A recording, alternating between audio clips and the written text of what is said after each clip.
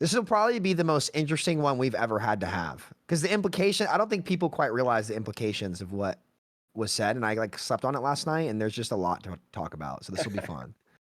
Yep. I mean, I certainly think this could be very interesting. I think it should be very productive, and that's why we assembled the Avengers +1. So let's do it, guys.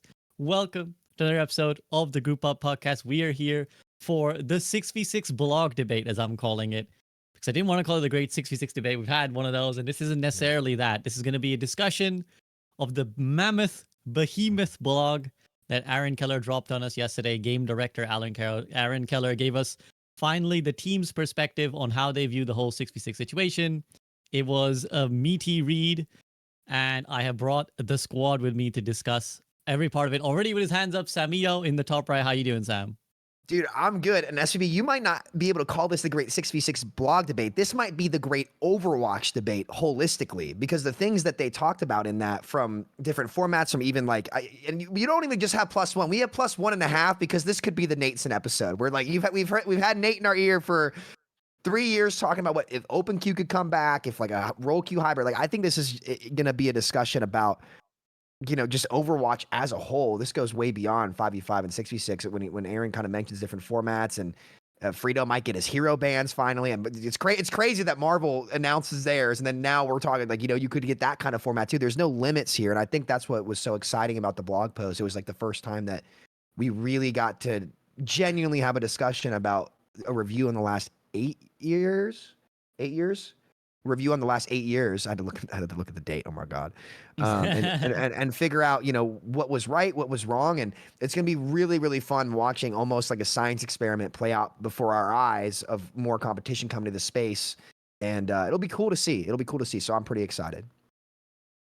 I think we're all excited. Yeah, I think it definitely was like a great touch point for the community. Where everyone's like, man, this is cool. We're getting this kind of insight, and we'll get more into, I think, props to Aaron for writing the blog at all. But first, let's continue to introduce the cast in the bottom right with some more elaborate backgrounds that maybe you want to give some insight into to the viewers. Philo, how you doing?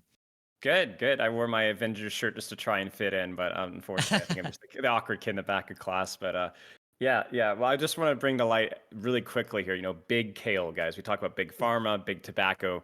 Big Kale's the real criminal for making all health things seem like really bad and really toxic and taste terrible, you know? So it's actually, Big Hill is an industry plant by Big Tobacco. So I just want to make sure that we're touching on the real important topics today. I need at some point, I need to get some sort of guy from Big Tobacco to come have a great kale debate or something. I'll smoke him. Listen, and there's a couple in Kentucky. It's not going to be hard for me to find, Spilo. I'll drag them on here for you. All right, well, watching from potentially the sidelines along with me, I think he's as interested observer as I am. In the top left, it's Flats. Flats, how you doing? Oh, I'm very interested observer today. I even got popcorn in the other room if I got to go make it in time. Like, I don't know how long it's going to go, but I got popcorn on deck. If I need it, we're good to go. Absolutely. I think both Flats and I are of the same mind, where we don't really care. I think we don't really care which direction it goes. We're just here for the ride. We're here to see the fun. I do have my own one, like, you know, bomb to drop way later, but keep that. Okay. I'm sure plenty of bomb will drop, so before this turns into a minefield, let's introduce, in the bottom left is my man Frito. Frito, what's up?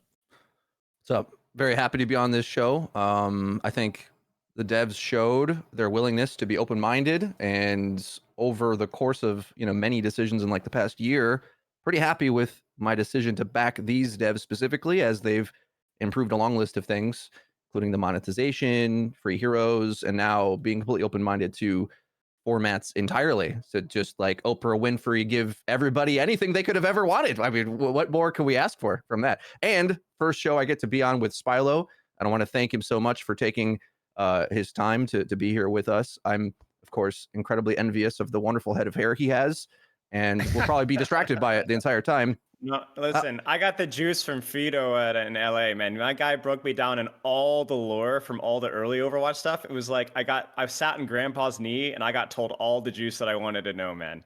It was crazy. Best hour there. Yeah, it was great to meet you, and very happy to be on the show, man. We've got a lot to talk about. What a blog post, dude. Like that, not only do I think is like great for what we need to be talking about now, but just compared to any other blog post, the depth and the accuracy and the severity. Like, I wish this is how they always talk, because there's a lot of these blog posts that I think were just kind of vague pointings to things, whereas there was so much meat here and transparency. It's everything we should want from their communication. Absolutely. And again, I will reiterate now that I think big shout out to Aaron. I think there's a lot of, obviously, with the 6v6 has come a lot of discussion about Overwatch 1, bring back Overwatch 1, a lot of, you know, nostalgia for the good times. And sometimes people say bring back Jeff. But for all of Jeff's strengths, he never communicated with this kind of transparency and openness. And I think Aaron feeling comfortable enough with the community and wanting to share enough with the community, I think is a big plus for us to be able to be like, okay, here's the game director telling you exactly what he thinks, acknowledging some of the faults, although we'll get into, you know, I'm sure some disagreement will come over. I'm not sure you gave this enough credit, Aaron, versus you are overselling this, Aaron, but I still think big kudos to him to put it out there and put so much thought and effort into it. Appreciate that a lot. And there's a lot of meat to it, so what we will do, we will get into what I'll do is I'll read it, basically. Not all of it, but we'll go through each section of it.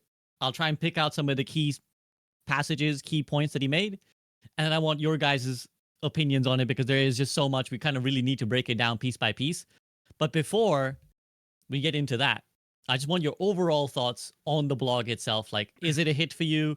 Did it kind of answer your questions, or did it raise new questions?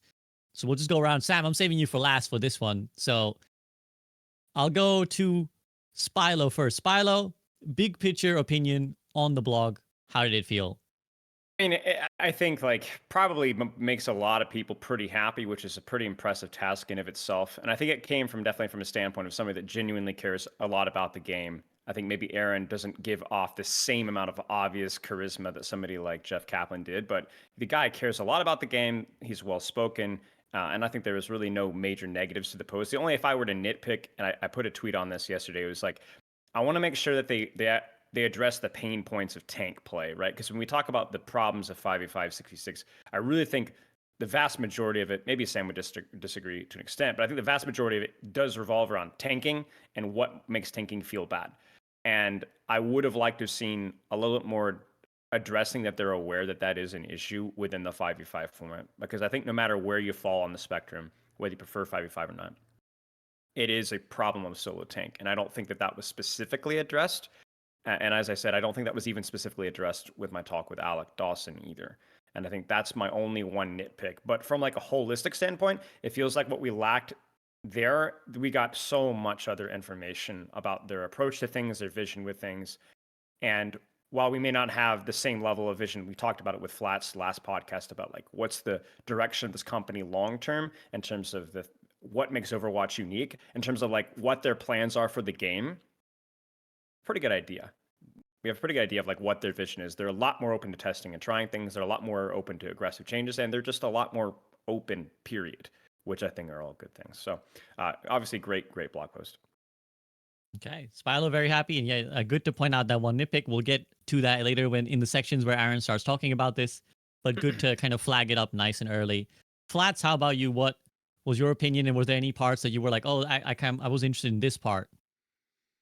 Well, I mean, it basically was, at least for me, it was like, okay, we finally, laid it all out on the table, and we're actually honest with ourselves, and it's not just, and I love both of you, it's not just Frito and Sam just going at it with like both like, oh, I saw this one tweet that has 17 likes, it didn't say it was, it wasn't Q times. Yeah, it was Q times, but it's the gameplay, and it's all these things, and it's just like, laid everything out on the table. I loved that.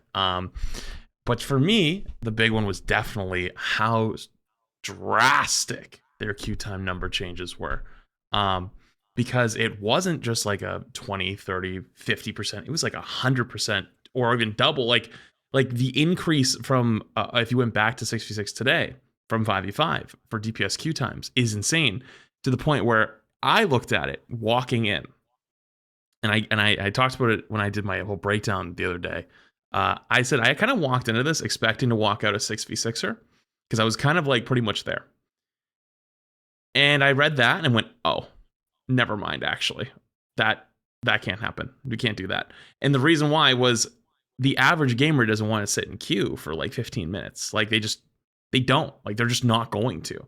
And me beforehand was like, well, what matters more, your gameplay or your queue time? Well, it doesn't matter if the queues are fast if nobody wants to play the fucking game. But if the game, even if it's decent, literally for 15-minute queues, well, now you only have really hardcore players because like casual players aren't going to want to sit through that. So I thought it was super interesting, and I thought it made great points for both sides, and it alluded that the problem is actually more DPS than tank, which I didn't totally think about because I do think tank is the big problem, but there's much more to the DPS problem. On people want to play that more than anything else, and that causes a problem in its own. It's like a good problem to have, but it's also a bad problem, and it's like how do you fix that? And there is no clear answer. That's what this made. Like this finally said, hey guys, there is no clear answer. Both have good and both have bad. Let's talk about it. And I think they nailed it. Absolutely. Just a quick word, Frito. I think Flats was echoing a little bit off of your headset there, so just bear that in mind, or whatever was coming from your end, it was echoing just a little bit, just a smidge, not too much. Or? But no, it was Frito's. It was Frito's. So just like maybe just the mic is a little bit. Yeah, maybe just a mic. But yeah, I appreciate everything that Flats has raised there, and I do think it was a very comprehensive blog, and I do think that there's definitely a lot to say for both sides. You said there's a lot of points made. Even Aaron made some points, and some points that we can pick at as well that maybe Aaron didn't quite go into about where the 6v6 can come through. But yes, the queue time stood out as a really, really, and something we didn't have context to. We didn't really know the exact numbers, but to see the numbers and be like, oh, okay, it's that. All right. So I'm sure, Frito, you had an interesting sort of feeling looking at that graph as well. And how did you feel about the blog overall? Okay, blog overall. We've mentioned Aaron's leadership here for a bit. I want to mention that first because Jeff Kaplan had the charisma and the dev updates that everyone flocked to from around the entire gaming industry as like a superhero pop star that would jump on the BlizzCon stage and kick out the jams, and there's like explosions and guitar riffs, and he was a badass. But then you get this man off the main stage and onto a stream, talking to Fran or something, and she's like, why don't you change the meta? And he's like, what do you people even want? There's always going to be a meta. And sort of like, get off my lawn, kids. You don't know anything. And so behind the scenes, there was a lot of that. Okay. A lot of, you think you want it, but you don't. A lot of, why would you even ask us to do this? Why would you bother us with these questions? We're up here on the plane of Blizzard existence that you can't comprehend. And this is the exact opposite of that. I think this is Aaron, like full-fledged at his like peak game developer. What's his role? Director role, final form, and being able to take the entire community in a unifying force. I mean, I think this man should run for president if he's able to do this. Like, if he can solve this issue, I mean, we give him the reins to the entire castle, bro. Like, because I feel like he it came down the middle and made sure to speak to the emotions of all of it. And I was really happy to finally have some, let's say, credible voice from Blizzard to talk about this. But I also think, as Blizzard has to do always, every time they speak and open their mouths, they have to simultaneously pat themselves on the back and also distance from their own mistakes, as if like, we're really responsible for that. It's a thing that happened. Mistakes were made, of course. We'll get into that. There's like a lot of issues I have with even the evidence he brought up. So you brought up the queue time thing. You got to be careful with how information is ever presented. Because looking at the thing, I think it says post-roll queue being implemented. These are the queue times. Of course, they're not going to show us the queue time numbers from the October patch, because why would they do that from this subset of players, right? So, I'm sure that I don't know if it's the overall average. I don't know if it's, do we care more about the high-end player base, the low end? Of course, they're not going to do any of this stuff. You have to. The reason why I get this is because I tried, and I think, Spilo, did you study psychology? You use a lot of psychological terms in your content. Part of my job the last 3 or 4 years, I had a lot of study of psychology. Yeah. I had to drop out of psych because you have to take stats, and math is terrible. But as a English guy, I was able to understand the principles behind stats. And stats can be manipulated very, very easily if you just let's just ignore this part of it or that part of it. And that's why I get really harsh on some of these things. So anyway, that's my general overview. I think they're baking in a lot of Blizzard BS in the middle of it, but overall the sentiment is great. This is the best version of the marketing BS communication we've ever had. So I'm grateful for that. Awesome. Yeah, I mean, it's funny to see, you know, Frito kind of be like, you know what, there's a lot of crap in there, but I think it's right to raise that as well. As we said, there's a lot of stuff that gets glossed over, but it's understandable as well. You don't, at the end of the day, expect him to be like, yeah, we were fucking stupid, man. I don't know what we were cooking. So we'll see how we feel about each part of the blog. But now he's been very patient. I'm gonna take it to Sam. Sam, I think obviously this was the big moment for I think the 66 community in general. Probably Can I partly just interject to really quick? yes, I'm Philo, go super ahead. sorry. One thing that Frito highlighted really well there, and the contrast between Jeff and Aaron, which I think was really cool, is just that Aaron, you know, nobody's perfect, right? But Aaron brought leadership humility, which I think is a really unique perspective and something that Aaron has consistently done and done really well. It just goes to show that you don't have to be a rock star to do your job really well. You know, like Aaron has consistently been humble, admitted shortcomings, and communicated well. And I think that humility is like, when done well, is like people respect that. You know, I don't think that compromises anybody's respect in Aaron Killer whatsoever, which I think is, especially for somebody that, again, that's studied a lot of that kind of stuff. You know, just being open and vulnerable, I think is like, you know, that's dangerous with millions of people, right? Yeah. But it works. He did a good job. But yeah, I'm sorry. No, I think good point. I think if I would have made it, I might get accused of being shill again, but I like Aaron a lot. So I will leave it at that. So Sam, to bring it to you, like I said, Yeah. I think it was a big moment for the not the OpenQ 66 community, just because I think that's something to be acknowledged was one, but also I think this is something you've been waiting on to understand where the devs come from. So Yeah. overall impressions. I want to say one to add on. Aaron seems way more approachable. And that's where you have to give him credit, especially in the mass of all this. Like, you know, because back when it was Jeff too, it was still Blizzard, right? You know what I mean? I don't want to say it was the golden age, but like, you know, there were still like, you know, you guys get what I'm saying. He seems really approachable, and I think this is all people wanted. It's never going to happen, don't speak about it, because that's not productive. That doesn't help anybody. It's, you know, hey, these are the reasonings.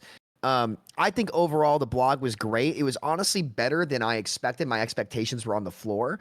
And the reason why I say it's better than I expected is because it's not the hard part about the 5v5 and 6v6 discussion is I think everyone desperately is trying to avoid opening the OpenQ can of worms, even though Hawk is in my DMs constantly, like arguing for OpenQ. He was Hawk screaming yesterday.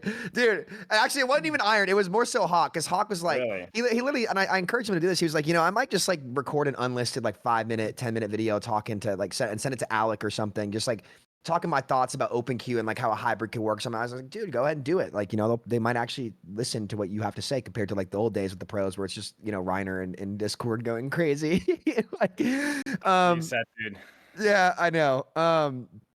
But look, you know, I really appreciate the insight. I think this is probably the first time we can actually have a meaningful discussion about it. I did have some qualms with some of the specifics they listed, but like this, not in a bad way where it's like, oh, screw these guys. Like this is like it can actually be a productive conversation. Like that we got to see the Q time average. Where are they now? Right? Like, were they better at the start of the game? Where like, because again, like now, and it's hard to make sure that data is 100%. Like, and I'm not saying, obviously, I think Q times did get better for most players in 5v5, but the questions I would have is one, where were they at when patches were good in 6v6 Rollock before the content stopped? Obviously, the ratio still matters, but Tank was definitely left in the worst spot post that, especially a lot of the original heroes, the higher up you went. Two, where are we at now? Because when 5v5 and Overwatch 2 first came out, you know, people were still trying things out. And I think people over time started to realize that a lot of tank players weren't really enjoying their role and their heroes anymore. So I'm really curious as to where it would be at now. Though I do appreciate the general, like, holistic insight as well. I'm not trying to discredit the whole thing at all. But that does lead me to more questions. And I just appreciate them opening up the rabbit hole. Because I think the next couple years for this genre are going to be, and this is just kind of me enjoying game design and game theory a lot, where you're going to have Marvel Rivals, which is just saying, hey, we're not just doubling down on synergy. We're tripling down on synergy. Where like different characters in the lore can do like unique abilities and stuff. Like, you know, my Black Panther syncs up with magic and I get an extra teleporter, or Peter gets a symbiote suit, which is what Spider-Man Web of Shadows, one of the best games ever made. They have not remade it somehow, some way. If you guys have not seen that game from back in the day, it's the game where the meme with the Spider-Man with the helicopter crashing and he's like looking his head down and stuff. Super cool game. Symbiotes take over the world and you get to have a choice, like you're playing a Fallout game, to go the dark path or the light path. And it's awesome. They need to remake that game. If anybody sees this, Insomniac, you know what to do. Damn it. But no, it's going to be interesting to watch because you almost have two science experiments like kind of coming out in front of you, and it's going to force a lot of change. And I think that Aaron being willing to be more adaptable, to even talk about formats like hero bans, like Frito's asked for a long time, for open queue players, for like guys like Hawk and Nate who are always like, I just want open queue. You know, it's a holistic view of like what Overwatch is and what it's meant to be, and like why people play this genre in general. So we're finally getting away from a bit of the BR craze. But I think that it was a really good blog, very transparent. It definitely took me a lot to it was so much I had to process it all, and it took me some time to really gather my thoughts. But after sleeping on it and finally getting a good night's sleep after playing too many video games this week, I woke up pretty happy about it. So yeah, I think the great thing is that, you know, we've obviously touched base on the blog many times, all of us, over the months and weeks. And I think a common sentiment amongst all the content creators that we've spoken to, and I think a large number of the especially older players, is that it just felt like Overwatch needed something. They needed to shake things up. It needed something different. And I think it's great to hear that they're looking at all of that. They're not like, no, we're just going to run it down 5v5 forever and it's going to be like this and we're just going to spend forever making balance patches. It's like great to see that they're like, maybe we'll go 6v6, maybe we'll go hybrid. I'm a big fan of the hybrid open queue. Obviously, Peter tweeted about this as well, that like, you know, we'll get into that, but I'm a big believer in that. I got a Hawk DM being like, hey, yo, we're eating good. Like, this is what you were talking about, SCB. They mentioned that they want to do that. Let's go. Yeah. I got a Hawk DM too. So it's all good. It's definitely a good signs, whatever we may disagree or agree on when we come to the details of the blog. One thing I'll add before we do get to specifics is we have Gavin Winter in chat. Again, awesome dev, responsible for a lot of the competitive systems and stuff. So he's, you know, Gavin, be careful because you're going to chime in and I'm going to read if you say anything interesting. So devs, beware. I want you to feel free, comfortable appearing in chat, but if you say something that's insightful, I will read it out. And Gavin says, it's complicated with queue times because various events can cause big short-term changes. Like when we released the Juno trial, support queues went way up. So I think that's probably one facet of what the devs felt like they didn't want to share the nitty-gritty because, as you guys have already alluded to, data can be so misleading sometimes. I think people try and present it as always factual, but again, it's like, did a good patch overlap with a good release of something else, like, you know, a hero, some important cosmetics, a mini mode? So I guess in the nitty gritty, a lot can be lost. But I also think if we had access to all this data, we'd be able to pull some really interesting things to be like, oh, hey, here's a correlation here between the number of times they do this kind of patch versus, you know, it would be very interesting. it looked like Spylo's background. Exactly. Yeah. Exactly. And maybe the most surprising thing that he brought up in that was one of the biggest improvements to role queue time was adding open queue again. So the DPS players left, which is a detail I completely forgot because I don't like that mode. But that, you know, that's this thing we maybe don't think about. And maybe we attribute the queue times and role queue to something else. It's like, oh, they finally balanced the game and they added open queue because it was kind of the same time in 2020. And it's hard for me to remember exactly how that lined up. But around the time they were doing the 1-3-2 experiment, as an example, to improve queue times, they also did open queue, hoping to improve queue times, because that was like the major thing they were working on as they were transitioning attention to Overwatch 2, like entirely, not adding any more content. And I wonder where, like, what ranks in particular, because I feel like high rank players just like we're not playing very much open queue at all. So like maybe that's a lot of metal rank players too. But because like believe it or not, like a couple of my IRL buddies, I was playing basketball with them this weekend. Did not go well for me, boys. Did not go well for me. But they always play open queue, and it's just like, yeah, I just queue up open queue and play Lucia. I'm like, dude. I was like, why? And he's like, I don't know. Like, so a lot of the casual players still just like jump into open queue and they like it. So, food for thought. Coach some open queue players. They're all low rank players, all of them, but it's funny. Yeah, I mean, it does feel like open queue, and I think also there is an element of, and I'm sure Spylo, you will agree with this, like the environment you play in molds your own play. So I think the low standard of open queue means that the people playing in open queue aren't really getting that much better. Like the open queue top 500 is like plat role queue level kind of. Yeah, any top 500 player could jump into open queue and hit. I don't even know if there is a rank 1 in open queue, but you'd hit rank 1 like, instantly. Yeah, you'd hit it. There's no shade, no shade to the open queue players who are like, "Fuck you, you're removing my top 500 SCV." But okay, let's get into it then. So are you prepared, fellas? We'll go through all the major sections and we'll dwell on any points that you guys feel are significant. So I'm going to pull some of it up on stream and I'll read important bits. If you guys want to have some bits as well, if there's like, oh wait, I really want to talk about this sentence, SVB, feel free to be like, okay, SVB, I want to talk about that. And again, with 5 of us being in this call and with so much, to say, feel free to start chiming in now. We've had good, everyone's had their turn now. But now, if you really want to say something, at least raise your hand. If you really want to interject. Raise your hand is great too, and I will do my job to kind of just make sure everyone has a fair say and everyone can kind of speak. Let's get a buzzer. We should get buzzers. Oh, is there an integration on Discord for that? That'd be pretty funny if we could. I don't know if there's a Discord integration. There's probably a website for it, but I mean, I should have set that up beforehand if I knew you guys wanted buzzers. But we'll see. Maybe just make a noise when you want to talk, like I don't really like what he's saying. Okay. Well, so basically, you guys have a bit of free reign, but obviously, if anything untoward is said, I'll step in. So, first, we'll start with the historical context. So, Aaron starts his blog off by summarizing, which I think is relevant for players who maybe have not been around for 8 years, what actually happened. Because I think a lot of people do forget there was, for example, no hero limits at one time in Overwatch. Like, you could pick 6 Winstons. I don't think there's that much interest in this as like I don't think anyone thinks this was ever a good idea. In fact, I think Aaron undersells how bad an idea it was. Like, I think he's like, oh, we lost some creativity. And I'm like, I think this was just ass. I think if this was Overwatch... Oh, no. Exactly. I skipped that section. I just skipped it altogether. I was like, there's no point. We can talk I think about if any significant part of Overwatch was this, it would have never been even remotely successful. But wait, hold on. But that was the game of the year format. SVB. That's when the game was at its best, I thought. Right?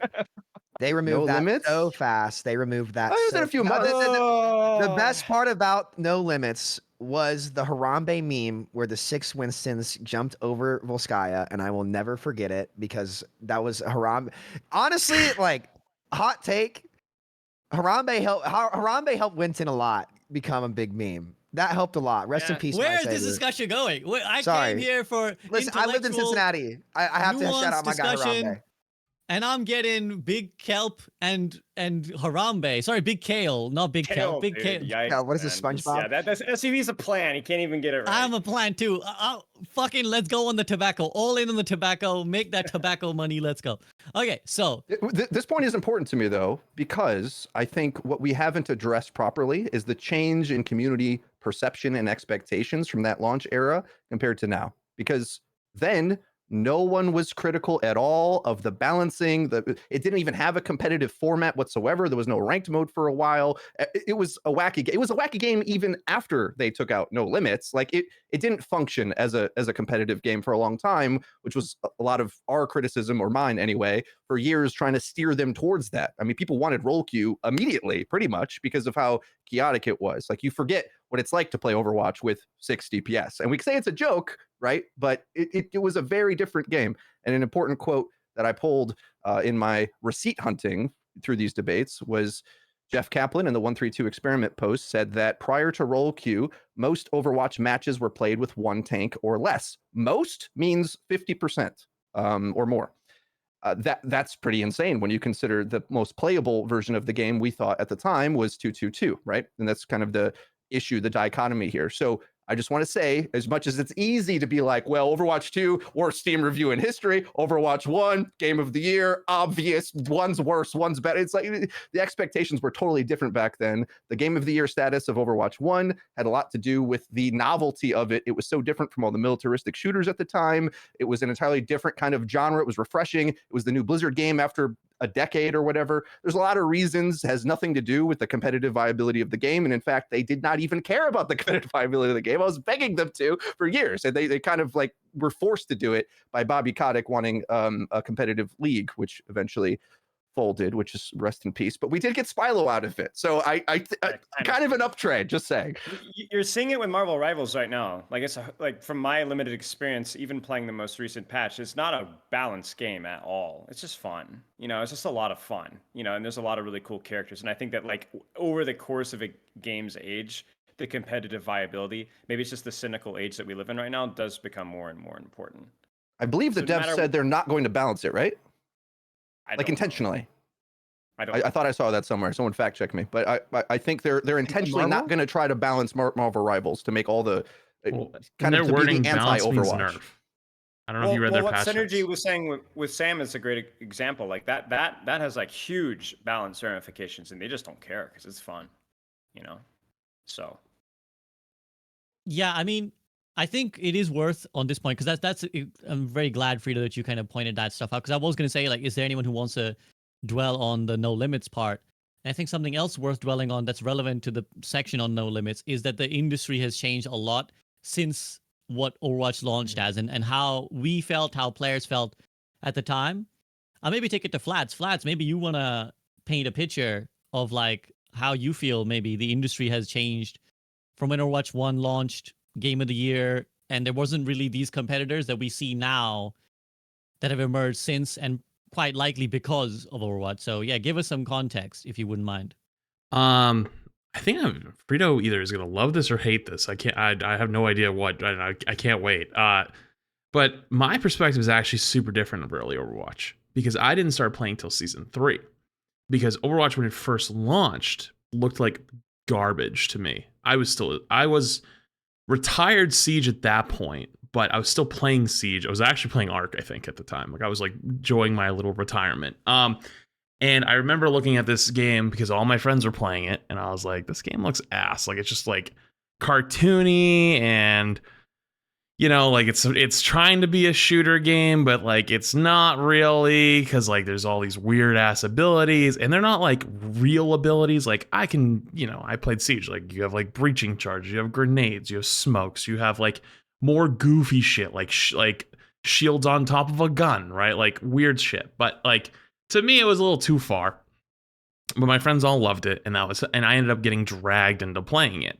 But I didn't play very much or at all during that beginning phase of No Limits, because when I did play the No Limits at all, it was awful. Like I was like, this is so dumb. Like what are we doing? Like this is just, you just like throw each other, like you just throw clumps of meat at each other until somebody wins.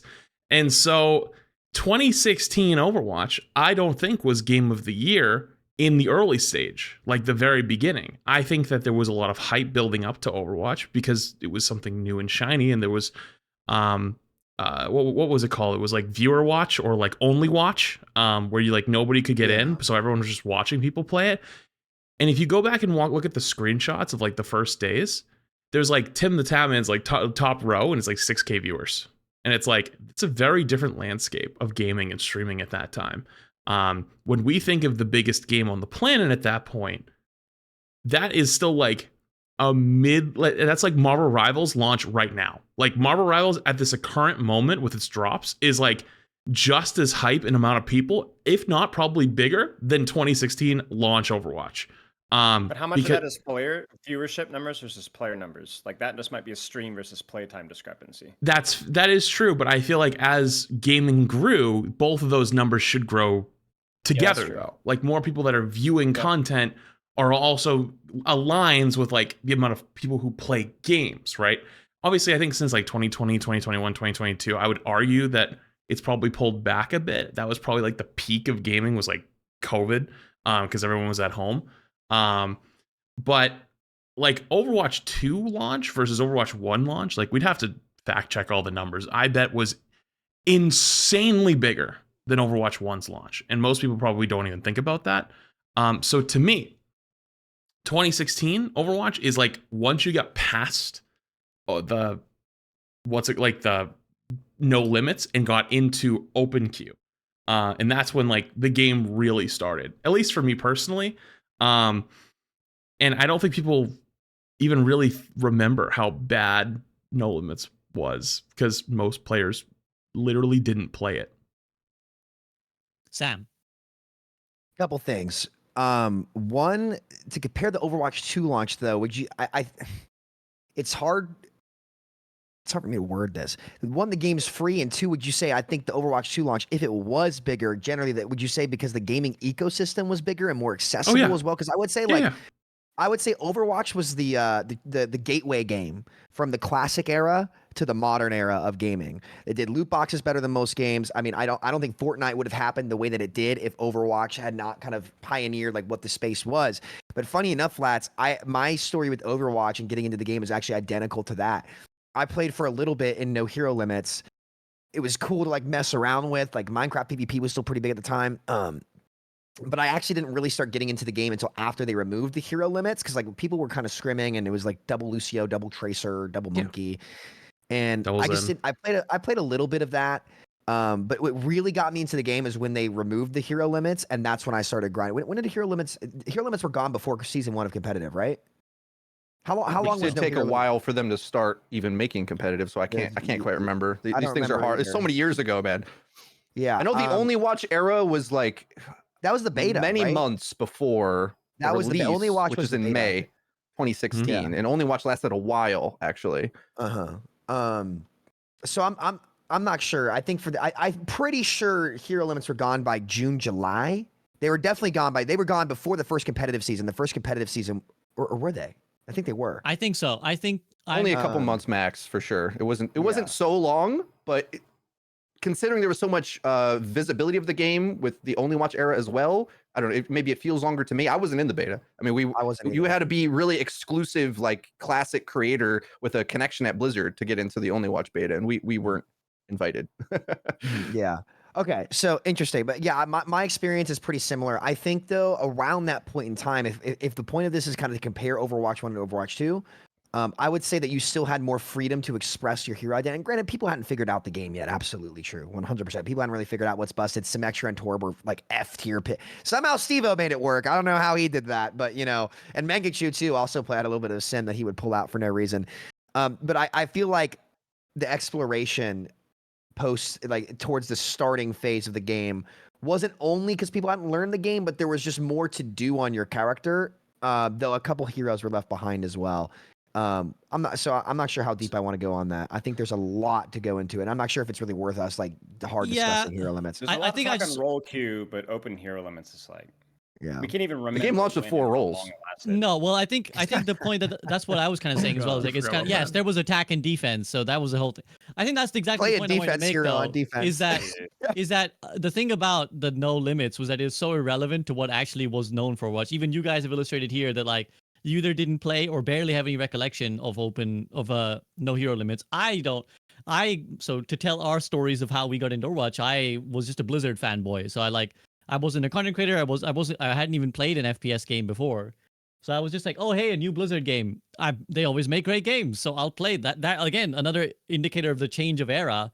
Back then, there were lots of people like me who would just play anything Blizzard put out, who were like, Blizzard are going to make awesome killer games. So let me try them. But I don't really even remember much early Overwatch. My memories start with the comp season, basically, where I was like, okay, I want to start grinding. I was like, gold plat type level when I started. And I was like, oh, I need to start grinding. Started watching some Your Overwatch guides to be like, yo, how do I get better at this game? And that's how eventually the journey went. But I think for most people, it was irrelevant, like the no limit. So I don't even think that was relevant as a format. Spylo, do you have anything you want to chime in just to kind of round out the historical, or if you're good to move on? No, I have a unique perspective, I think, because I think I started around season 7 as an extremely casual player and spent a long time in lower ranks. So I have a lot to say when we get to roll queue, but no. Sure. Okay, cool. Awesome. Yeah, I think while it was a thing that we can bring up and say, do you guys even, it kind of feels to me like, when people bring up that Bastion had a shield in the beta, which I also didn't play, it feels like that, where it's like, yes, that was a thing, but it was kind of irrelevant. Like, it never really was a thing in the game. It may have been like a funny thing we can draw out. But I view no hero limits as that, where it's like, yeah, nobody really wanted that. So this is where Aaron talks about the second large change to the game format was to open queue, basically. So, and he says, I think this is one point that's worth dwelling on as well. He says that the change from no limits and future decisions was limiting match variety as well as player freedom and creativity in order to create a more balanced, consistent, and competitive experience for players. Do we kind of largely agree with that sentiment? Do we largely agree that a lot of the changes have limited some creativity but come at the sanity or the reliability of the game, or is that something we disagree with? Flats, you're nodding. No, I mean, I don't think it was possible to balance as long as you had 6 of one character. That's impossible. So, yep.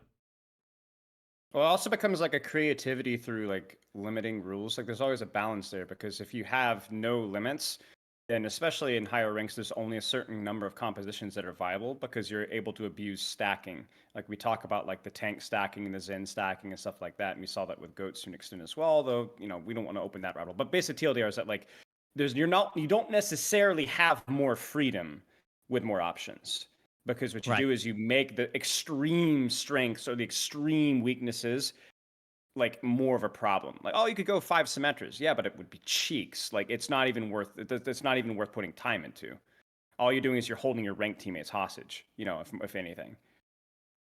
Yeah, I think that's a great point. I think Frito's smiling because he's going to think what I've been thinking, which is this is another argument for hero bans, which is the logic goes that more options is or more theoretical options equals more practical options. But this is a perfect example. This is what I was saying when I was reading this blog yesterday, was that this is actually an example of where limiting creativity, quote unquote, actually opened up the game more. Because if, as Spilo said, like if you could run 6 Winstons, and that was just so much far and away better than trying to run a 2-2-2 or, you know, any split of the roles, and you were going to run 6 Winstons, whereas actually limiting the like no more than 1 hero per role, per hero, per team, whatever words, difficult. You get what I mean. It opens the game up. It actually meant more compositions were being played. And one more point too, because I know it's going to be said, oh, but why are we balancing for the top 1% of people if they're going to min-max? That is total bull. The nature of the gaming community right now, we are all min-maxing. Everybody's min-maxing. If you really want to talk about rock, paper, scissors, counter swapping, the plats and golds are worse than the high rank players at it, because everyone thinks that that's the way to squeeze out the value. So they're going to counter swap till kingdom come. And that's the irony, is that like, obviously in that situation, they would see, oh, that's the proper meta, and they try to force that on their ranked teammates. And so like, it's not just, oh, a high rank thing. That would trickle all the way down to the lowest ranks, I promise you. A key takeaway from the No Limits era to me is Jeff and the team, they said it was fundamental to the design of the game. Just to think of how they came across it. And if you compare, this is part of the struggle that we had getting them to make the game competitive to any degree, is if you compare to a game like Valorant, where they went and got the map designer of Cash from Counter-Strike. Okay, you make the maps. They got Morello, who was the balance guy for League of Legends for many years. They tried to make a competitive team, whereas Team 4 made WoW and was trying to make WoW again. And then even when they made Overwatch, we're still trying to make WoW again. They just kept trying to make WoW no matter what. So that early launch Game of the Year version of the game, in many ways, it was special because it wasn't trying to be competitive. But then nerds like me and the rest of us, and we top-down balancing, competitive viability, all of the things we agree on about like competitive meta, it's like speaking another language to them, because they don't care about anything Spilo just said in his previous bit. Instead, Jeff would try to say, well, it's about the individual having the choice to do anything always, which is why there was no limits. And it was, you know, the first nonsense pillar we had to knock down in order to try to bring the game closer to competitive viability. I also vividly remember that quote, and that was the thing that the devs stood on for a while until they thankfully saw sense relatively quickly on that one. So it is, again, relevant to point out when we talk about, because I think some people still have this very foggy image of Jeff, like he's this like loving father figure in the back, and they think that like he was always, everything he did was right and rosy. And when we say, I think Aaron's doing a lot of good things, people are like, you guys fucking Jeff slander, Jeff was awesome, you guys are just eating off of Aaron's palm. But like, there were a lot of sticks in the mud that the devs just planted. They were like, no, this is fundamental to the game, and you had to really dislodge them to get a sane game. Okay, so let's move on then to OpenQ. Aaron doesn't dedicate necessarily a huge amount of paragraphs to OpenQ, just a couple. But I do think it's worth us discussing, because they later go on talking about, well, maybe we get a hybrid system. So a couple things that Aaron flags, basically. He says that, yeah, it kind of gave teams a lot of choice and freedom of what compositions to play, but there were quite a few problems. And the number one problem, he says, is kind of damage was by far, and is still today, the most popular role, and tank was by far the least popular. In fact, seeing matches with 5 or even 6 damage players on each team was not uncommon, and this led to wildly imbalanced matches. Let's talk about this for a second.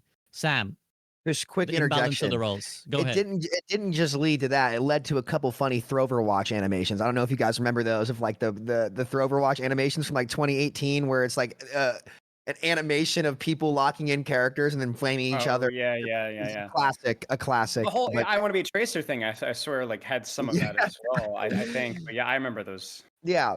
So let's talk imbalance between roles. I mean, especially when it comes to the metal ranks, I would say, because when you started to get up to high ranks, you started to see way more stability because people would generally try to pick the more optimal things to win. Did they do that every time? No.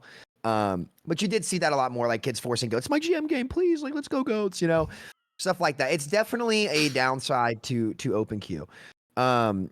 That being said, back in the day, I don't think everything was done to mitigate that, but you know, at the end of the day, you're never going to. When people come on the game, a lot of people are going to want to play DPS. I would say that DPS, because it's supposed to be the superstar, right? That's where also the most heroes were at the time. How many tank heroes were out in like original OpenQ? Like 7 or 8? That was 8? Yeah, 7 or 8. Son. Okay, you I know what? wanna I'll look say this up 8. while you guys discuss. So I don't know. I think I also had there was also trouble like finding some supports back in like the Moth meta too, when it was like hard meta for Mercy. I don't think that's something you'll ever get rid of. I think that the only way that you can try to make it enticing is to offer good products that are engaging and build good communities around them. I think they did a great job with making Doomfist a tank, for example. In the support category, you have like the Mercy Mans. Like you have to create characters that have a lot of loyalist players that make them want to sit there and play. But to be honest, that's definitely the biggest downside to OpenQ if you're just going at it completely raw with I just had insane deja vu, by the way. What is happening? Oh my God. I just had the craziest deja vu. That's so weird. Oh my God. I'm freaking out a little bit. Did you take a gummy, Sam? I know that's the thing you Snap back to reality. I got my salted peanuts today. So Okay, I'm not good. gonna lie with you. I'm not gonna lie with you. I thought when you walked over, I thought that was a thing of protein powder, and you're just like chowing Yeah, down. No, I thought it was protein powder This too. guy, No. he was definitely doing cocaine. Like something is off, man. I've always been suspicious, but now I'm sure. Unfortunately, I have this much energy naturally. So apologies to Miss Gross, my third grade teacher. So Go ahead, quick piece of context. There was 5 tanks, believe it or not. That's it.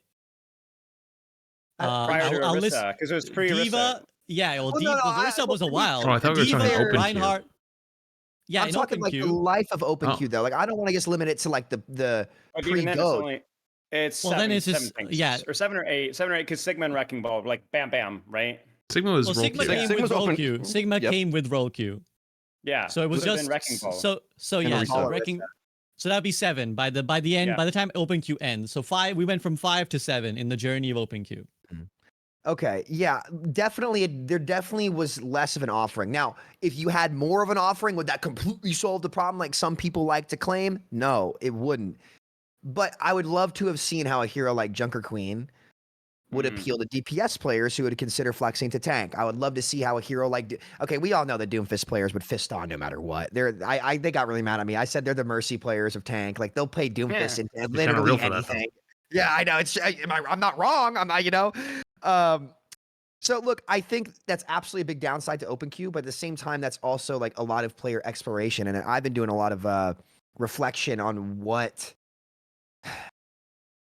makes this game fun and like why people play this genre. And people play them for the heroes, right? So if your hero offering isn't very compelling or enticing, people aren't going to play it. And now tank would still be probably the least queued role, but I'm very curious what would happen if they had a crack at it with what they know now with the cast now as well. So the role disparities, the role disparities that will always be there. You're never going to get them even. You don't have to get them even. But it definitely was a problem, especially for metal rank players who are like, I don't care. I'm here to play this hero. This is the game I like, and I'm here to play this hero, and I'm not going to flex. And that definitely probably a bigger issue in the metal ranks than the high ranks where people are willing to flex more. But that's most of the players, so it's definitely a big downside to OpenQ.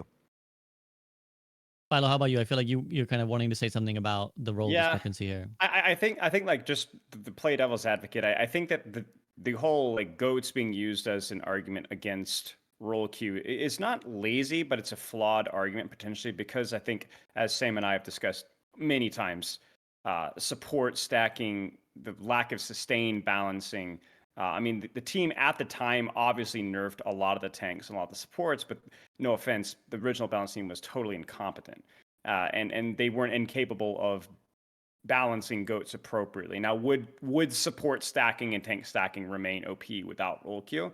Maybe, but I don't think it's a fair argument to say that with 100% certainty, right? So like, is open queue impossible because people just go lock all tanks and supports? Maybe, I don't know, but there's like a way to balance that out. My biggest complaint with OpenQ, and I know that this is something that some people out there are like, oh, it's not as big of an issue, but they're coming from a bias that I think is really, really dangerous.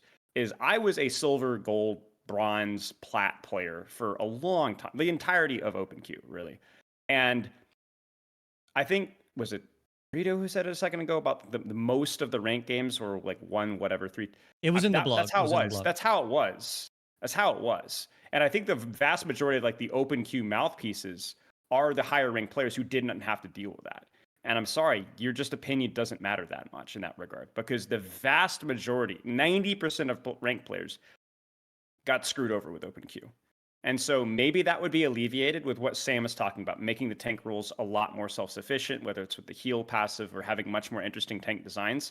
But it was actually funny because I was talking about this on stream yesterday, where I felt like a lot of tank players were actually boosted in open queue, because just your willingness to play tank gave your team a significant advantage, because there were so many games that people didn't want to play tank or didn't want to play support, usually tank. And then your tank would have, one support because 4 DPS, and he would tilt, he'd swap Roadhog, or he'd go Widowmaker because the DPS aren't getting picks. And I'm sorry, Iron or whoever else is arguing for OpenQ. You're not part of the vast majority of the population, and that's probably true in higher ranks where people were flexing and filling, and people were more comfortable and had better. But that just isn't the vast majority of the population, and I don't see that changing. I don't see that changing after where OpenQ is a legitimate thing. I really just don't. I wish it could, because I actually think that there is some creativity there, and I do think it is possible to balance around stacking tanks and supports. I just don't think it's a problem that they're ever going to solve. And I think it's a huge mark against the quality of games, because I remember playing at that time in those ranked games, and it sucked. It sucked. It affected my hero pool. I hated playing tank. I got forced into playing tank. I got forced into playing support. I felt like, I actually, maybe Frida will remember this. This is where a lot of the elo hell stuff started to come around. There was a lot of like conspiracy theory about elo hell, because match quality was super, super volatile because of that. Like unbelievable. You talk about 5v5 being volatile because of one fewer player. Bro, 66 open queue match quality was unbelievably volatile because of that kind of stuff. Question. It was tough. Do you guys? Well, we'll get to it later. I'll let these guys go first. We'll get to it later. We'll definitely get to it later. I'll go to Frito first, because kind of Spilo is directly kind of saying that, like, is that how you remember it too? Yes, that's very accurate. And of course, I think I came onto your content, SVB, when you were handling issues like this with viral videos on the gold experience and stuff, like things like that I was very interested in.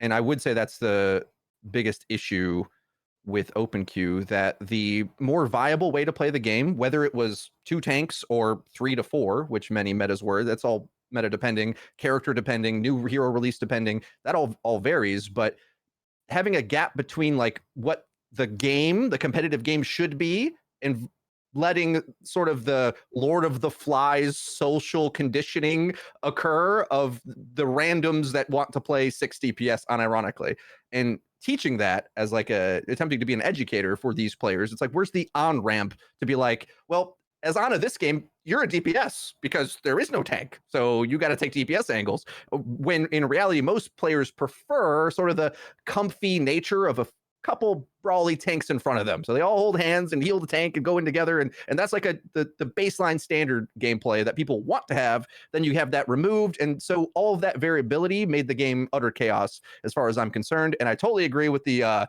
getting boosted by playing things. I mean, this was my entire career in Overwatch 1. Like, I wasn't going to get to top 500 without exploiting meta synergies and strategies. And I looked back doing research, to talk about this subject for these past few months, like looking through old videos, and I'm like, I'm actually shocked at how bad my Grandmaster gameplay looks. I'm like, holy shit, do I look terrible as a player? I'm a better player now, like skill set wise, with aim and reaction and everything. I'm actually better, like 1-to-1 visual comparison, but my rank's much lower because the mechanics and difficulty and the direct confrontation of Overwatch 2 is way more intense, whereas you could both in 6v6 and its general 6v6 point, but you can hide as a player much more. Aaron does mention this.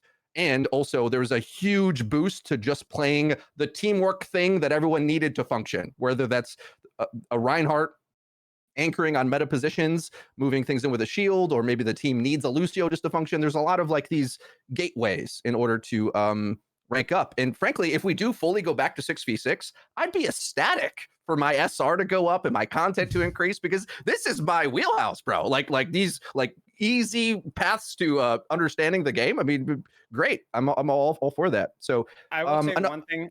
I'm sorry, I'm interrupting, but I don't like having 6v6 and role queue being like in the same argument. Like I know that they were applicable in the same time, but I do think that they're different things. Like I don't necessarily think that somebody would be boosted in a 6v6 environment. I think somebody could be boosted in an open queue environment. You kind of see what I'm saying? I think that's the more bigger concern. Yes. I mean, I think Aaron did say this in the blog. I'm trying to remember.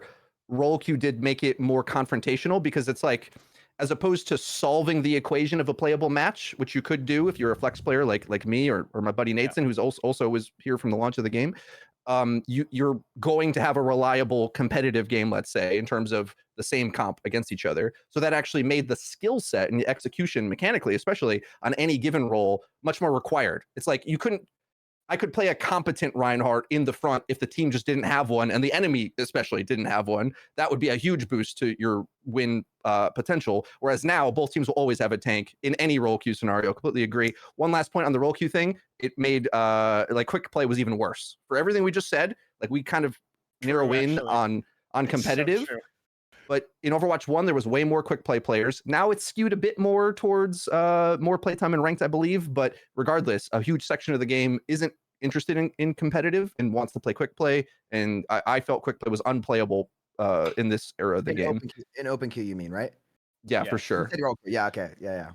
Yeah, and I remember this too, because back then it was like, I think now quick play is sweatier as well. Like now the devs approach it themselves where they're like, oh, quick play is a serious mode. But back then I remember quick play was like the mode you went in to practice and stuff, and you just couldn't.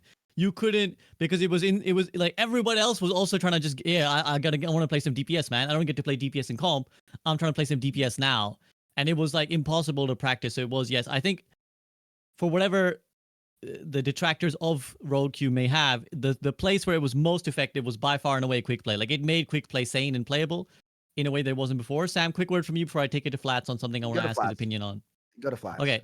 Flats, I was going to ask you, I think obviously there's a lot of insight about OpenQ, but does Marvel Rivals OpenQ give you any more insight into the situation of Overwatch, or how OpenQ can or couldn't work?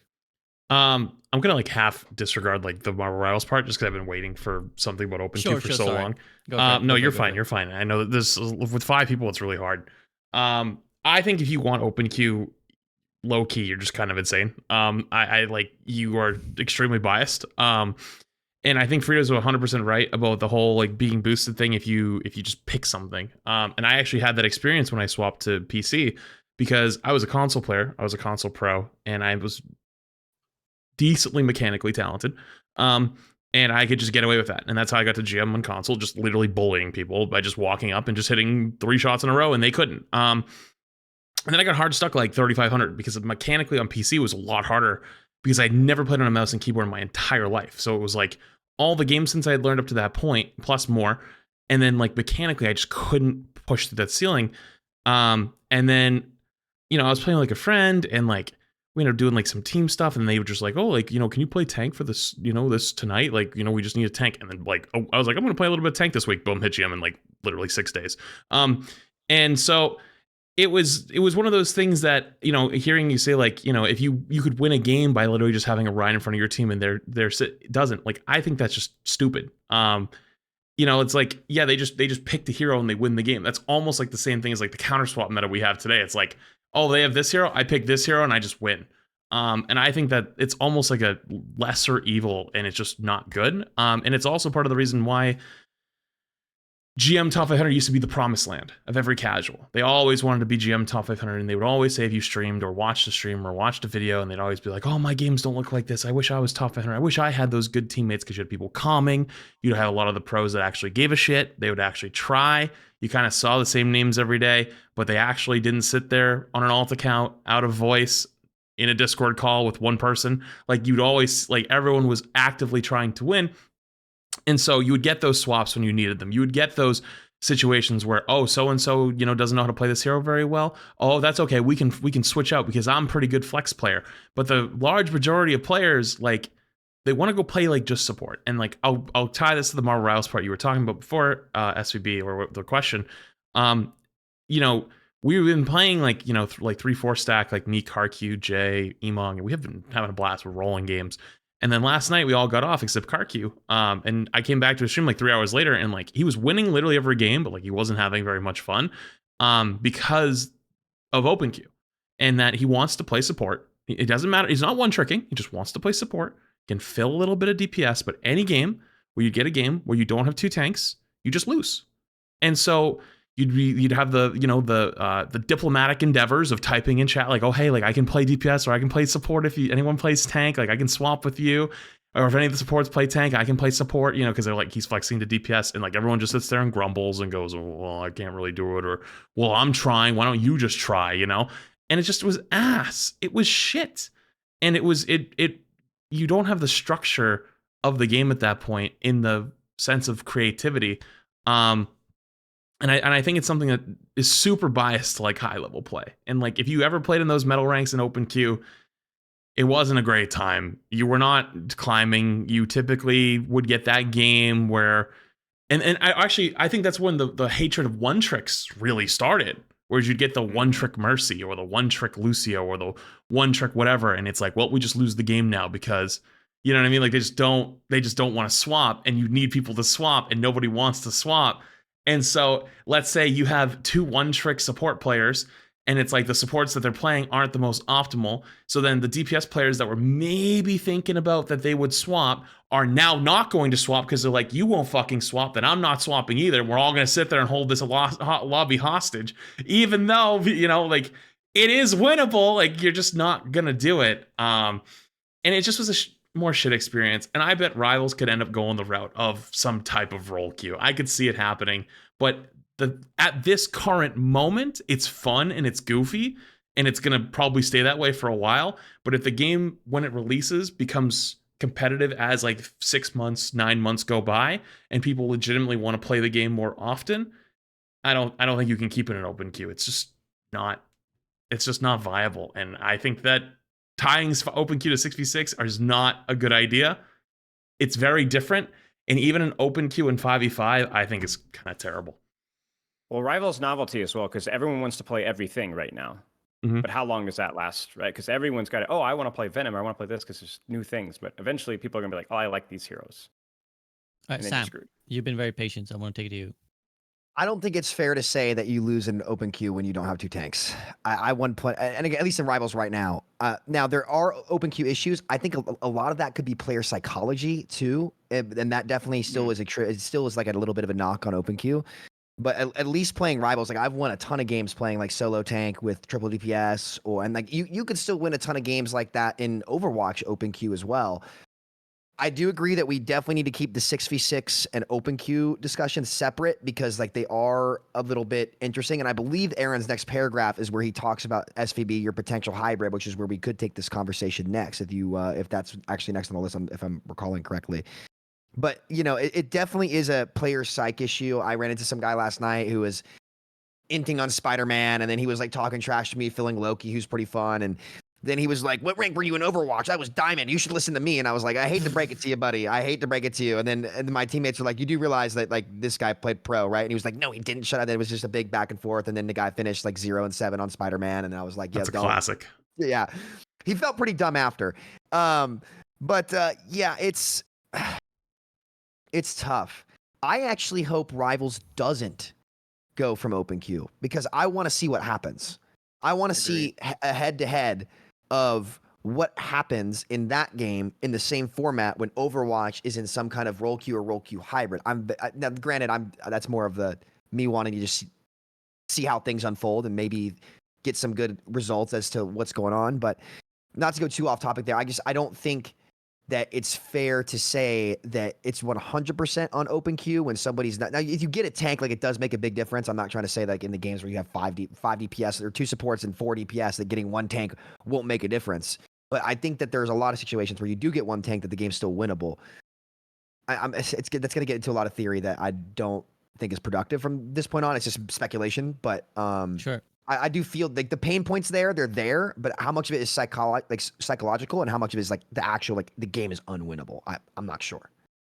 Two things super fast would be Marvel Rivals needs to incorporate the out of combat heal passive, right? Yes. Right. So that Yeah, I wanted to bring that up. Yes. And then one of the problems with Overwatch in terms of solo, I agree with Sam. Solo tank was a big deal, but even like a solo tank could be difficult because of 2 CP and choke design in Overwatch. So if Marvel Rivals can avoid choke-oriented maps, you might be able to get away more with open queue because there's a lot more free creativity for supports and DPS to take space if it's not a choke. And Overwatch had so many chokes that you just couldn't Intentionally. Well, intentional. Right. Here's what you do: just make it so you could destroy the map on Anubis, and we're fine. Yeah, there you go. There you go. There you go. There you go. Imagine that. I mean, Paris. don't get me Paris, started yeah. on the. Don't get me started Yeah. on the destructible shit because I hate that. Yeah. I fucking hate. I the actually Marvel don't Yeah, me mind too. it too much. I hate we'll get it, to but it. I don't I mind. seen But, on a I mean, team I'll- because the fucking ceiling fell on them and they couldn't get out, and so they couldn't touch the point and they lost. That is I so got fucking stupid. Sorry. I got fucking trapped under some rubble, bro. Like some rubble just It was broke you! on top of me. You know, we need more And it realism was in our like- games. I It's need like Spider-Man to be able to payloading be me. Spider-Man needs to be able to have to poop after like an hour of play time. You know, we need to be like the characters have to eat. You know, we need like a lot more lunch realism in our breaks, game. lunch breaks. You know. Yeah. Also It's like- disease, like you know, stuff like that. It's like an episode of 24, right? Where it's like in the first few seasons he never goes to sleep, and then they're like, okay, we need to have him start going to sleep at some point. So here's like an hour where he's going to sleep. I'll just say a quick thing. As someone who is a believer in hybrid open queue, I'll say a quick things and also try and channel what like Nate and Hawk have said to me in various discussions because I think I'm in a call with a lot of anti open queue. I think there's a few. Undoubtedly, those pain points are all correct that you guys have listed, like the struggle of trying to get people to actually play a competent comp. I think one thing that it does allow, I mean, firstly, it's more casual, which is both good and bad. Like, I think what makes Marvel Rivals fun is the like wacky nature of it, and that's why they obviously know role queue exists. They've seen Overwatch, they've seen other games, they've seen like MOBAs have this too, where you could play without a role queue, but it sanitizes the game. I think the reason they've gone for not open queue is because it's more wacky, it's more open, it's more potentially fun, as Aaron talks about in his blog as well. Higher highs, lower lows. And I think that was part of the appeal of the original launch of Overwatch. It was that wacky, crazy game before people solved it. I do think that there's been 2 culture shifts that have occurred, I think, in gaming over that time. One is I think the sweatiness of gaming in general has increased. I think like with the propensity of pro play now being so frequent, like every game has pro play, we want to solve games more quickly. But also one thing that I know Hawk has been talking to me about is that this kind of predates the era of having a main role. I think that like the thing about open queue is that at the time, and I remember coaching so many players. Like I remember being a middle rank player. I remember then being like GM top 500 and then coaching middle rank players. Open queue speaks a lot more to what at least were, this may be different now, but what were people's actual hero pools, which is like, oh, I like Diva and I like Sombra and I like Brig.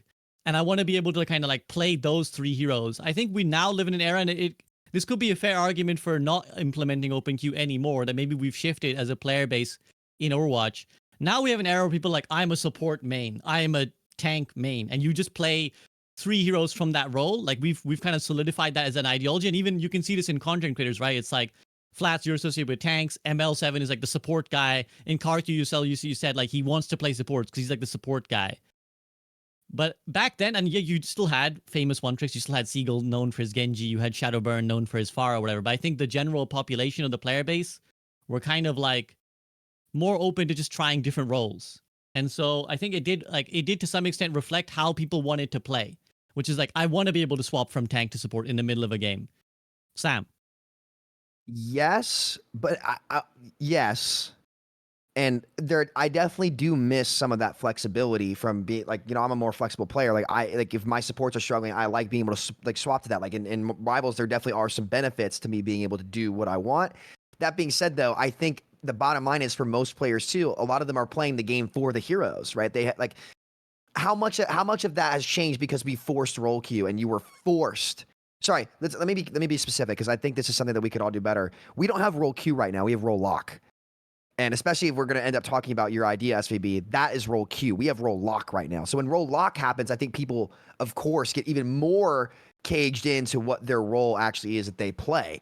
But I would say that's partially true, but also Can you define those two, just for people that are confused? Sure, Sorry. sure. So what we say, we have called this role queue for years, but it's not really role queue. We have role lock, and what role lock is you queue up for a role, and you can only pick heroes in that role. You are locked into the role that you queue into, and because of that, the queue times and the ratio of players queuing between each role is super important. Role queue would be there's still no limits. It's open queue, but you would be able to select essentially a preferred role that you would want to play. And so the matchmaker, while it would be open queue still, and you could still switch to what you want, it would essentially try to find, a fair team. So it's like the clip of XQC where he got 5. What did he get? 5 Mercy or 5 Ana players? What did he get? That one iconic clip where he opened up. He had Ana players. He had like 4 Ana players on one team.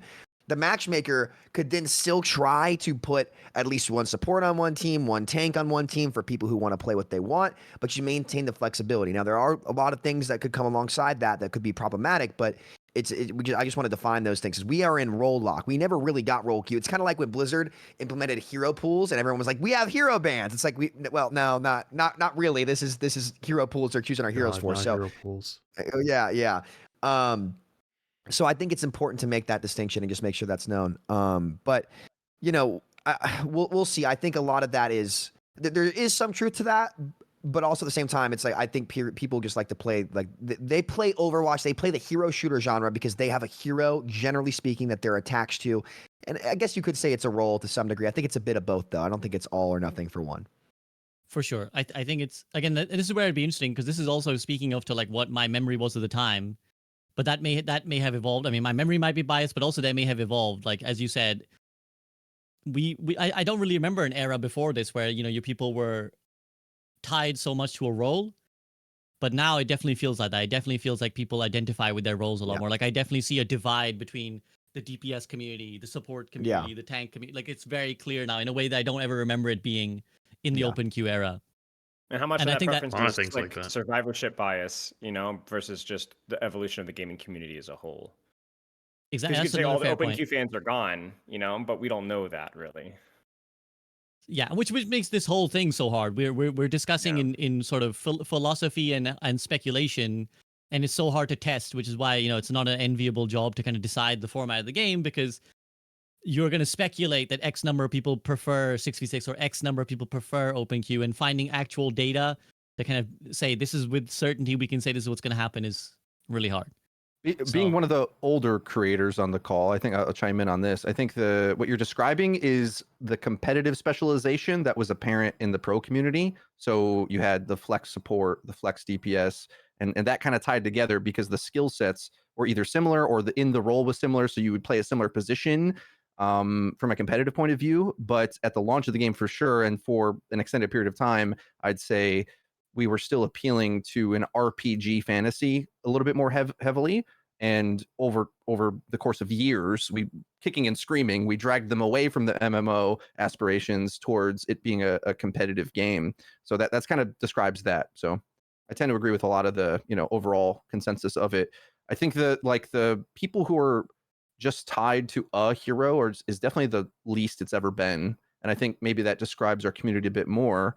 Like I think I loved when Flats was like, well, you could kind of counterpick an open queue because there's a clip of me on this show where I'm getting vilified for saying I was a flex pick guy who filled in to counter the enemy team. But that was the whole basis of what open queue was. Like you would dominate if you knew how to do that, and your team would love you for it. Because if you didn't do it, you had an unplayable game. And so personally, I'm always going to be resistant to anything that opens the social aspect of the game to ruin the baseline competitive experience. I'm always going to be hesitant to that because I remember those dark times of not really having a team comp and no one really knowing how to play it. It's like the strange thing is you could learn the very vast array of playstyles. Like you could learn how to play 1 tank, 4 DPS, 1 mercy. Hold on, I did the math on that right. There was like a 1 mercy the wrecking DPS ball. comp with 1 tank. Wrecking ball comp, I mean, you could learn that, but like the community doesn't necessarily know how to. So the viability, this is another thing that might try to thread in this conversation, but a lot of the viability of strategies in Overwatch are based on the community's understanding of them, of like, I go in at this time. And if you look at like a meta rank player, the big problem was they're always playing as if they have a Reinhardt. They just go down the choke. Yep. And that's not how you need a position with some of these other comps. And once you get to the promised land of GM or whatever, as Flats is saying, it's like everyone's sort of positioning to adapt to the situation. And it just takes so much more game knowledge to do that, which is why they've slowly made it more specialized over time to give a reliable experience that most people can understand, so much so that we've dumbed it down to the point of 1 gigatank in front. Everyone gets that. Okay? You go to point and we'll screw off to the side. Everyone, it's like a baseline thing that you can adapt to. So drawing that entire arc, I think, makes that even clearer how it's evolved over time. So I'm glad we're able to like look back in the history books to see how this has evolved. I remember one time my teammates flamed me for not playing Zenyatta when we were playing Goats and like Diamond ranked. And I'm like, guys, they're on like 4 DPS. You don't play Zen. Zen Goats is for Goats Mirror, you morons. Like you're supposed to pick Moira or Ana. And they didn't know, but they didn't understand that. They're like, you play Zen in Goats, duh. And it's like exactly what Frito's saying. People don't understand the context at all of like why these heroes are being played or how. And so it's hard. I think why people like that though is that it was on them to explore it. Right. And I think that's what that Hawk and even some of my other casual friends who still play open queue, it's like, you know, the difference is in like what's the purpose of the game? It's for the player to play, right? And while it wasn't all, they weren't always doing the optimal thing, a lot of casual players liked it being in their hands to go make their own choices. They don't want the game to feel like it's playing for you, or else I'd be playing auto battlers, let's say. Yeah, Balloon CD, right? You know, so it's interesting to listen to it and think about it. I'd have to put more thought into it myself, because honestly, as time has gone on, I've gone more. Nate is slowly dragging me to his side. I'm not sure where I stand on it quite yet. Didn't you say the opposite though? Guy. Like if you want to play, yeah, like if you like your experience is like I want to play this, and it's like you can't play this because the like what you have been dealt to you as a teammates as like what everyone's picking is not allowed, and it's like you have 2 choices: you just lose the fucking game. Or you be that guy who swaps and you end up doing the thing that you didn't want to do to then let everyone else play their game. Yeah, so there are sometimes it's a bit of both. Everyone's always coming to me, oh, Elo hell, because I got the 3 mercy mains every other game, you know, and like obviously that's not true, but it's like it just introduced this like social factor that like made a lot of people feel helpless. I think like almost everything in this, it's just, again, it's like it comes with cost benefit, right? It's like, and as Aaron said, it's like the higher highs and lower lows. I think that's essentially how you can summarize the whole era of open queue is when it don't worked, worry, Boger. I have my own drama bomb coming in a bit when we talk about 66 being able to swap from tank to support to make the game work was like a huge thing. But the frequency of it was very small compared to, again, the frequency at which you lose the game because like it's an unwinnable comp.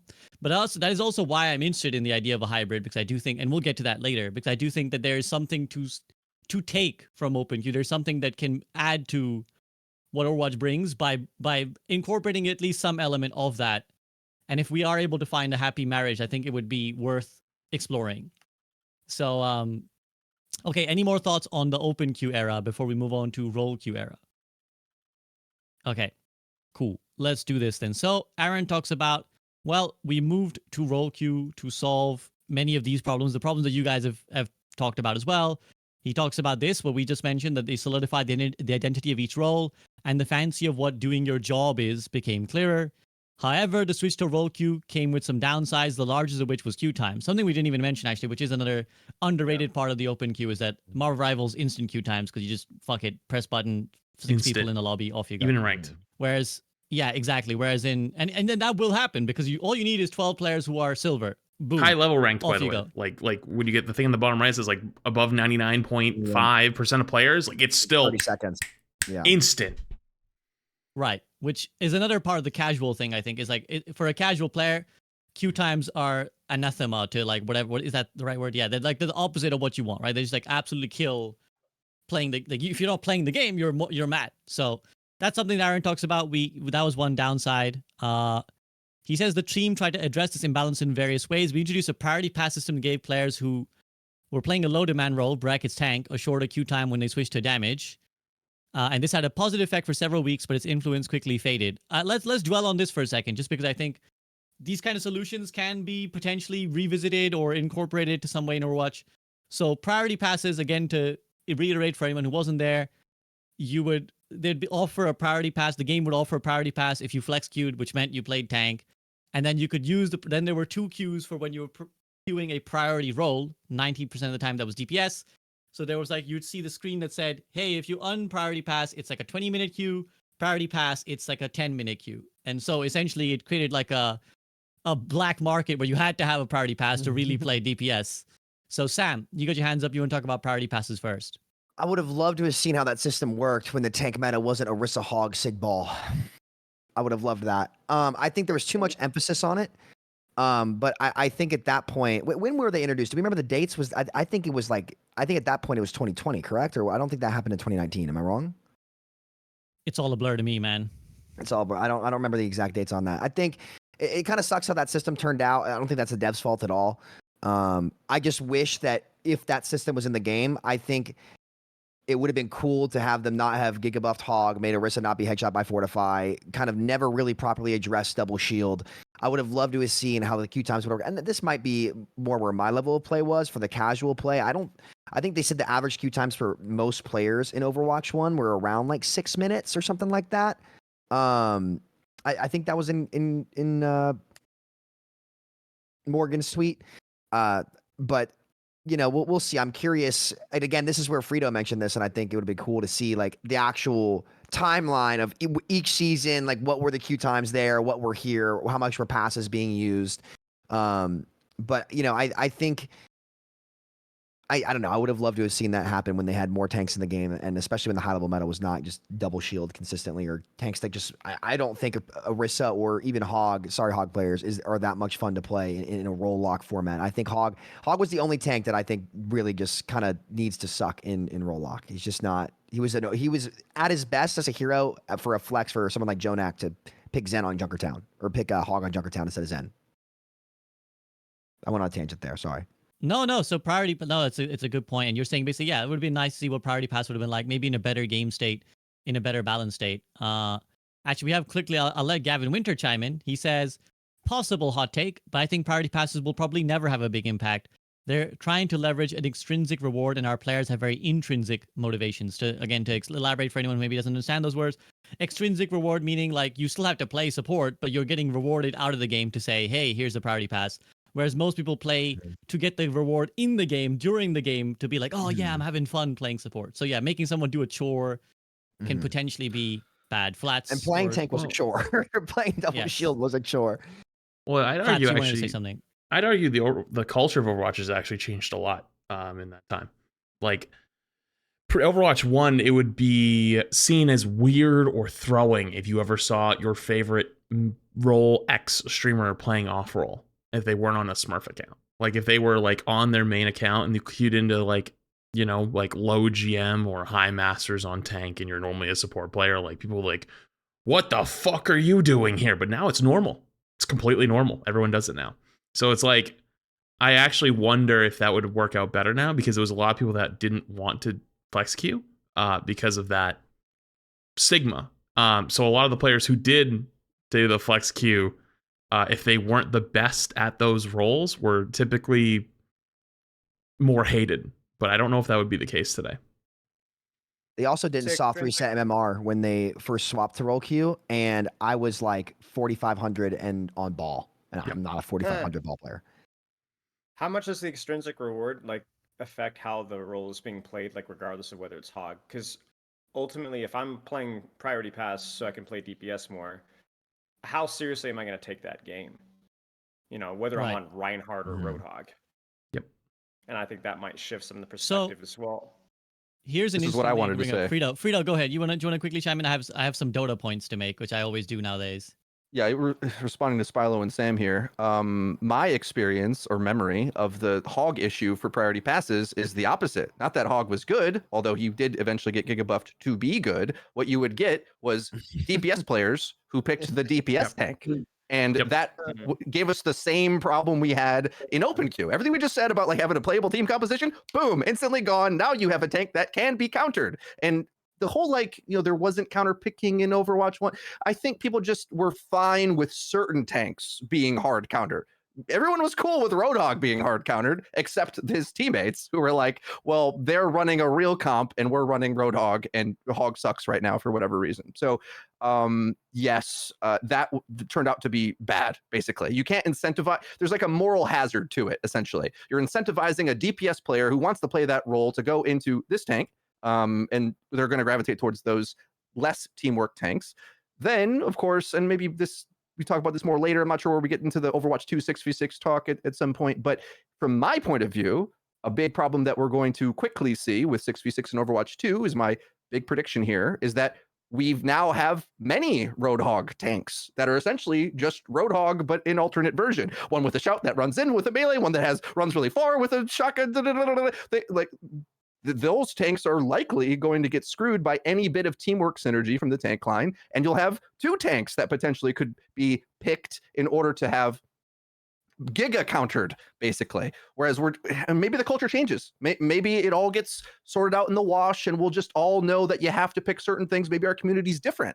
But there was an expectation at the time where if your guy goes Hog, the other guy not only has to pick a defense tank, he gets to hide because there is no synergy going onto that tank, and you sort of just hold the front line and wait and AFK and hope the Hog flanks around and carries the game. And if he doesn't, you lose. That's the entire game. Kind of similar to having like a Doomfist in 5v5 right now. Big boom rewards, boom bust reward gameplay. Very, very similar. And it's tricky because the devs wanted to design tanks to be more fun, because a big criticism of tank gameplay throughout the history of Overwatch 1 was holding a shield isn't so fun. I want to play the shooty guys. So they made a bunch more shooty guys. But the competitive viability and teamwork of the game is so, dare I say the old word, oppressive. It's really oppressive to have multiple damage mitigations completely shutting out all of your Mauga lifesteal or Queen lifesteal. Like, I think that the floor, remember high highs, low lows, the floor of 6v6 potential team comps is really low, because you could get two tanks that synergize versus two tanks that don't, and the community culture and popularity of some of these heroes, I don't know which ones are going to be the ones that stand out like a sore thumb, like Roadhog and Overwatch 1, but I feel like we have a lot more options now, and I look forward to seeing this play out. I think it's going to be great, because the floor of the terrible team comps you could possibly get in Overwatch 2 6v6 is going to be like, you just have two tanks that get countered instead of one. That's what it's going to be. So specialization with skill. So I'll just pause there for a sec. I'll just pause there for a sec. That's a point. I mean, we're kind of straying. So I'll stick to this for now. I will let Sam the chance to rebuttal, because you've We kind can of do it later. Let's Okay. go. I don't know if we want to do that, because I think you want to ask these questions. I want to just talk about the priority pass stuff, because we're still technically on that issue. So Frito, if you want to chime in on any of that, but otherwise I want to just stick to this. Yes, point priority for pass now. bad. Moral hazard. Not good. Okay, yes. Right. So as you guys know, I'm very Dota pilled recently, so I want to float the idea of how Dota does it, just out of interest, because I don't think that necessarily this is good for Overwatch, but I think it's another window into how it could be done, which is that in Dota, firstly, I think, as you very rightly point out, Spilo, the big flaw with the priority pass system is that if you didn't care about your tank SR, let's just be real, it was tank, right? There was no other flexing than tank. If you didn't care about your tank SR, the priority passes were just free. It was like, let me play 5 minutes of a role I don't give a shit. Toss, if I win, great, I get some extra passes. If I don't win, who cares? I get 2 passes to play DPS. If you don't care, it doesn't matter to you. Now in Dota, firstly, you only have 1 rank for all your roles. So no matter what you're queuing, you're still going to get your 1 rank will be affected. Now the way Dota does it is that you have a pass system, but it's not a priority pass. You need a pass to play. Any role that isn't priority, basically. So there's the desired roles, which basically we don't have enough, which are the 2 support roles in Dota. So hard support and support. They never have enough of those players. So treat them like the tank. So if you want to play those roles anytime, go ahead. It's free. But if you want to play any of the other roles, basically tank, mid, and safe lane, so basically your DPS and your tank, then you have to use a pass to play. And the way you gain passes is by flex queuing, is by saying, I'll play anything, put me on anything. And if you then win, you get yourself like 4 passes. If you lose, you get yourself like 2 passes.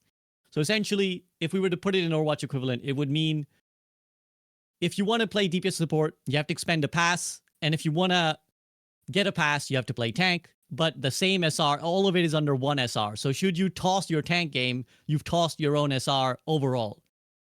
I feel like people would hate Thoughts? that. I mean, it's It is- balanced.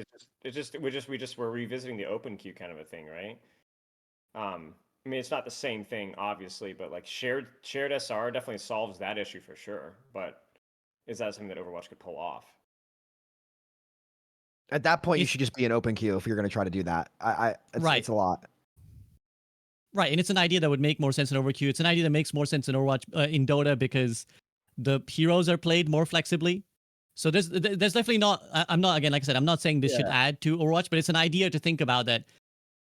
It's how another game approaches. Also, I do think that as someone else alluded to in the call, I think the community of Overwatch is more flexible now than it ever was. And I think Flats, you were mentioning this, that like back then it was like if you were off rolling, you were throwing, whereas now I think because the pros and cons of the counter swap athon meta is that people have learned to play a lot more heroes because they kind of feel they need to be rotating amongst many.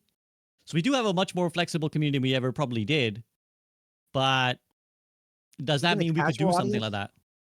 like that? Even the cat, like I'm not sure. Maybe towards the top level. What about most players in this case? Would you say that's true for like even people in the metal ranks, even people in, below metal? I guess bronze. I guess is metal rank. Would you say? I think the culture has shifted. I think people, whether they rightly or wrongly, believe that counter swapping is really powerful. So I think, as Spilo alluded to, people in gold are like really they rely on. I mean, I it's hard to say empirically. I don't have any data. I mean, I can only go off anecdotal. People counter swap and quick play after one fight. Like, I feel like that should give you a good reference point. Yeah, Well, fair.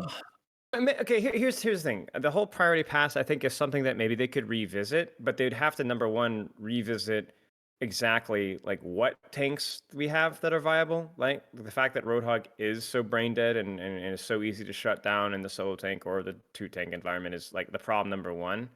And then like and also making tanks that are more interesting for a larger percentage. Because if I'm a DPS player priority passing and I'm picking Junker Queen, I might try a little bit because I kind of like playing Junker Queen. So if kind of going to Samita's point a while ago, if we had more tanks that were more interesting for a larger percentage of people, and those tanks also were, not easily countered, then maybe the priority pass could actually fulfill its thing while still keeping people invested in what they're doing. If they're not invested necessarily in the rank, they're invested in playing the character.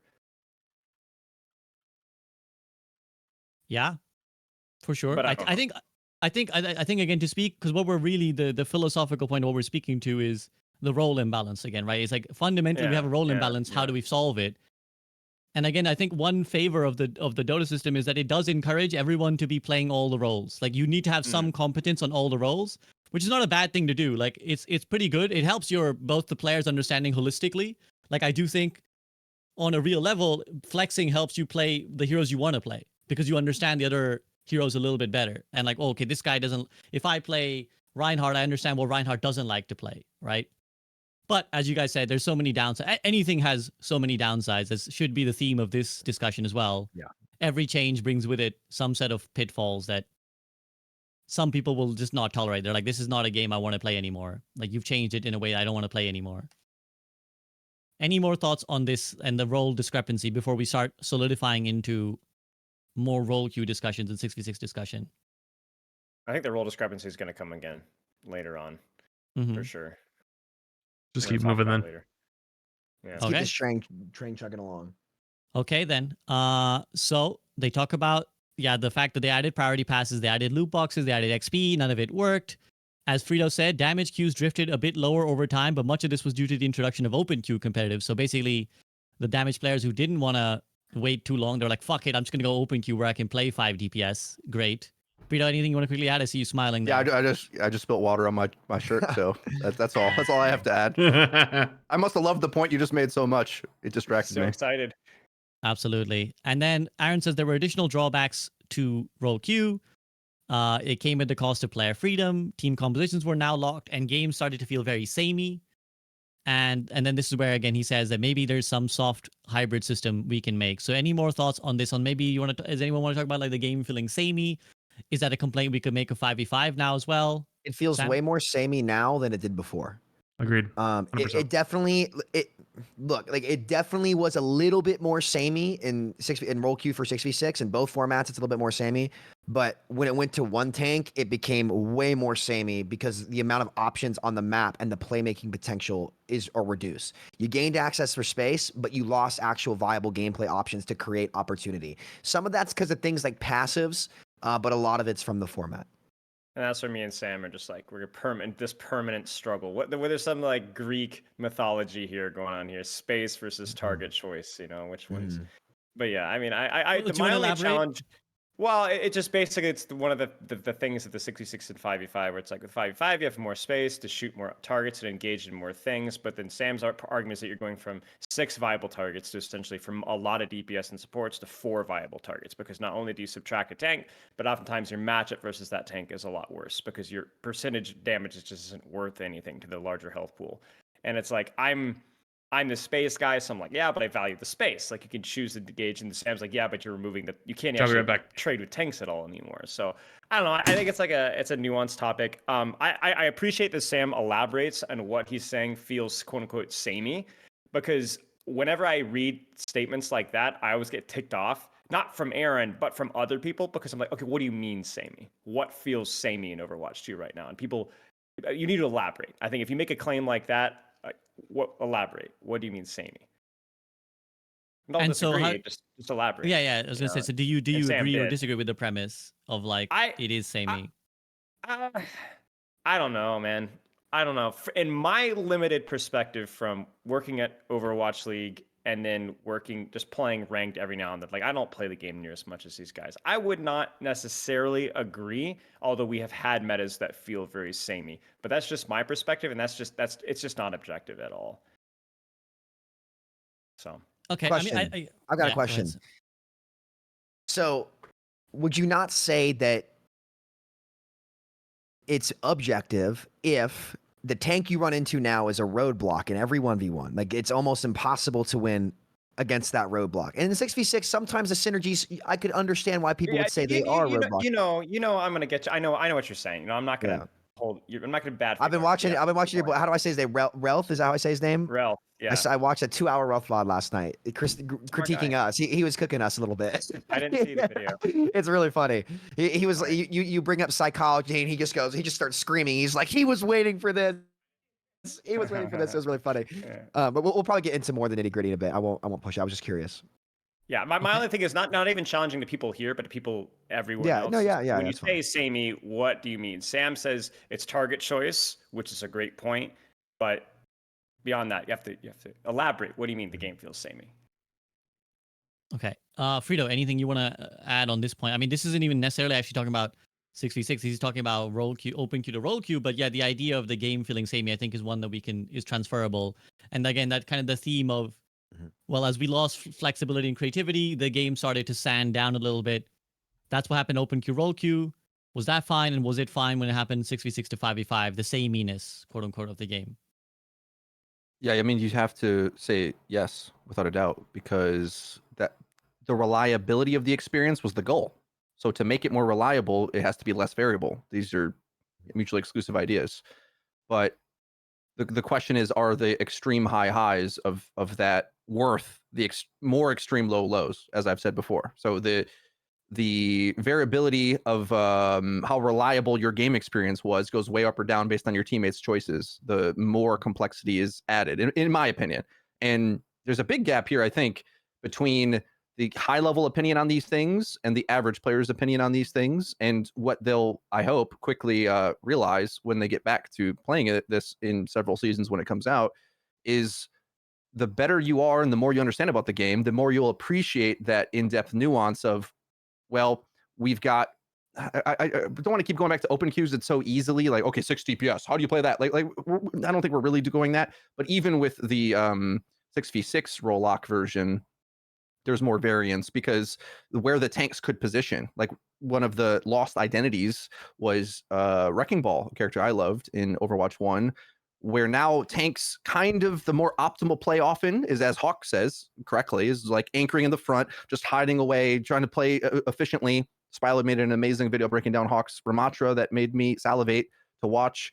That is true at the high level, but I think at unoptimized levels, so everywhere that isn't in the top 1%, it starts to devolve into like samey in the other direction. So to me, it was more samey in the previous versions in Overwatch 1 because it was a lot of everyone only knowing how to play the Reinhardt comp, and you either had it or you did it.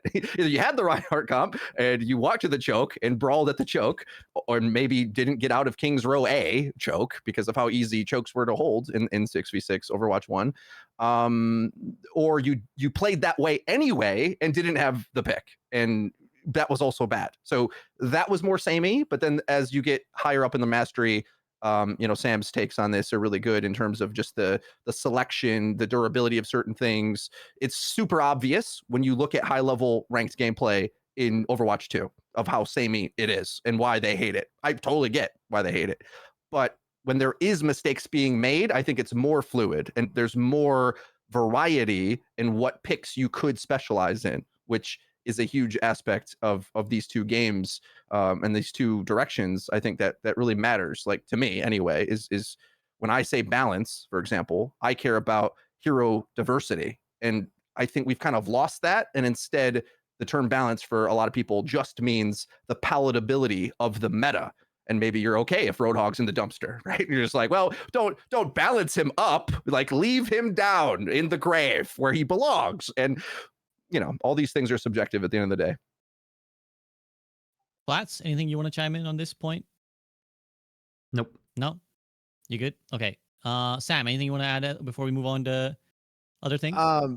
Probably move on to other things, but to briefly summarize, I agree that things definitely became more samey in roll queue. I think it went too far to samey in 5v5 roll queue specifically, but we'll get to that when we start talking more about stuff later on in the blog.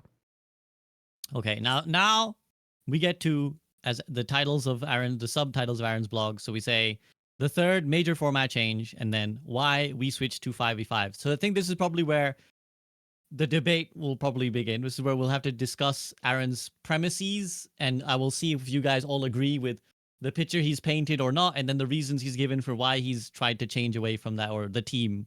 I shouldn't say he, because it's not a singular effort, but why the team has moved away from it. So let's start with Overwatch is a team sport and it requires players to rely on each other to be successful. This was even more the case previously and could be frustrating if your team was out of sync. Many times, fights in 6v6 couldn't resolve until ultimate abilities came online. Correct that. Ultimate combos could be executed to break through 2 tanks worth of mitigation supported by high, uncontested healing output. The world of 6v6 could have really high highs but really low lows. And this was what 5v5 was trying to kind of solidify. So, Question real quick. let me go. Yeah, go ahead, Flats. Is that above or below the queue time graph? Have we gone past it already, or is that coming up? We haven't. No. Don't worry. I'll spend a good time talking about the queue time graph. That's still a section Sorry. away. I was just curious. No My worries. bad. No worries. No, don't worry. I'm definitely not skipping that. That's a very interesting piece of info. So yeah, let's talk about this. Like, I'll go to Spilo first. We'll go to neutrals first here, and then we'll go to Sam and Frito. Flats, Spilo, do you agree with this? That, well, firstly, it required more team coordination and it meant more games ground to a halt, and ultimate combos were needed to kind of break this stalemate.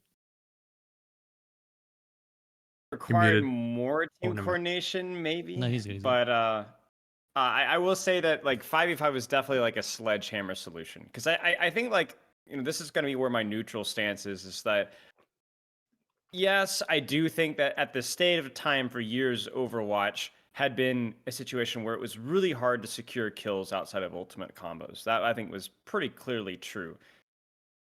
Constant pressure from like an off angle from anything that didn't have a one shot just was really not often good enough in Overwatch 1.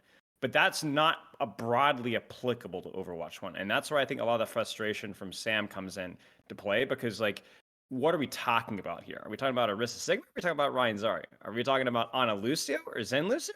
Are we talking about Bat Brick, right? And I think like that's the key thing is, and that's what I would wish I would have seen more addressed stuff, that like a lot of the hero designs exacerbated the weak points of 66, because the weak point of 66 is that it has the propensity or the potential for being sustained stacked, but that doesn't mean that that has to always be that way, right? And so I think that I agree that the ultimate combos might have been more necessary than Overwatch 1 than Overwatch 2. I think that's objectively true, even with some of the problems of Overwatch 2, but it didn't have to be that way. And so I see that as a downside, but that doesn't mean that it required a move to 5v5. Because we're also pointing a point in time, like, sorry, really quick, it's the poison the well argument that so many of our arguments about open queue and priority passing, it was just, we were at a really dark time in terms of hero design and game design at that point in time. We have Orisa, we have Sigma, we have BAP, we have Brig, we have Gigabuff Mei, we have Gigabuff Reaper, we have Gigabuff Hanzo, Tracer's not viable, Lucio's not as viable, Ana's not viable, Winston's not as viable, Reinhardt's dead. Like, this is at a point in time where like where Overwatch, like hero design and game design and meta was just like really crappy for a long time. Sam, you got your hands up. Go ahead. They introduced brick walls into the mid fight where a ton of times in 6v6 you would get an entry kill and you'd make all the right plays. Oh, immortality field, reverse card, stall out. You know, so at all the times, and like there's a huge difference. You can feel it in 6v6. And some of these brick walls are in 5v5 too, where, you know, Flats, I remember you reacting to the super clip on Winston on Numbani, where he's God, like, the TikTok comments are so funny on that one. Yeah, or they're like, skill issue. You're talking super skill issue. What are you talking about, right? And so, to be fair, these are design issues that can happen in both formats. In 6v6, when there was, and to be fair, there only was one immortality at the time in 6v6, but like, again, BAP and Brig were strong the entirety of roll queue. There was only one time in the entirety of roll queue where BAP and Brig were considered weak picks. Anyone care to guess when that was?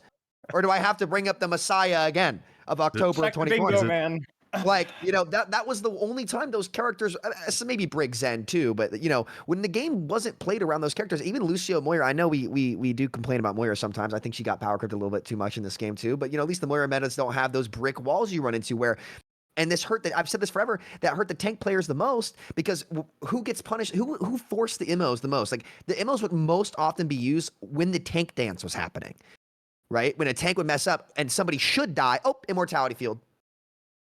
And so, of course, when you introduce a brick wall that counters everything on a cooldown, not an ultimate, you're going to see the game definitely go towards ult usage more, which, by the way, a lot of my games, and this is more of a high-level play thing here, to be fair, right now, like, on Esperanza, the first fight, always, every single time when it's in a big GM lobby, it's just waiting for an ult dump, and we just sit there and do it. So it still happens now. And listen, I love Esperanza. I don't want to talk bad about Esperanza. I love that map so much. I know. We got to go on the Clone Man Paris flank. I know you like that VOD, Spilo. I know you like that VOD. Works every time. But so, to be fair to both 5v5 and 6v6, like, if you see a lot of fights go towards ults, it's because the abilities are so strong that a lot of the times it results in a stalemate until an ult, something that's powerful enough to break through it, can be used. So it's hard to point at one part of 6v6 or 5v5 when a lot of that is design. Though I would argue when it's not BAP, Brig, Orisa, Sigma in 6v6, there are more cases for immortality and duels going on in the map for an immortality ability to get forced, creating more opportunity for a mid-fight pick to happen. But that being said as well, in 6v6, this is where I could give 5v5 a point. Fights are more turnable. So, like, if you got one kill, like in 5v5, a lot of time that's going to end the fight. Not every time, but a lot more of the time. So it's a deeper conversation than it's not as simple as 5v5 or 6v6 roll lock. It's a lot of hero design goes into it too. Mm-hmm. Frida, I'll take it to you next. How do you feel about this sort of statement Aaron made about the game grinding to a halt and needing ults to kind of break that stalemate? Yes, I think it's important to highlight that from the average tier, that balance and a lot of these designs, some of the designs, yes, but balance doesn't really affect this so much, because a lot of these things the casual player didn't know how to use properly. Like a character like BAP, for example, way better when your team plays around cover, because everything he does gets better when they're in better position or stacking on the tank, because the AoE healing will do more, lamp will do more, etc. So it's not to say he wasn't obnoxious, but I would never say that he caused poke at the choke meta, which is a thing that on our channel we try to teach people how to escape, right? Like escaping a choke was horrific before a lot of these characters were added. And as much of a problem that Brig undoubtedly was, not a problem for the casual player, because the spacing knowledge and the gameplay of it, either again, AoE healing gets a skill curve advantage the better your team synergizes, which the whole GOATS era, for example, is like the best example of this. It wasn't immediately obvious that GOATS would be the most optimal comp. It took time and patches, of course, and that changed it as well. It buffed Lucio sound barrier. Lots of other things happened as well. But when Brig was introduced, it was originally like a triple support with a Mercy in the Overwatch League, as an example, that was deemed useful. But the casual player didn't know how to use either her or play around and exploit that. And really it comes through the, watch Sam Udall play the game for a long time. His spacing rotations is something I still try to emulate to this day. Just being able to, maximize the greed in the front and then pull back. And a lot of this you probably learned from playing Brig in contenders. So not a skill set that I think the average player had, yet the poke at the choke meta was still prevalent because of just how easy it is to jam up some brawler tanks into a choke. I think I'm really looking forward to doing this test on the new maps, though, and the other improvements to Overwatch 2. I think that's like the biggest upside that 6v6 could have, is that they've learned a lot of things. In the transition from 1 to 2, they tried to do like 10 things at once to improve this problem, right? They changed the map design. They try to make everything more self-sufficient. We have the self-heal passive. There's lots and lots of things, not just removing a tank. And I think the biggest gap of my opinion on this is that for a casual player, you could always get around a tank. As the game gets higher and higher, and in 5v5, everyone's playing better positions, you kind of just have to look at the tank because no one's going to be out of position enough. Whereas for most other players, I think in 5v5, there is openings to play fluidly and have different hero choices and whatnot. Very fair point. I think bringing up the maps is a very fair point. Just because I think the loss of 2 CP in of itself is a huge buff to this not happening, the grinding the game to a halt. I think most traumatic memories come from being stuck on Hanamura point B, trying to get through that staircase. Volskaya, just getting stuck. Like these are was the big egregious. Hybrid a close second though. Hybrid is a close second. Hybrid is a close second. Yeah. Some of those control chokes. Yeah, absolutely. Which was, if you look at Runesapi, for example, this is a map with more routes than I think ever an Overwatch map has had. Like everywhere connects to somewhere else. And so I think it's very hard for the game to grind to a halt when a player has access to so many different routes. So I do think it is. And again, I understand that Aaron has to simplify for the blog. He can't caveat everything. He can't add nuance to everything. But this is something that maybe isn't universally true in the switch from 6.6 to 5.5. Sam, you got something to say before I take it? I also do want to point out my thoughts out there that I don't think that 2 tanks stacking on a choke was unbreakable at all. It was breakable in many different ways because they were killable. There were many different opportunities to actually kill those 2 tanks, in which case the only way they could become oppressive is if they actually executed. And in an FPS game, and in this game should be about execution, right? And you don't have to be a high-ranked player to actually appreciate the ability to execute to get some value, where now every tank at every level, if that's the choke they decide to stand on, because there are times where it happens pretty consistently, actually, when you have to fight on the objective, there's just no matter how you execute, there's no option there to get them. It just won't happen. Okay, Frito and Spilo, think on that point that Sam had just made while I take it to Flats. Flats, anything on that point or anything else you want to mention about the 6v6 grinding to a halt? Which point specifically? Because I feel like we just went through like 10. Is it the ults? I mean, go off on anything. Like the original point obviously was about Aaron saying, hey, well, you needed ults to break through. But Sam saying, actually, I do think that 2 tanks and a choke was breakable, even without, like the improved map design, etc. It was game mode specific. And I think the big one was 2CP. And 2CP was one of the 4 game modes. And so people are going to remember those moments more than anything. Because like Overwatch is all about your buttons, right? Like, and if you were good with your buttons, you could cap both points in 2CP with 3 minutes and 30 seconds left. Because you use your ult rotation properly on first and use your ult rotation properly on second, you'd get plenty of time. But if you really sucked, you had to wait till overtime, then go overtime spawns, and you cap with overtime. That was ass. But like Overwatch has always been like that. It's always been about your ults, and ults has always been a big problem for Overwatch, but it's also been part of the allure of Overwatch. So it's a hard thing to talk about. It's a hard thing to balance. That being said, though, people are always going to remember the moment where you're playing against double shield and you have ball hog and they can't walk through, but also not remember those games where, or sorry, they'll glorify those games where they had two Ryan Zarya's going at each other. So some games are going to be great and some games are going to be ass. I think 2CP was the big one that would always remember, like, if your ults weren't perfect, you'd be fucked. And that was probably the biggest frustration game mode, and because it's not around anymore, that'll probably help a lot. Okay, Spilo, I'll take it to you, and then back to Frito about the point that Sam made. No, you got I nothing. don't really have much to add. Yeah, I think it's hard to say. It's hard to say. You're literally taking a little zen moment. You're like, let me regather my patience here. I was thinking about Sam's point there where the tanks are killable, and I just don't know.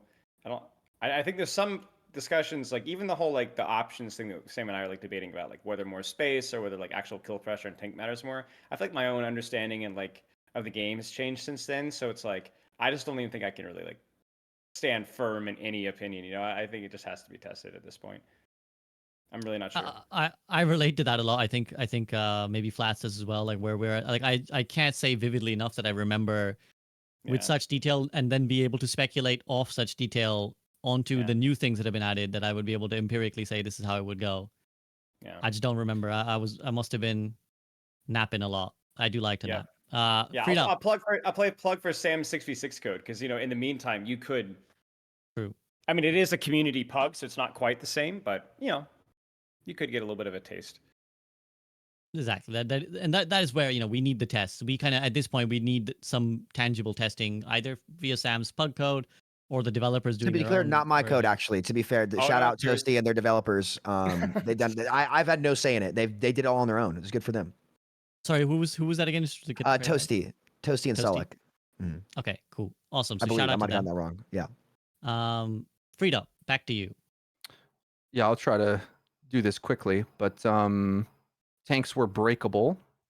I think Sam has a unique perspective on this by being such a great player, and I don't know if average players felt that or had the skill set to hit all their echo stickies in one burst and burst to Zarya, and it looks awesome when I watch him do it.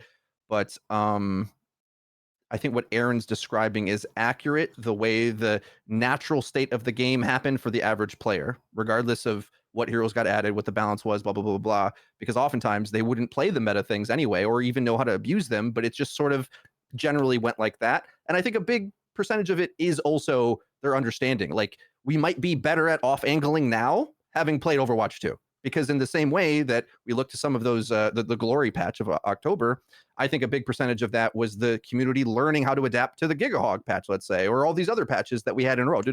And the community trained up on those skill sets and their positioning on those worked. So even if something was a little less viable, it felt like you could do it because everyone in the lobby knew how to adjust to that. And that's a big thing. Sam wants to reply. Yeah, I'll keep it brief here.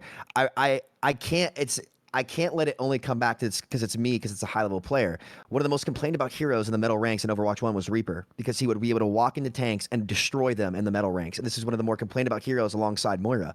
So yeah, like in a way that I definitely do have more knowledge about how to, you know, create an opportunity on tank, because, like, you know, I played the game forever, but, you know, you don't have to be a high-ranked player to understand how much easier it is for a Reaper or a cast to 3-shot a 400 HP Zarya in the head. Like, you know, that. Now, granted, would you always get those opportunities? Not necessarily, because again, there was you had to have some kind of, you know, dance on the front line to make that happen. But, you know, they did happen consistently. And on top of that, in order for those tanks to become oppressive, for it to be a stalemate, they had to actually play and execute together. Now, and this is why I think 5v5 is worse, that execution isn't a requirement whatsoever. It's all passively on the characters. And not only is it passively on the characters, but this is what I also kind of want to ask a bit of a question, not to you, Frito, but who is Aaron talking about here about the game slowing to a crawl? Because when there was a tank exchange that mattered, the tank frontline presence, that was a little bit faster in my opinion. And it had way more depth and dynamic to it too. So as a tank player, and again, if you guys want to feel this, like, is the game perfect? No, Frito, I think you are right when you say, hey, counter swapping is not just gone in 6v6. It's definitely not. It's still there. It's just less on the hero pick and more about how you play. And I've always said that's what makes Overwatch special, and that's why people come on to play this game. And if anybody doubts that, go play their 6v6 code. The test is up right now, and you can feel it. It's super, super noticeable. And I don't think 5v5 had to go in the really insane power creep direction that it has. But we are here, and the devs explicitly said that it achieved their goal. And if this is the outcome where there's just no execution there, and a lot of people complained a ton about Orisa in this game when she was good in the low ranks. I don't even think there were some patches where she was meta. I think they did like slightly power creep her over time, or I would say make her more viable. I think like Terra Surge going through Shield is probably a good change. Like, it was really bad before that, but I don't think it's fair to say at least that just because like I'm a high level player or Hawk's a high level player, Jake brought that up a ton in our debate, that it's only unique to them. Like, no, like average players like can understand when they're shooting a unkillable target and a target that can actually die. And a lot of the hero picks that dominated low level play for most of Overwatch 1's lifetime were heroes like Reaper, who were complained about continuously. So I don't think it's fair to say that in its entirety, but there are some points where the tanks are executing well that I can understand why that'd be frustrating. I just think it's better that when I'm playing the game, I'm playing an FPS game, that players actually have to execute to get some form of value. And those windows of vulnerability were certainly there regardless. And I encourage everybody to just go play the 6v6 code, because some good things can come from both.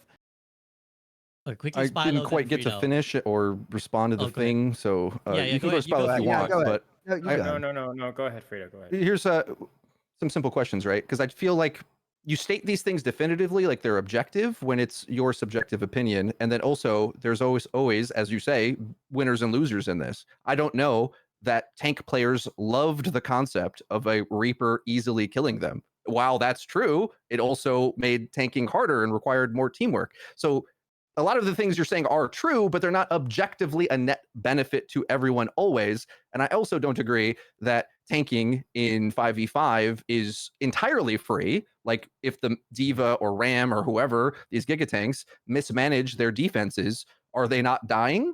And then why would everyone complain about tank if they are or aren't? Like, I'm losing the plot of my own sentence here, but like I feel like we complain on both ends of it. We say like, well, the tank experience sucks, but they're unkillable. It's like, wait, hold on a second, which one is it? Like, we got to pick one. I don't think we have to pick one. Go ahead. Sorry, you finish. The poke at the choke meta is the way the average player experienced the game. It isn't like what it should be, but that's what it devolves into, because that's the natural state of things. And if you want the type of game where neither team feels like they can advance on each other and they have to wait until ultimates, grab dragon, for example, was like the one way that a metal rank player could break out of a choke. That gameplay sucked. It was really bad. And it's easy to forget about this. And so I went through my catalog of videos looking through, and I think a lot of this is because I spent a higher percentage of time than a lot of other analysts and content creators in VODs of players, VOD reviewing their experience and trying to teach them how to overcome it. And I think a reality of this game that we have to realize is a lot of players are only going to get marginally better for their entire career. We have this idea that it should be defined by the top level gameplay, but most people will never get there. And so the game has to be fun and playable for everybody, not just in its optimized version. And while all of the tank complexity is amazing for higher tiers, I also think does actually dominate a big percentage of the gameplay. If you look to a comp like, Winston Zarya Double Bubble was really fun. Love that comp. Really good. But it sets the tempo of every single engage, jamming in the choke, cycling the resources, and that becomes a big focal point of the entire game experience of everybody and the spectator experience. And I have more intimate awareness of watching that level of gameplay, but I can't say I would just like trade that instantly. It's automatically a big upgrade. I don't know if I agree necessarily. And I think as much as esports has kind of died in Overwatch 2, unfortunately, a lot of it is better because of these changes. So I responded to a bunch of stuff there. A lot of this stuff, it's going to be exciting to see this tested. Okay, like we could theory all day long and say this is what's going to happen, but like really they just got to put it in the game. So because I don't even think people will agree with me to any degree that I'm right until they're stuck at that choke again. They're like, oh wait, actually like 2 shields, and it's not just Orisa Sig. It's like now we've got and they got to rebalance it and everything, but like Ram's gonna have a shield and Ryan's gonna have a shield, and like I don't know what's gonna happen necessarily, but I'm not sure. Having experience in Overwatch 1, players don't really want to learn tank synergy, but yet it dominated, and I think it will again. Okay. So a couple points here. SB, can I wait. This Spilo, you wanted to say something earlier. Because it's relevant super fast. So like going back to the ultimate combinations, I think the reason why ultimate combinations felt so important and so powerful was just because of the lack of space. Like old combos are worse in Overwatch 2. Why? Because people spread out more. Why do people spread out more? Because map design is improved. There's too fewer people in the battlefield, so off angling and things like that matters a lot more. So the tricky thing that we have here with maybe with 6v6 is not really the two tanking thing, but how much have we learned about map design? And also, this is a bit of a spicy take that I don't think I've heard talked about before, but the projectile DPS category was a big problem in 6v6 because Junkrat, Pharah, Mei, Torbjorn, even Hanzo and Doomfist were choke obliterators. And with less space, those characters were absolutely awful to play versus. Terrible as a casual player. So again, we got to go back to being like, maybe even with one tank or two tanks, or like it's not even, it's like we talk a lot about like, it's tanks problems that chokes were bad. Maybe it wasn't just tanks problems. Maybe it was also the projectile DPS category. Maybe it was mostly, so like, maybe it was just mostly map design. Like Frida says, we really just have to go test these things. Because even if we were to go to 2 shields or no shields or 1 shield, whatever, like a lot of characters abuse chokes harder than we have now. Like what I like is I don't like the fewer options maybe of target priority like Sam says, but I do like the space that Overwatch 2 provides. And so if we do go back to 6v6 again and try 6v6 again, I want to feel space. I want that space. I don't want that to go away. That's my biggest personal goal, I guess I would say. Sam. So a couple points I want to really break down and kind of explain because it's hard. We haven't really had a chance to sit down and articulate this. So, Frito, you said that. Which one is it? Do tank players have it? Like, why are tank players unhappy, but also DPS players complaining that the tanks aren't killable and there's options, right? Which one is it? You have to pick. You don't actually have to pick. And here's why it's worse for both people. What makes tank unfun now in 5v5 is the dance has been removed.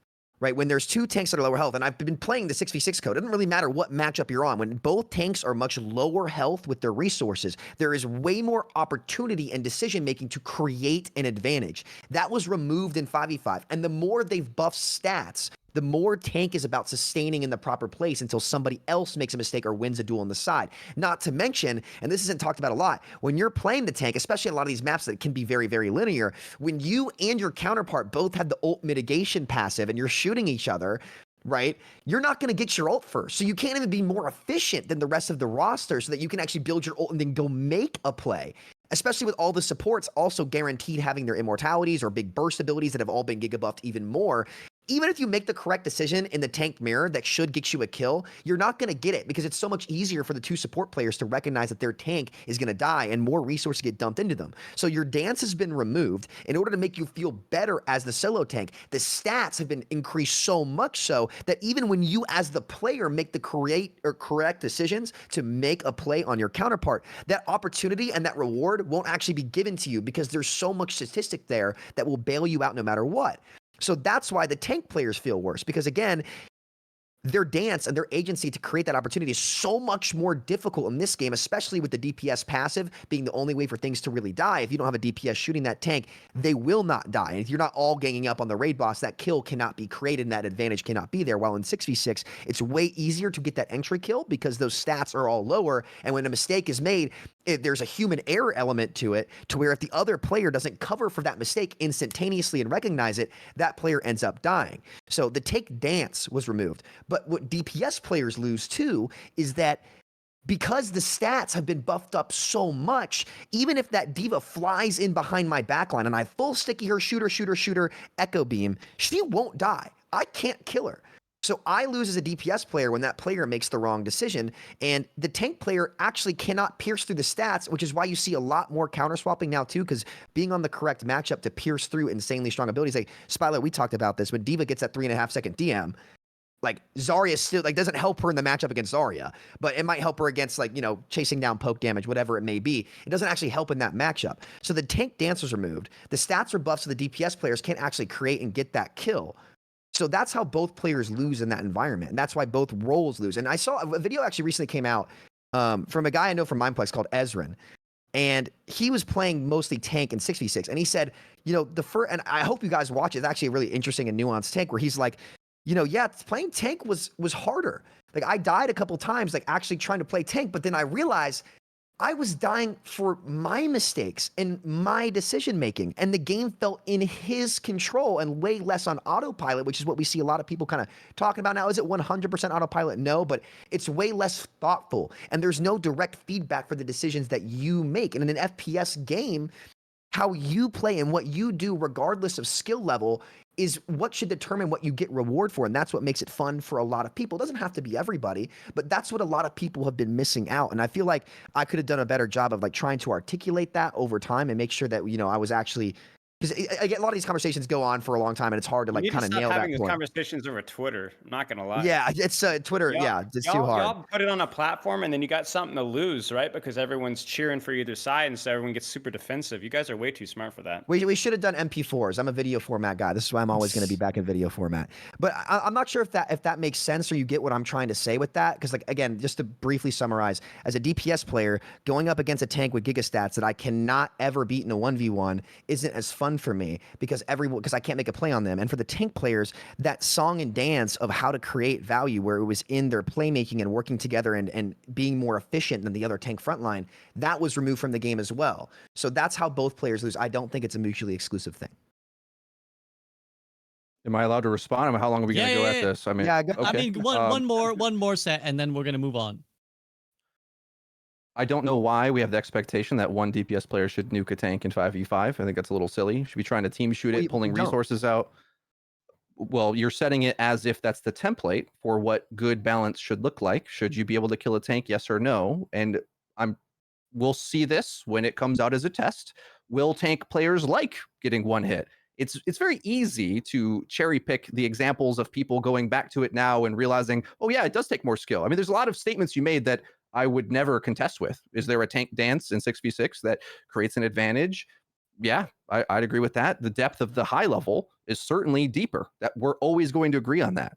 But the question is, do most people experience that? You don't have to have high level though. I'm sorry to interrupt you, but that's not just a high level thing. Is Aaron lying, Sam? Is Aaron lying give his point. when he? Because Aaron, I mean, listen, you go through this, listen to the videos I've made on this subject and read Aaron's blog. Is there anything Aaron said in that contradicted any point I've ever made? I don't think there is one. In fact, I think he's confirmed things I've said about Q times being better, about the poke at the choke meta, and a bunch of things I didn't even know, didn't even think about in order to justify the direction they've went. If the entry kill is easier. Have you referenced I want to be Tracer though in a video? I should have, obviously, because that would have improved it immensely. If the entry kill is easier, why did we have a poke at the choke meta for the average player? Can't both be true. It's easier for you, Sam, or for the player that wants to cheese the game and play Reaper to burst a Zarya. Reaper's not that popular of a hero like overall and is super oppressive. So I don't think it's just like we're going to flip the switch and people are going to be happy. That's always been my argument, that it isn't that there isn't merit to 6v6. Of course there is. It's a game I loved and covered for 6 years with great depth. It's just that you're not going to get the things you want. And I think we should be really careful in telling players they're going to have a certain experience. And then when it comes and they're getting bursted by an echo and like, oh God, this is so fun. I'm out of position and I die instantly. No, this is the reason why people don't want to play tank in Overwatch 1. Like why don't we draw that line that it's so punishing and difficult and requires a skill set that they didn't want to learn? That's why we have all of the easy and forgiving tank stats in Overwatch 2. That's why it's there. I'm not saying one's better than the other necessarily. There's just trade-offs. Can I be neutral really quick? Neutral. So the one thing that I think is objectively true with tank, when there are two tanks, you are squishier by design, as Sam was saying. You can trade. But it's compensated by the fact that now there are two tanks to look at. So you don't have to, you might be a squishier tank, but you don't have everybody's attention. And that's it. That's the main tank. Yeah, yes, but then you have the support of your off-think either directly through a bubble or indirectly with a Roadhog flanking, and either they're not looking at the Roadhog and he kills your backline, or they're looking at the Roadhog and that's resource. Like, that's all a tank is. It's just something to pull attention, and when there's two tanks, you're splitting the resources. So yes, you might die to Sticky's beam. I understand that. I agree that's an issue. But in theory, the 66 argument is that attention doesn't all go onto you. It is split. And I do think that even if you weren't running an optimal tank synergy, that was still the experience. So again, like that to me is where the argument boils down to. Would you rather have more options to deal with that attention, or would you rather have help with that attention? To Sam, answer really Frito's quick. Yeah. Sam. To answer your question about Aaron, yeah, I do think he's wrong. I think that he was completely wrong about that section of the dev blog. And I watched a lot of plat players play the 6v6 code. And again, like it was not a stalemate. Like every duel, like things died more. And it doesn't matter what rank you're in for that to happen. I think that was the one part of the blog where they were completely off the money saying that it was more of a stalemate. So I do think he's wrong. I'm not saying that you're wrong on this. I'm not saying that the content that you made covering the game all those years ago was wrong. I think a lot of the stuff that you made for the metal rank players probably helped them a lot, considering their metal ranks and they don't really know what to do. But the difference is, like, they actually had the choice and the ability to not only improve, but explore these options. And it's not just on Reaper. It's not just on a lot of those heroes. You go ahead, SB. I won't take up too Yeah, much no, time. I'm just going to say, okay, so point made, you're saying you do disagree with Aaron. I think that's a fair place to put this opinion, this section of it. Well, I think we got some good ideas on both sides. Flats, do you want to chime in on anything that's been said so far? I know you've been quiet for a little bit of time, and I appreciate both, me, Flats, and Spyler. We're going to be maybe in this section taking a little bit of backseat, so I appreciate you guys. Flats. Not really. There's so much. Don't even know where to jump in at this point. Okay, cool. I mean, I'm enjoying it. I hope you're still enjoying the sort of exchange. And if you do want to chime in at any point, just go ahead. Just jump in because especially these guys, I know they're gonna know a lot to say. So if you're ever like, actually, I do want to. But it's not like we're trying to understand each other. We're just kind of like trying to nitpick arguments. I feel like at this point, like it's kind of for the birds for me. Okay, so you feel like we're kind of getting too much into the nitty gritty. No, just more like, I don't know.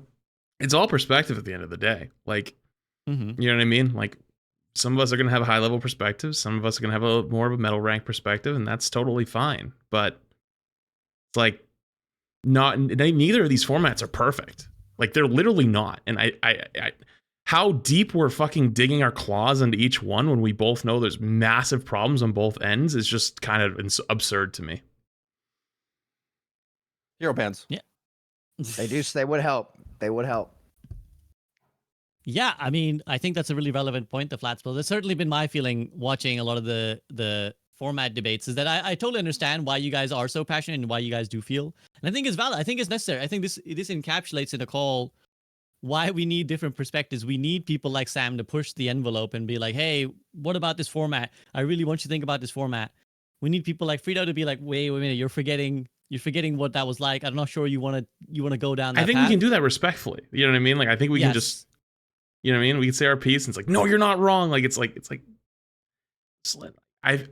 way I feel personally is like, we've all stepped on the gas a little too fucking hard at this point. That's at least for me, you know? And I feel like I used to be the guy that was stepping on the gas a little hard. You know what I mean? It's like, whoa. So do you want to elaborate? You just kind of feel like maybe they both have massive problems. You know what I mean? So it's like, there is no end all at the end of the day. And like, you know, it's like we're playing for points. You know what I mean? It's like, oh, like I think everything Aaron said agrees with everything I said. Honestly, I don't even disagree. I think Aaron did agree with a lot of Frito's points. But I also think a lot of things that Sam says is completely true too. Like, the game feels better in the 2 format, and it takes pressure, if Spyler was saying, it takes pressure off of both roles. And one of the biggest points of contact is that, like, every game, I guarantee almost every casual gamer, even competitive players, could tell you that the reason they don't want to play tank isn't just because the experience fucking sucks balls, but you're the first person that gets blamed, and you're always, like, 90% of the time, the person who gets blamed because you're the only one in your role. And, like, people are also fucking stupid. They don't understand any, like, it's easy to know about rock, paper, scissors. Chess is a harder game. And, like, figuring out why your supports are fucking terrible, or they're not playing correctly, or they're not supporting things correctly is chess. Rock, paper, scissors is tank. People understand rock, paper, scissors. People don't understand chess. So it's easier to look at, oh, you lost rock, paper, scissors because you threw paper and they threw scissors. You suck balls. As opposed to, oh, you lost that chess match because you played too aggressive with your queen. They don't understand that. And it's like both formats have goods and have bads. Totally understand that. But it's like, pull it back, deep breath. You know, you're both honestly right in a lot of different ways. And it's like, I feel like a lot of people have gotten to the point where it's like so hyper, I don't want to use the word politicized, but I don't know how else to say it, politicized, where we don't even want to admit fault or wrong because that might make you look weak. That's it. That's all. That's my line of thinking. That's all. There's a big victory here that I don't think we should have said at this point already. Kudos to Sam for fighting this fight for the percentage of players that deeply want this. I mean, what a victory. Like, to imagine, we would never have thought we could ever do. I mean, roll queue took years, man. I mean, this did take a while, but I think they would have done it faster if there wasn't the technical issues. So I feel like they probably didn't want to promise too much and under-deliver, but without knowing it, we were kind of in the dark, and a lot of the previous mistakes of Overwatch 2 were looming, and it felt bad. But, you know, credit to Sam for giving a voice to this player base. I just think we're advocating for two different types of the player base, and we've got 40 heroes, lots of game modes, lots of things. No one's ever going to agree on this. Like, obviously there's great merit to both, and we need to test it in order to see if the players agree with their feet of where they play. It doesn't really matter what they say they'll do. What matters is, are they going to flock to this mode? And I hope you do. And my prediction of this is, like, we're going to get a lot of Overwatch 1 players back to go play Ryan Zarya for a few days, for sure. Going to populate those queues. It's going to be a big moment for the game. But my question is, what's the culture going to be after that? What's going to be the baseline meta of the game? Where do we go there? And are we back to 20-minute queue times? And that, I don't know if I'll agree that that's a worthy trade-off, even if the gameplay is better, and I'm just not necessarily convinced it is, because a lot of the covering the bases and stabilizing the team, I believe you could do in 5v5, but players don't. They're not interested. They want to play what they want to play. And then the discussion's going to end up going to, and this is, and again, just quick, Frito, I appreciate you too. I think a lot of people, you know, misguide. The reason why you and I can have the conversation is because, like, we challenge each other, and like, I've grown a lot from you challenging me, and I hope that I hope that's vice versa too. You know, and this is where the conversation might end up going, SVB. And this is, I hear Nateson in my ear right now. I hear him where it's like, is it worth it? And I guess we can end up going to this part of the conversation later. But, you know, my big question I'm going to ask everybody towards the end of this is, like, you know, if the queue times aren't sustainable, you try everything, say, you know, try it all in 6v6 roll lock, and they just aren't sustainable, was it worth it? And that's going to be a big psychological question I'm going to ask you guys towards the end. Yeah, I think a really good point to have. I think all of you, again, you have my deepest respect, just for not just for how you guys make content, for how you conduct yourselves, but also like your minds, the way you come up with these, like, you know, strands and ideas and concepts. All of you guys have my deepest respect. That's why you're on the podcast, I'd like to say. You know, I try and invite people whose opinions I respect, and that's you four guys. I really do want to commend Flats as well for bringing this point up, because I think it's relevant. I'd like to dwell on it. I hope that you guys don't mind dwelling on it for a moment, which is that I do think this has been illustrative of where conversations lose their purpose. From someone from the outside looking in, again, someone who really stopped giving a shit a long time ago about this format discussion and just the whole thing around it.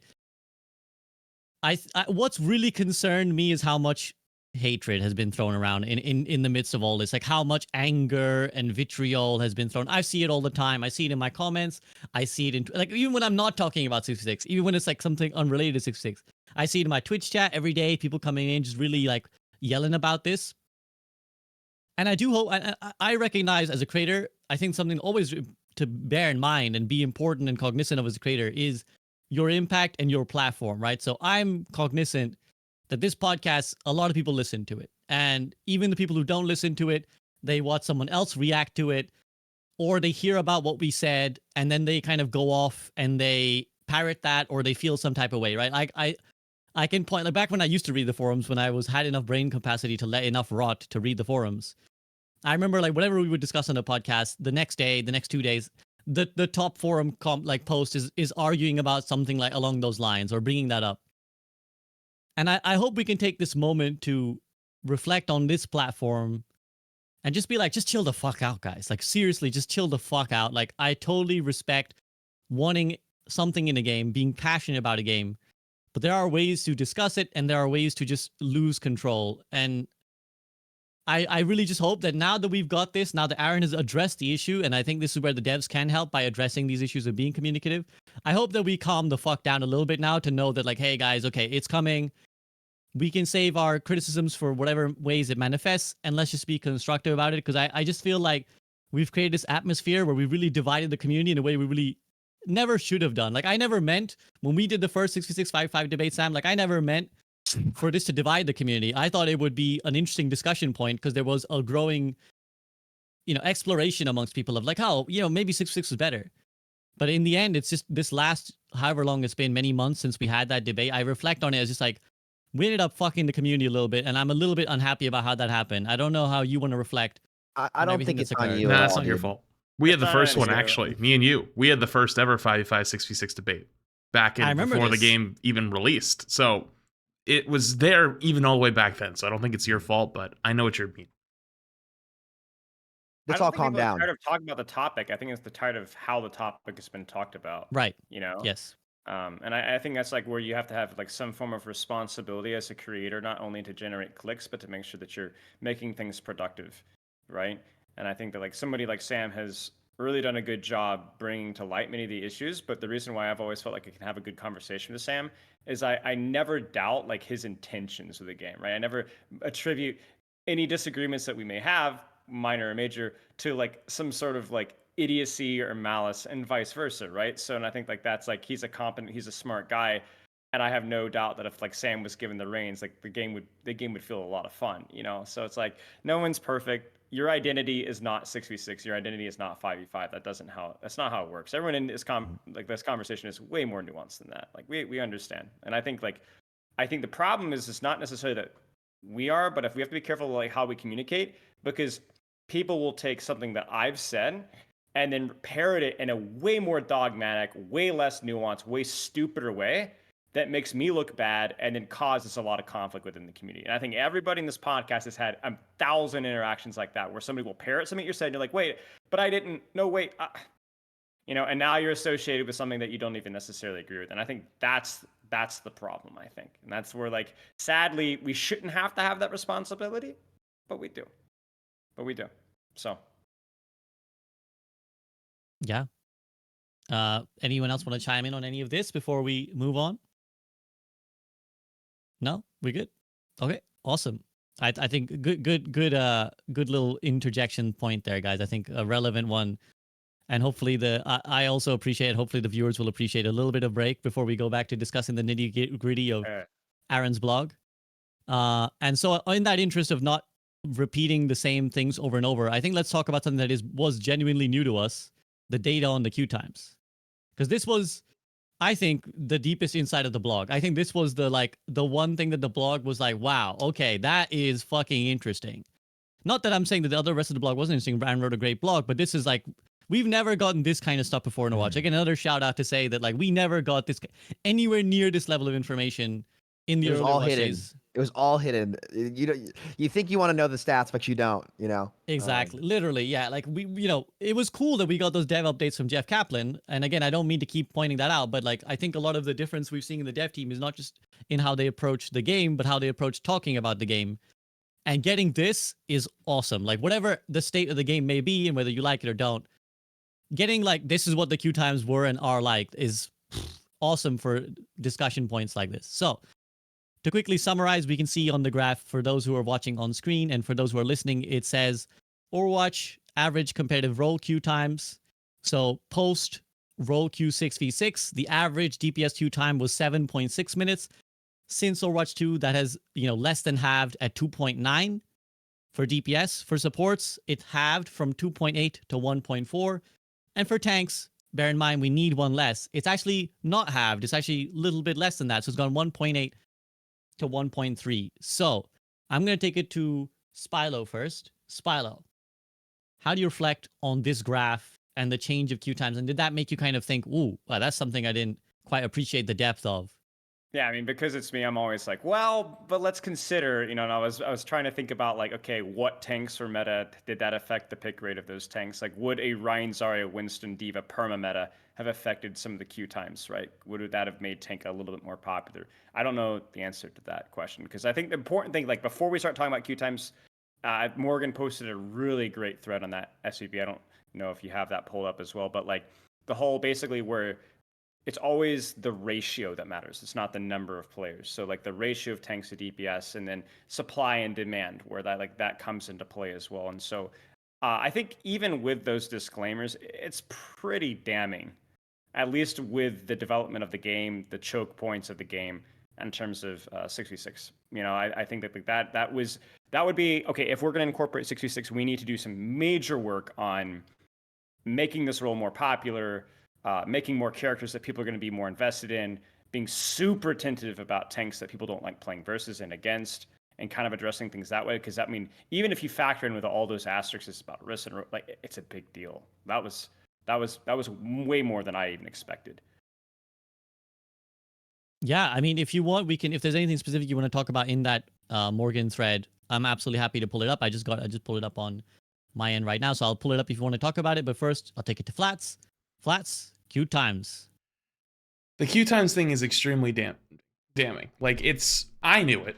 I think I watched J3 watch 9 seasons of Hell's Kitchen in a season of Overwatch. Like, every night you opened a stream and you didn't watch Overwatch, you actually watched Hell's Kitchen with J3, and it was great. It was my favorite part. And I would click off when he actually got a game, and I would come back 10 minutes later and let him pick up on his episode. That being said, I think that is probably the most damning piece of evidence against 6v6, because what this game is carried by, whether we all like it or not, is casual players playing. If you don't have a casual player base, your game will not thrive. And as a content creator, you should want lots of casuals playing your game. Do they always know what's right for themselves? No, absolutely not. Like, sometimes like they think like, oh, like Junkrat's OP or Moira needs nerfs. And it's like, okay, guys, like, relax over there. But what they actually want and what they actually need is a nice, healthy, fun game that they can actually just come home from school, from work, queue up, turn their brain off, maybe watch a TikTok or two in queue, maybe not even finish one, and then get a game. They do not want to sit there for 10 minutes. They don't want to play with their friends, get into a group queue, get a wide match, and it's a 35-minute queue. It's not what they want.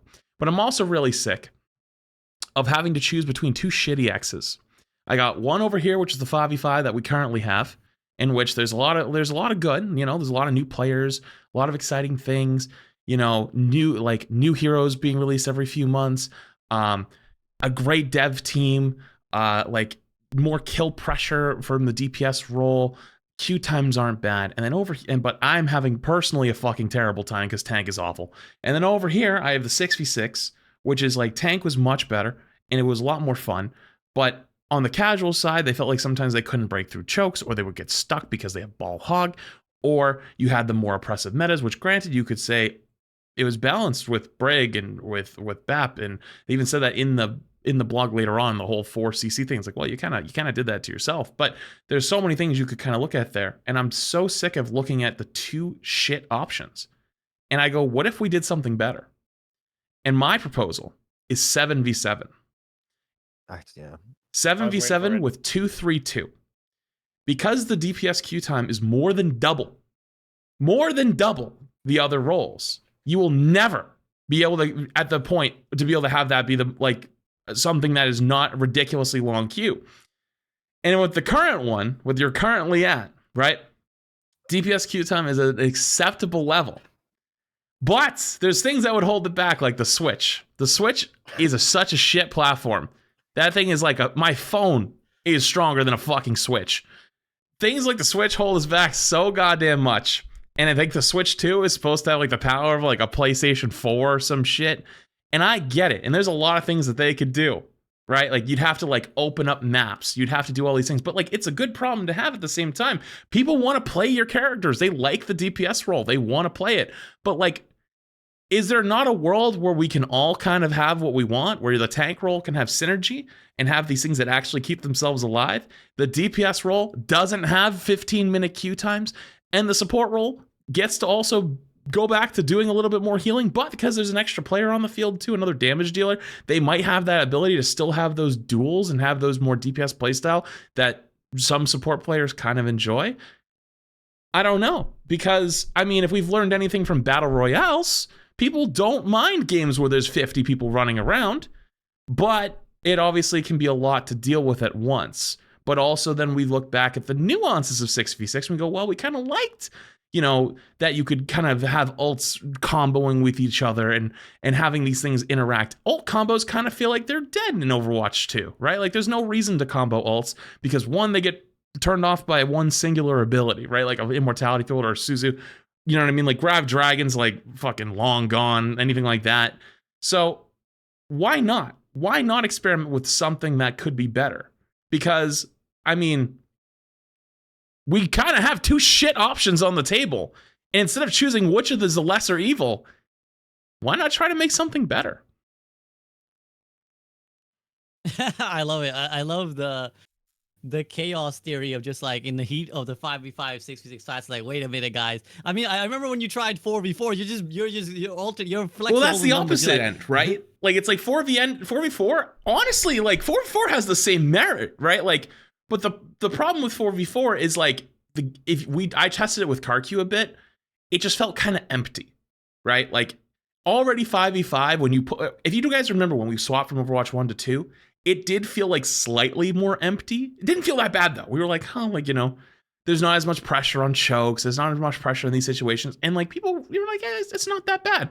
4v4 seemed too far in the extreme though, right? And so my line of reasoning here is we went from 6v6, which was like quote unquote like the preferred number when the game was made, right? Like Aaron, when like Overwatch 2 was in development, was like we were trying to figure out the amount of players we should put on each team, and the number was 6, right? And the reason they chose 6 was enough to have impact on the game without, like, you'd have enough individual impact, but also if you weren't having the best day, you wouldn't instantly throw the game for your team, right? Like it was a nice middle ground.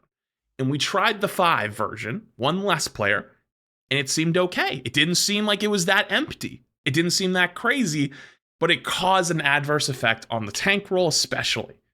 What if we went the opposite direction and added a player, but added in the role with the highest queues to offset that longer queue time? Because theoretically, it would be a 50% decrease, right? Because like adding an extra player, you cut down on that and make it more in line with the other roles, while also giving those other roles more utility to themselves, like in more, especially the tank role, more synergy, more survivability, more things to come together. And you can make an argument at that point that there needs to be a major reduction in both damage and healing, because now you have more players, you can't have everyone doing so much damage and so much burst. So you would have to also bring the numbers down for everyone else, and it would be a good time to reset the damage creep and healing creep that we've had over the years.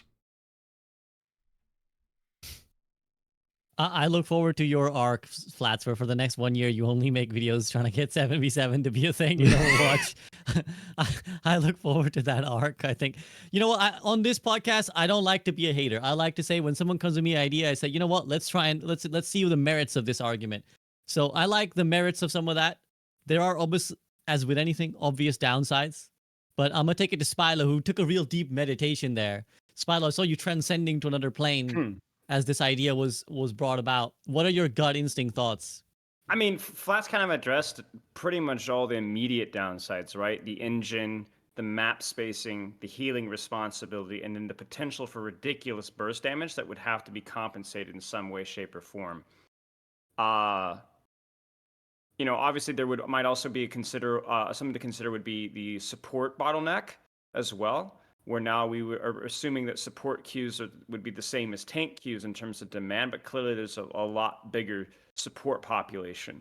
So there's a bit of an issue there, but it definitely, on paper, we would still be better than 6v6, right?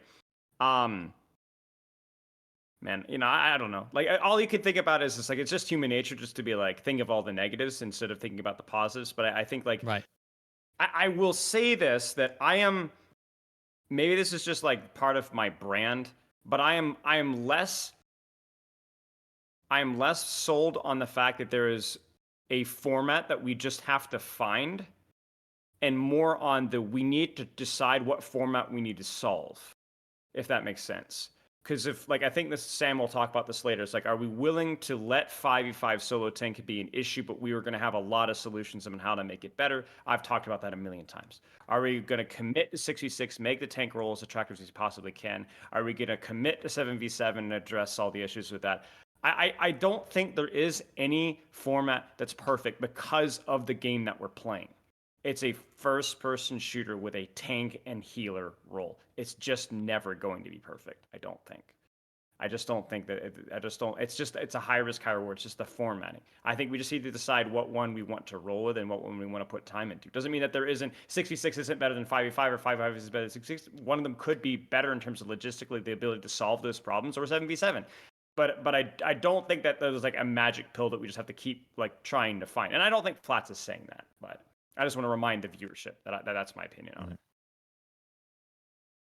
Yeah, I think a really relevant point to bring up. I also just agree with that on a fundamental level, where I'm like, the reason why I'm not so bothered about what format we go is like, at the end of the day, we still got to balance the game afterwards.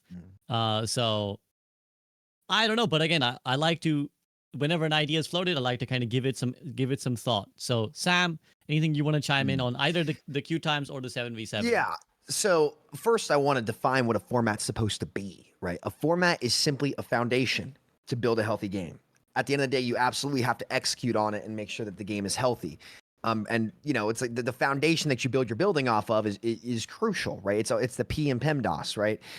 The queue times I'll start with that because I want to get to 77. Someone told me in my chat Flats about that earlier, and I was like, huh. And I thought about it for a minute. Queue times is definitely interesting. I think it's definitely 5v5's like best argument, 100%. I think that's the most, that is the most, in my opinion, compelling thing that has aged well for the 5v5 argument is that, hey, you're getting games faster, especially in a hyper competitive industry. You got to get people in games. Like if the wait time is longer, people won't play. And that's super, super important. And I think anybody that's downplaying that, needs to take a little bit of a reality check on that one. It's super, super important, especially in BR games where the queue times are almost instantaneous, and Marvel Rivals, which will be open queue, are going to have instant queues, though a lot of the problems that come alongside with it. Okay, a couple questions about those stats. Where are they now, too, right? Because at the start of 5v5, but a lot of the complaints about the tank role weren't really there. And I think a lot of tank players who played tank in Overwatch 1 were still probably playing the role. How many of them stuck with the role, right? Especially given when a lot of the criticism about the role is that it's way less fun by a lot of different people.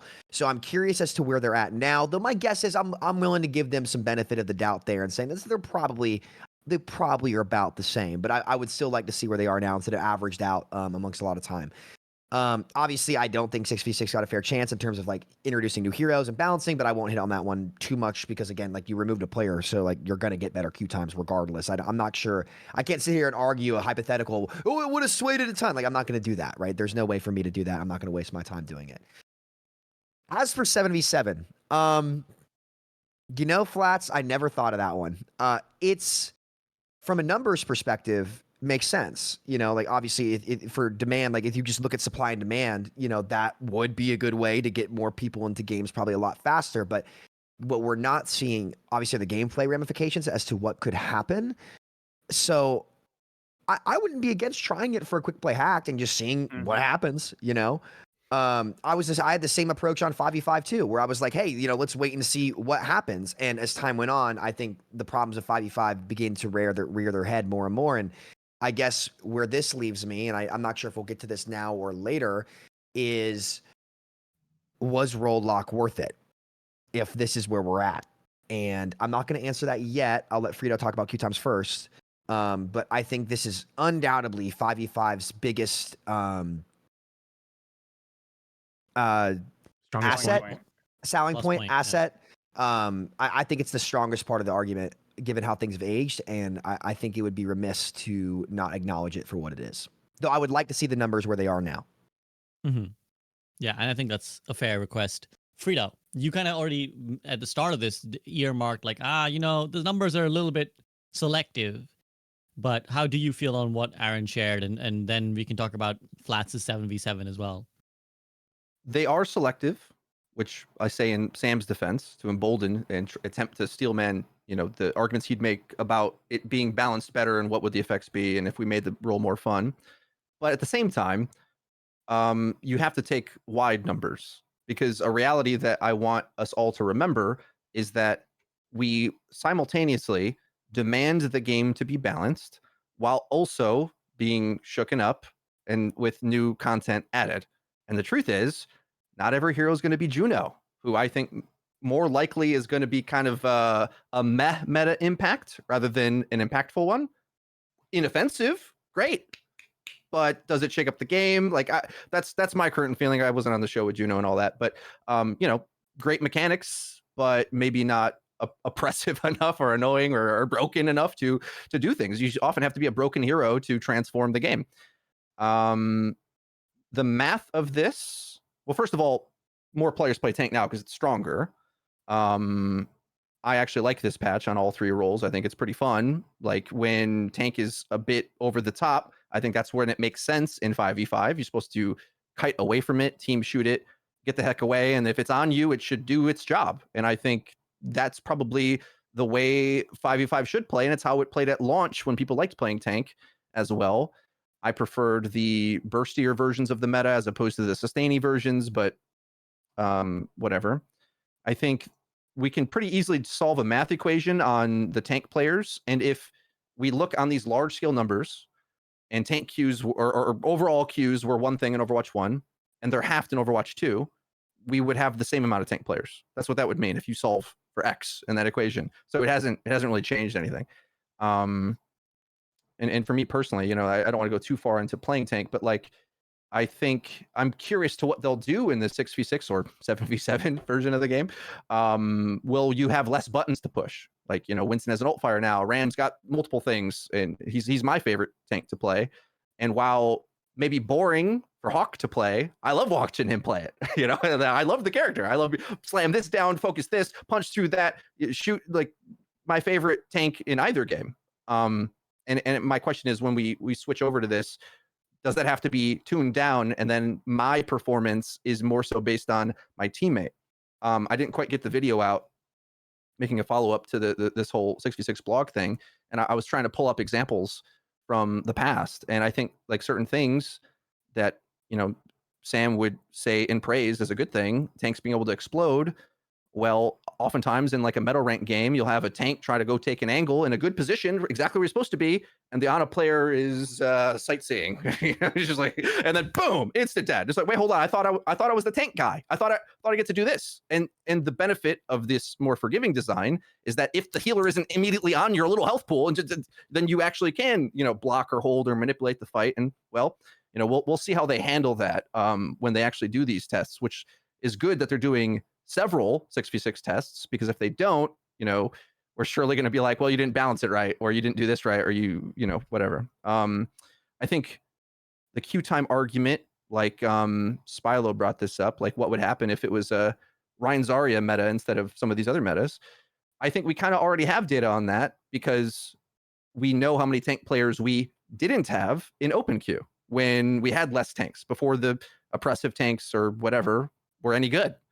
So we didn't have tank players then when those heroes were the baseline meta of what you wanted on your team.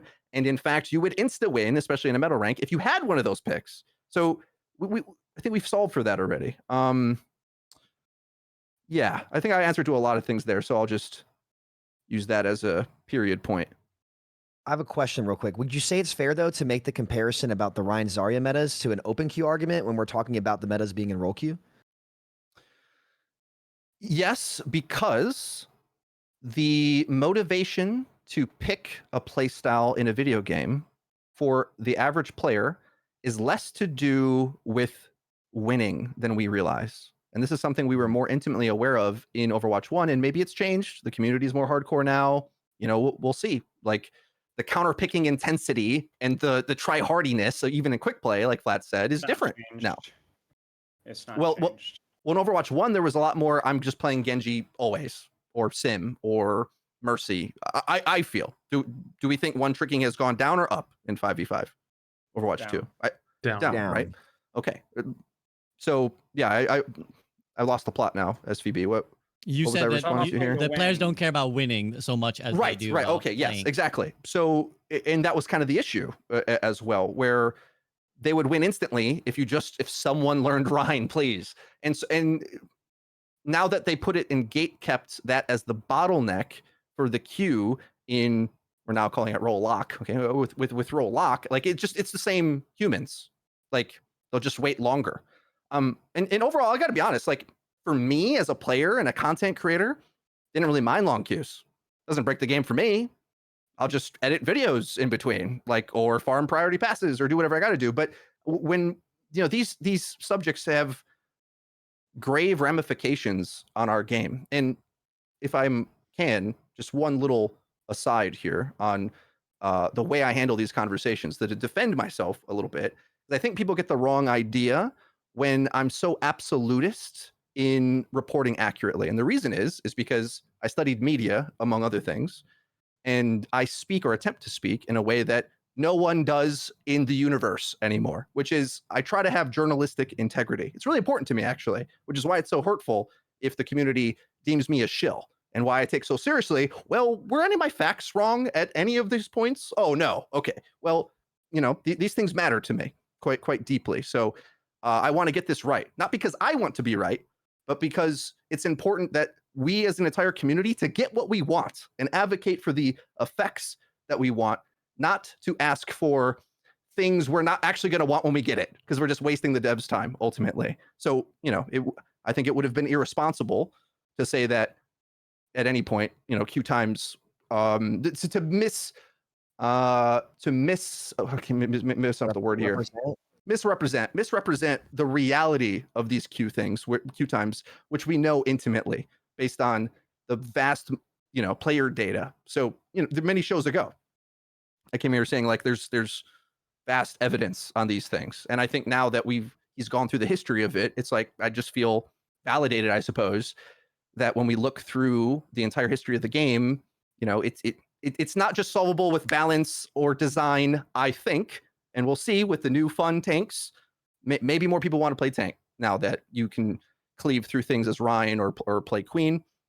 I'm optimistic because the designs are more fun, but I don't want to lose all the cool things I get to do on my own as a 5v5 tank if we go to 6v6 or 7v7. Like I like the mechanics. Doom is outrageous as a hero in Overwatch 2. We never had any tank similar to Doom. He's nuts, dude. Power punch, boom, it's the kill. This shotgun damage up top. I'm flying through the sky.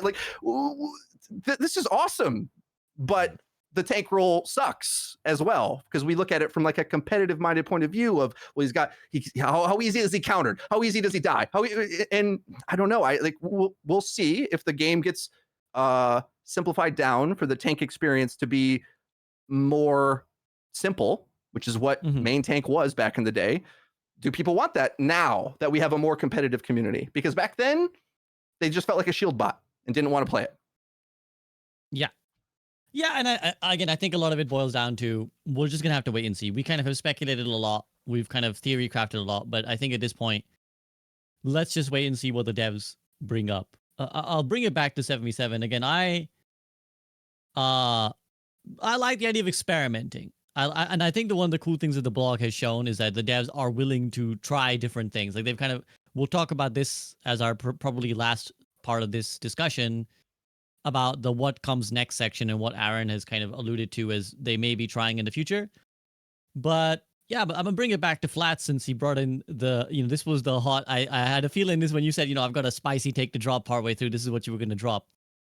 But do you kind of how realistically do you want to see this experiment with? Are you kind of just saying a little bit tongue in cheek or 7v7, or are you I want to experiment with all kinds of formats, whether that's 7v7, whether that's 5v5. I kind of want to see different versions of Overwatch. Try it out. No, I'm dead fucking serious, but in a way that I want to be clear. Something we talked about in the last podcast, right? Overwatch long term, if it continues the trajectory it's on, is fucking cooked. Long term. There's nothing to look forward to. Nobody gives a fuck. Its reputation right now is beyond repair, even though, in a lot of ways, they've done a lot of good for the game. And they've actually made a lot of great changes, whether that's through monetization, whether that's through balance, whether that's through customization options, whatever it might be. The stain of Overwatch 2 is immense, and it got worse with the cancellation of PvE, because that was the whole point of the whole game. And you're never going to escape Overwatch 1.1. You're never going to escape what Overwatch 2 is originally supposed to be. And how do you break through all of that? The only way you break through all of that is something that's so radical, something that's so big that it actually gets people's attention and gets them to want to even pick up the game again. Because we're at this point, and I made the same reference to you before, but I think it was either you, SVB, or Spyla's analogy better, where you just pick up a handful of sand, and we're all holding the sand really tight, but it doesn't matter because it's going to keep slipping. Like, the only way it changes is if you grab a new handful of sand or add another handful of sand. You're holding both. And I think that 6v6 will do that more than anything else right now, no matter what, period. That's why when I was walking into that blog, I thought I was going to walk out a 6v6er, because I knew that even though I think the game is better, not balanced, because tank fucking blows, but overall better today than it has been almost ever in history, it won't matter because people don't give a shit. And it's not the shiny new toy on the block, and it's not going to get people's attention, and people don't give a fuck. Even though people are dying for a new FPS game to play. Apex is on the decline. People complain about Fortnite all day long. All my Valorant friend creators are either not playing or complain about their game, even though they don't probably know how good they have it. CS will just live on for forever, but a lot of people think CS was better than CS2. Like, Marvel Rivals right now is the new shiny new thing in a lot of people's eyes, but there's also a lot of skepticism for it as well. And some people don't like it. Some people think it's the fucking greatest new thing. I think it's a little bit worrying that the people that think, oh, this is the next hit thing, 100%. Dude, it's been like a week. And even the alpha was like, oh, it's only a couple weeks. Like, you got so much more time before that hits the market. Like, you know, what happens like when it actually hits and it's like, oh, the monetization system's awful and the reward systems are terrible. And then once you start trying to play competitive for 6 months, like, oh man, shit starts going downhill quick. And it's like, well, they could just do stuff from Overwatch. Or what if they refuse to talk? Because I don't know if you guys have ever worked with Marvel Rivals at all or even tried to, but I've heard their communication, even with their streamers and stuff like that, is fucking terrible. And I don't know if you know anything about the whole drop situation they have going on right now, but it's fucking terrible. They are not the god. Oh, do you not know about the botting of the codes and all that shit? There's only like a limited number of codes, and the keys only refresh at 8 p.m. EST every day. And you have like botting them? Oh yeah, last night I literally had a countdown on my screen for like when it refreshes, and within 2 minutes people were trying to redeem their drop codes, and it was straight up, the website was fully crashed. They have go look at their Twitter. There's a whole tweet about it. They actually started running a giveaway for more codes when that happened, and it's just is that what full. That was? Oh yeah, it's full of people replying. Man, they closed their Reddit, they closed their Discord. They are not having a great time over there. They are not the fucking perfect savior of anything. And Overwatch is the same problem. Even though today it's a lot better than where it was, my personal prediction to you guys was, if there's nothing big in the next couple of years, like, it's just, my fear is it goes into maintenance mode. Because like, if it goes into maintenance mode, you keep all your hardcore players, you just fucking pump out balance patches for them, and you pump out endless battle passes. And it's right now, in this current moment, is an endless battle pass simulator. And like Frito talked about earlier, it was like, you know, with either Overwatch feeling samey, or like, this is the Overwatch experience that you kind of like want, or like, you know, historically this is like what has worked better. Most gamers don't give a fuck. Like, they want something fun to play, and they need something that gets their attention, something that's shiny and new. And 6v6 is that thing, because it would reignite a lot of people's nostalgia watch and be like, oh my god, I can go back and, you know, work with my other tank. And if it actually was balanced well, and it was like, and they had good content come out at the same time, and they dropped a fucking cinematic or two with it, holy shit, they could take back over for another 6 or 7 months easily. But do I trust their marketing team to do that? Absolutely not. They're fucking asleep at the wheel. And that's why I thought walking in I was going to be a 6v6er. And so to allude to the point of like what you asked me of like, am I serious about 7v7? I am serious about 7v7, because I know that it's not physically possible right now. And it was kind of like alluded to that there would be potential performance issues in Overwatch, and I'm sure we're going to get there in the blog, right? There would be performance potential issues even in the 6v6. What about a 7v7? Hell fucking no. And my original jump, which is what I alluded to at the beginning of the whole Switch thing, was the Switch is probably the thing that holds it back more than anything else, because that platform fucking blows. So you would have to drop support for that. And do you see the corporate people at the top of Overwatch and Blizzard dropping support for a platform and losing money? No, they're not that fucking smart. They don't see the potential future, benefits of it. They're like, no, we lose this platform, we'll lose X percentage of our sales of battle passes and skins. That's unacceptable. We can't do that. It's always going to be gatekept. So the reason I bring it up now is because even if we decide to go 6v6, say in a year from now, let's say the tests go well and we decide to go for it, it's only going to last about a year, best. Then people are going to be sick of it again, because all the same problems are going to rear their fucking heads, and it's going to be the queue times, or it's going to be the synergies are oppressive, or they feel like their tanks aren't doing anything. It's going to, we've been here. We're not crazy. We're not insane. We fucking been here. And so the idea of 7v7 is I want to give you the idea now. So you got a year and a half or more of a head start if you want to start testing that and make it a feasible possibility. Because the only thing that would actually get the general gaming community's attention at this moment is 6v6. And if they decided to implement it, let's say it goes well, it'll be great for a few months if they really market it and they really go all in on it, but it won't last. And what do you do after that? And that's how you plan for the future, not just for the next 6 months. Because if Overwatch and Blizzard has taught us anything, is they're really good at tanking their products for short-term gains instead of planning for the future of long-term sustainability. Yeah, I mean, I like the future planning, man. I like that you're already thinking the next step ahead. Or we go 6, then we go 7, then we go down to 4. Let's switch it up again, guys. Let's go back Overwatch down 3. to 4. I'm honestly down to go 4. Like, if you want to go 4, fuck it, let's go 4. I just think it'll be more boring, but like that's just my personal take. You could do like the arena mode that Apex had or whatever. Hey, what happened to my Overwatch BR idea from years ago, guys? Yeah, Come you've on, been. let's do some I'm of that. surprised you. BR's yeah, dying, I'm isn't surprised it? Yeah, well, not that's now. BR dead, So Kind of too late. So, exactly. You know what we should Maybe do, Overwatch can guys? save. What if there was like a highly replayable like PvE like Borderlands that we made? Oh What no! if we did that? Stop! Hey, Borderlands is coming, dude. It's coming. Look, I'm waiting. There's ways we can kick the dead horse, but that's just like stabbing the dead horse. So let's just leave that boy alone. Let's then. We kind of discussed this on the last call as well, Flats. I think we're of a like mind that like the game needs changes. We have felt this way for a while. The game needs constant refreshing.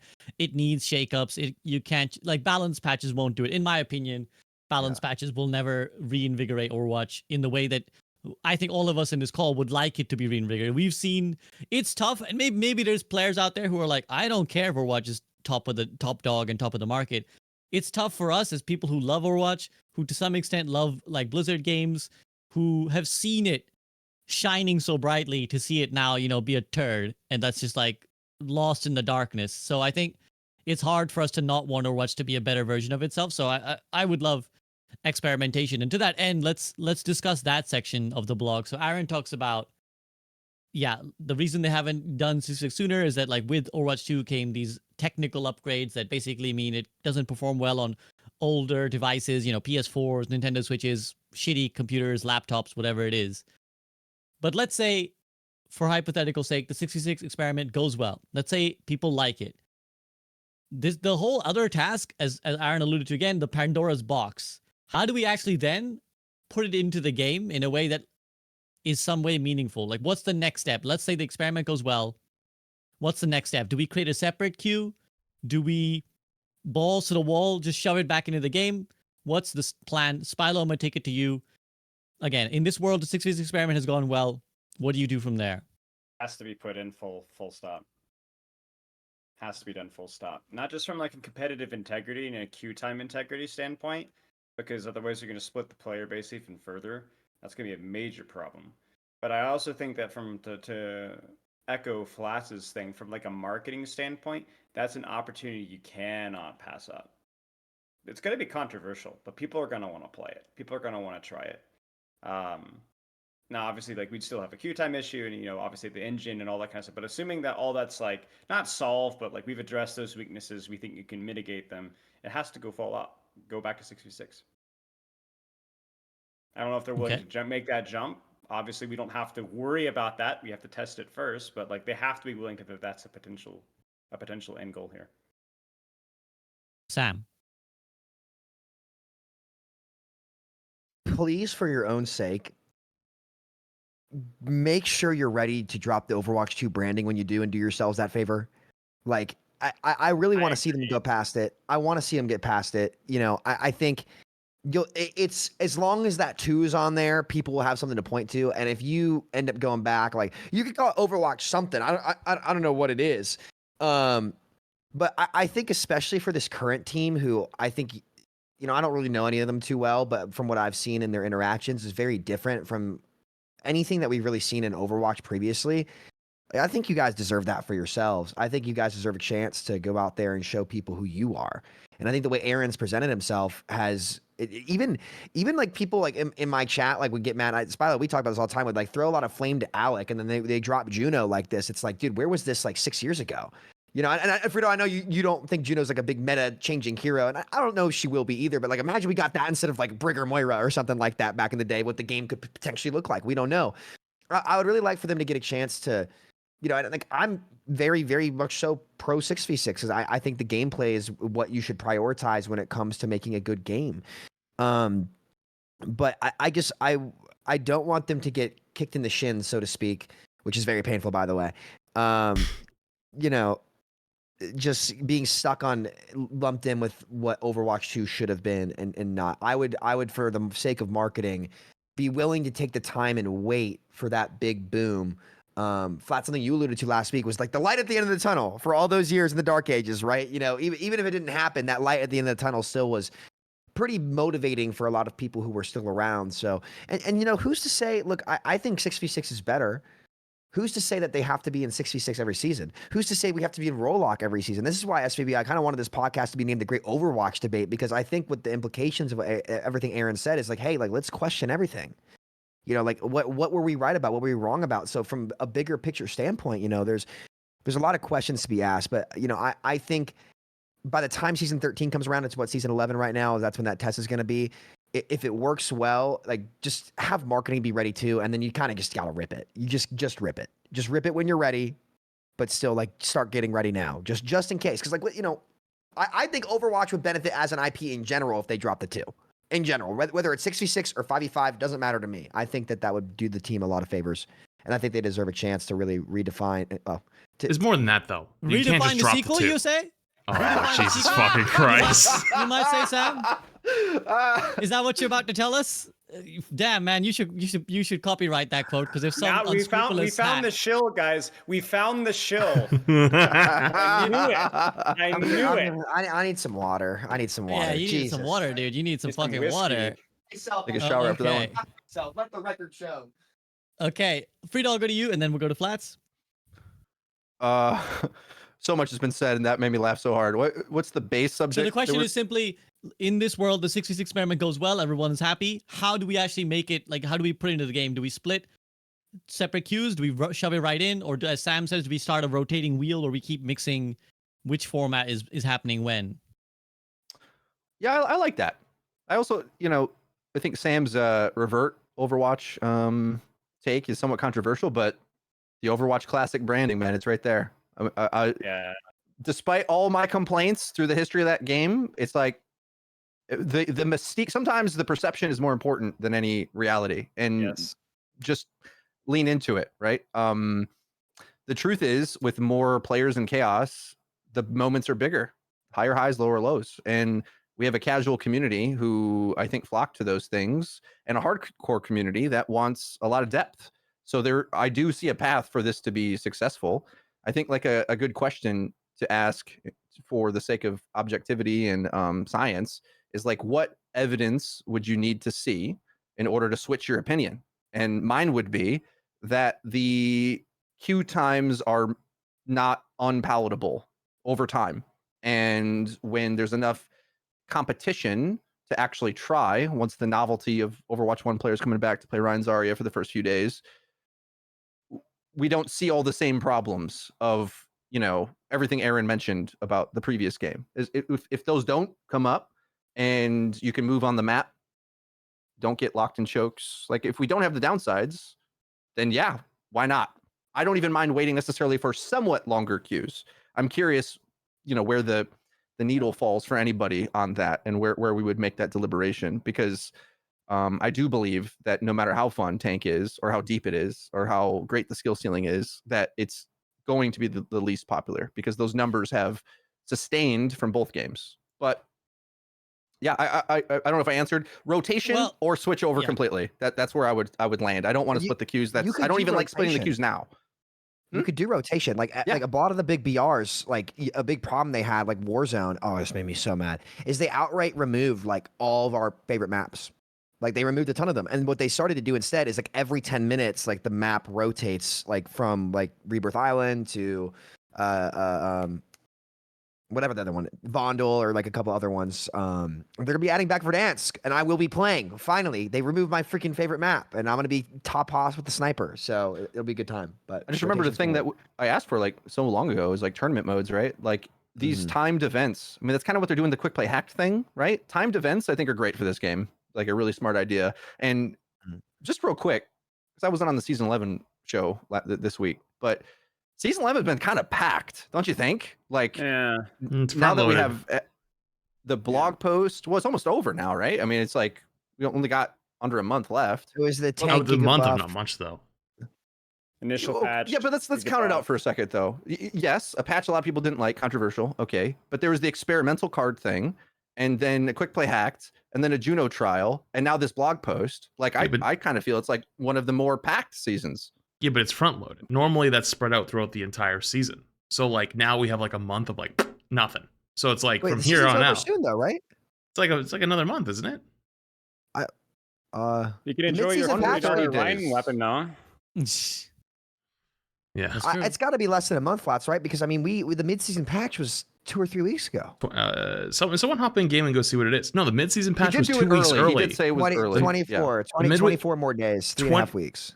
So wait, it's the 24th or 24 more days? 24 more days. 24 more days. 24 more days is a little more than 3 weeks. Like it's front load. Okay, so everything got compressed to the front because the mid-season patch was only 2 weeks into the season. So it's the same amount of content as we always get. It just feels like more because it's faster, and then nothing for a few weeks.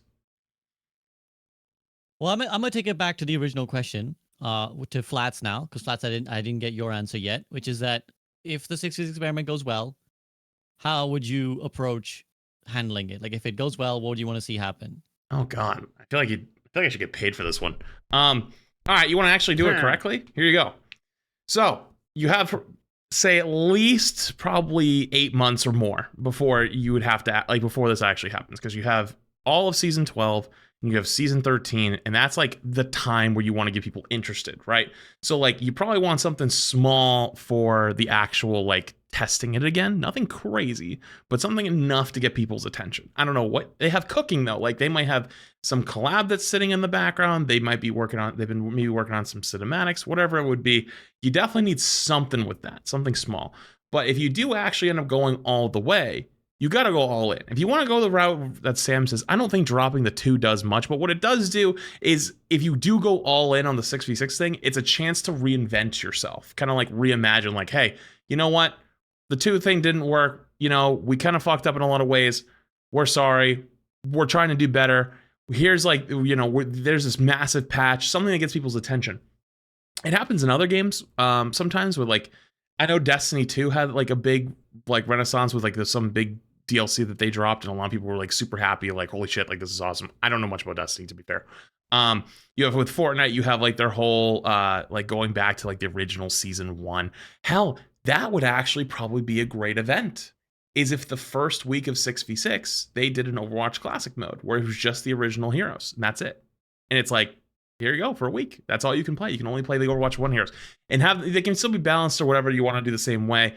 And that way you do a timed event in game, and then you could even launch that with some types of cinematics or some way to actually start rebuilding your world, start rebuilding your universe, because you have all these new heroes that nobody gives a fuck about. Like, quite frankly, like, yeah, like they have like small niche communities that love them, but like they don't hit the same way as original Rhine, original Genji, original Diva. Can you imagine original Bastion. cinematic where it's like there's a 5-man crew of like Zarya and 2 DPS and 2 supports, and they're like struggling on this mission. Yeah.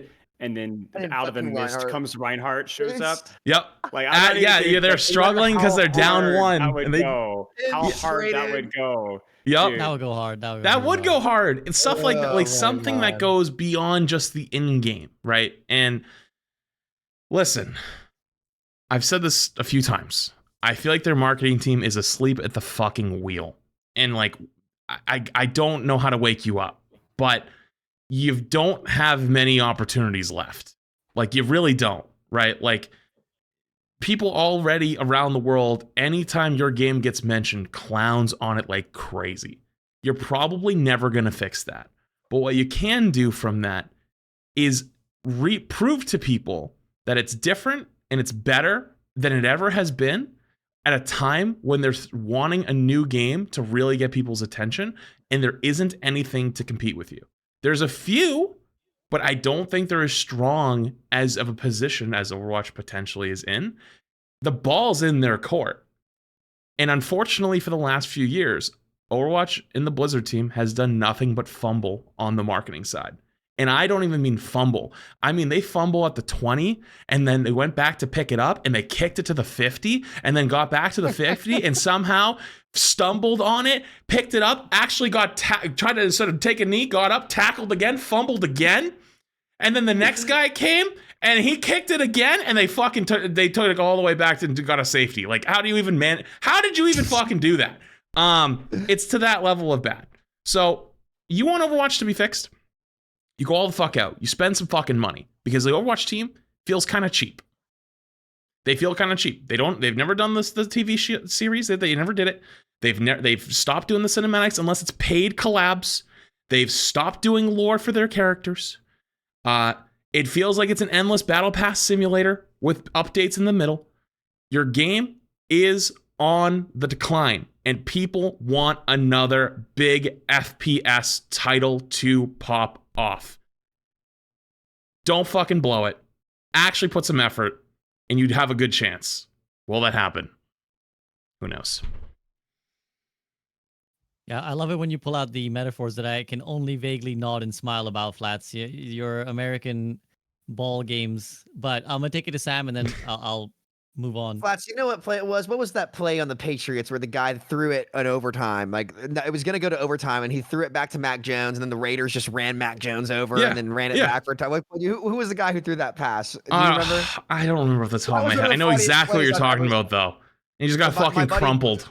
Yeah, my buddy Blake, who's a big Patriots fan, Ryan player too. You'd love the guy. I was in Discord with him when it happened. He was just screaming at his TV. So funny. But to add on to your point, it's not about like convincing people out there to not clown on Overwatch. It's how do you play the field, right? Because why do they like to clown on Overwatch? They like to clown on Overwatch because everyone received Overwatch 1 so well. So that's all the more reason to do that marketing that you're kind of talking about, being like, hey, like, just let's if you decide to go back, that's what you want to do. It's like, how do you play the field? You can actually kind of augment that discomfort around Overwatch 2 to like a positive and say, hey, like, we're going back. And that's the question. I think I've said this for a while now about what they should look to do is like, you don't have to like necessarily change these people's mind about Overwatch 2. It's like, how can you play the field and play like their own, like, it's almost reverse psychology, right? Where it's like, whatever it may be. But I think that's on the money. And, I hope to see it work out with regardless of what direction they go. And I'm still, if things change with 5v5, I'm still open to changing my opinion as well. I just don't see any possible way for that to happen. And I hope that either way, if they try rotations or do whatever, that they find a way to keep the game interesting and maintain good hero identities that make people want to play this game, Yeah. I mean, again, in the interest of running down the path with ideas, again, the clearest parallel is just WoW Classic, right? It's like it gave them a chance to redo it, but also slightly tweak the mistakes they made. Like on the one hand, it was like, you guys like the original game.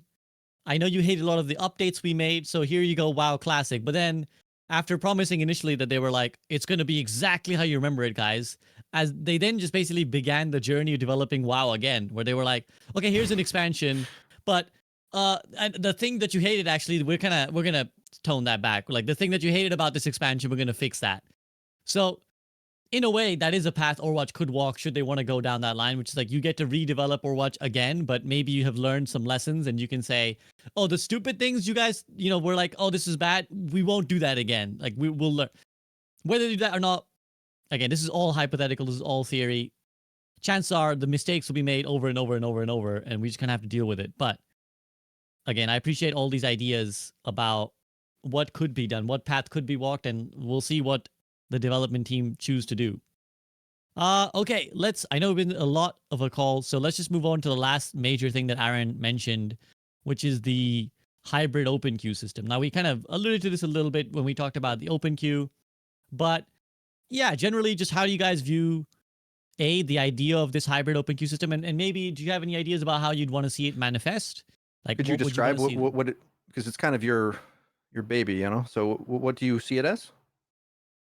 Well, I mean, it really depends on what Aaron means. So in my version, or the idea that I've kind of floated out, I will confess that I've not fully ironed this out. Like I've not, because I don't care enough. I haven't like solidified, like this is how it should exactly work. But essentially what I like the idea of is a open queue, but with a 2-hero limit. So no more than 2 role limits. So no more than 2 role can be picked. Players can flex between the roles. So let's say, opening screen starts. There's obviously pros and cons. Let's say opening screen starts. 2 people pick DPS. Okay, now DPS is locked out. You got to pick support or tank. Okay, 2 people pick, 1 person picks tank, 1person picks support. You're left. So there is a problem of the last player picking has no agency in that sense. You can get around that by having a flex role. I've seen the idea of a flex role be posited. Like, okay, you have 4 players who have set queued and then 1 player who's flex queuing. You can have, there's lots of ways to figure out a system that, like, you can have what Sam alluded to earlier, where it's like a softer role lock. You can have like, you're preferring a role. Like maybe you write your preferences down and the matchmaker doesn't give you your first preference, but it gives you your second preference.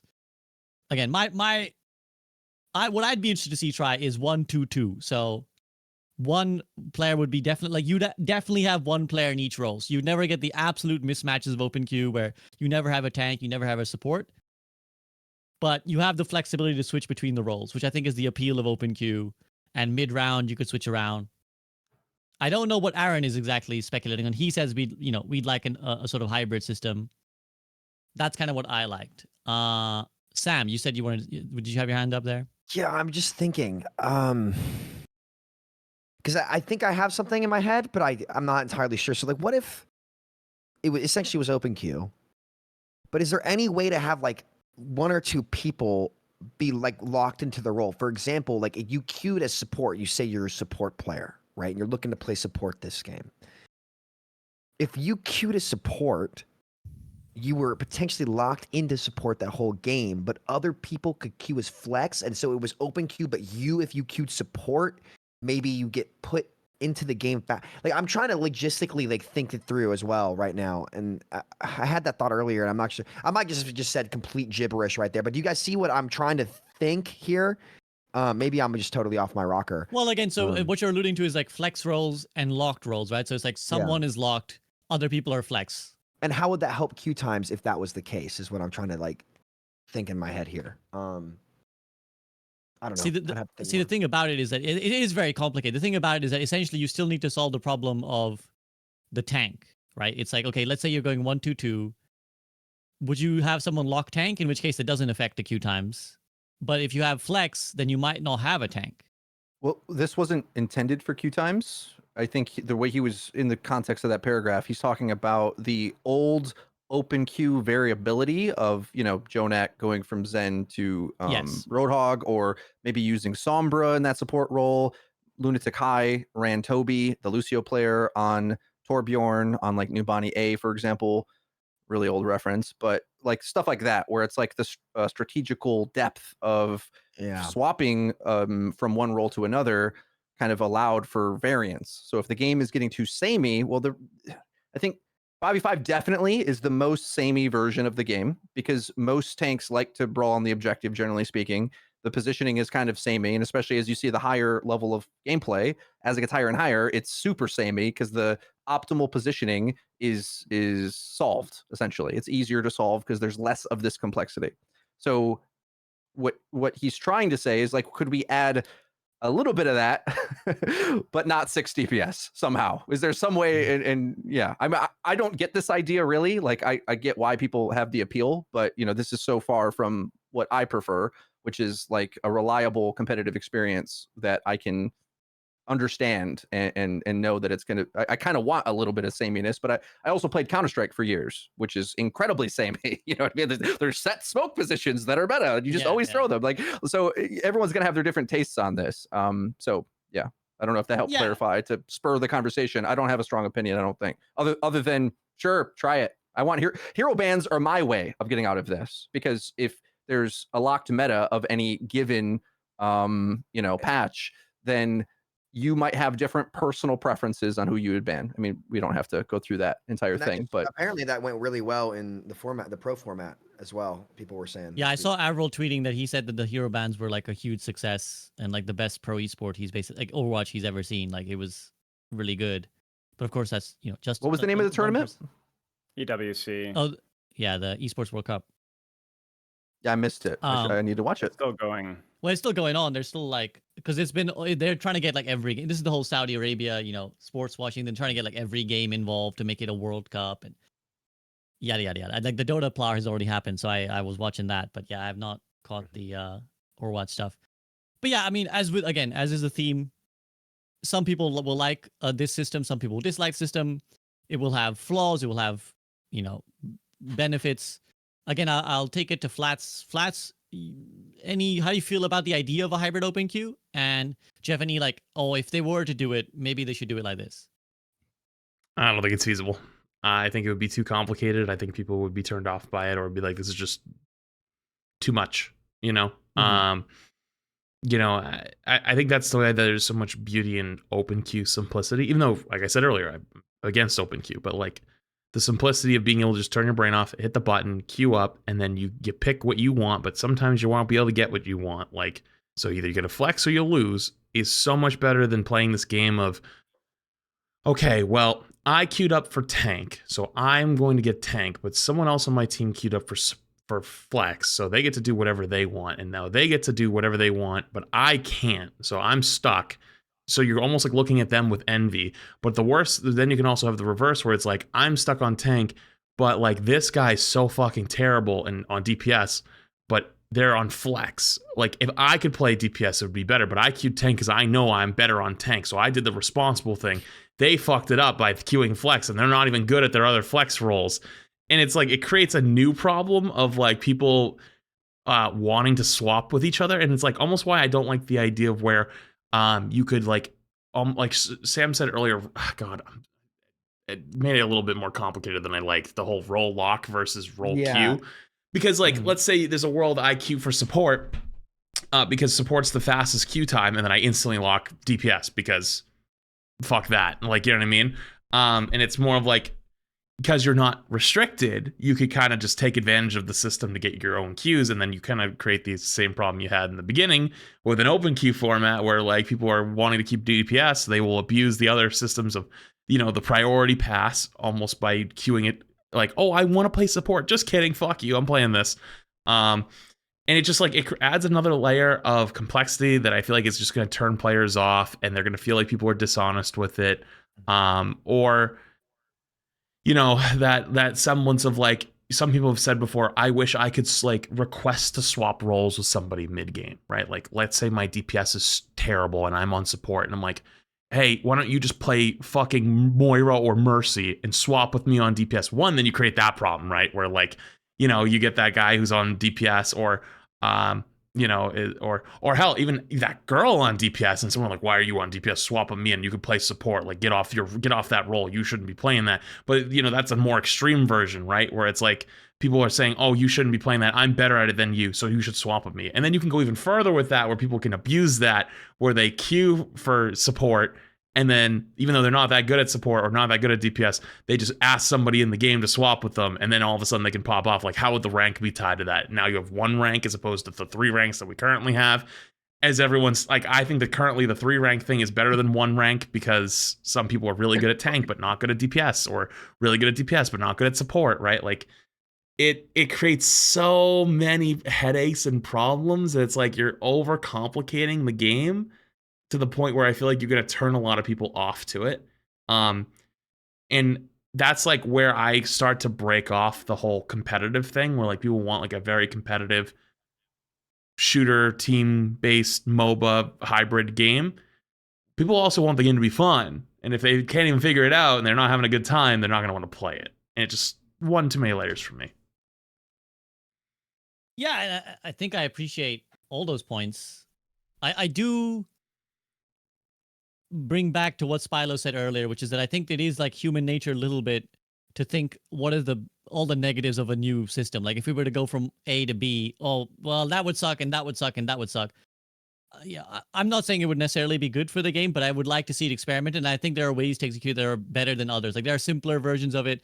I quite still think that the version I propose would be interesting to try. Again, I think there are definite downsides. Like the biggest one that I have is like you get like the last person picking just gets stuck on whatever, like in the system that I'm proposing, where it's like you can pick anything and it like gets narrowed down. The last person's gonna be like, oh, I didn't want to play tank, but you're making me play tank. So like any version will suck.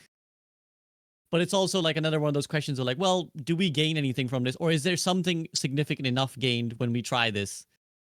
To that end, Spilo, obviously we know the negatives. Is there any version that would be more palatable to you, or is there appeal to you that you could see the hybrid open queue? Like, what would you like to see the team try out? I'm not gonna lie. In regards to a lot of the suggestions that you've like what we're talking about with the queue, I have not put any thought into it at all. So I don't feel like comfortable saying anything, frankly. That's fair, and I respect that. Like, that's I think a good stance to take. Flats Yeah, I mean, brought up the toxicity, and I think this is another pro for 5v5 because luckily we only have to have toxic attitudes towards one player. Just everyone's toxic towards the tank. We can all agree it's always the tank's fault. I say we let tank be a sunk cost and just type MTD every game. like like the April Fools when the GG messages get replaced, it just GG becomes MTD. Oh, but they should do that. Yeah. just to troll people a little bit. Oh, that'd be so toxic. Jesus. Oh my goodness. Okay, well, this has been a behemoth blog and a behemoth discussion on the behemoth blog.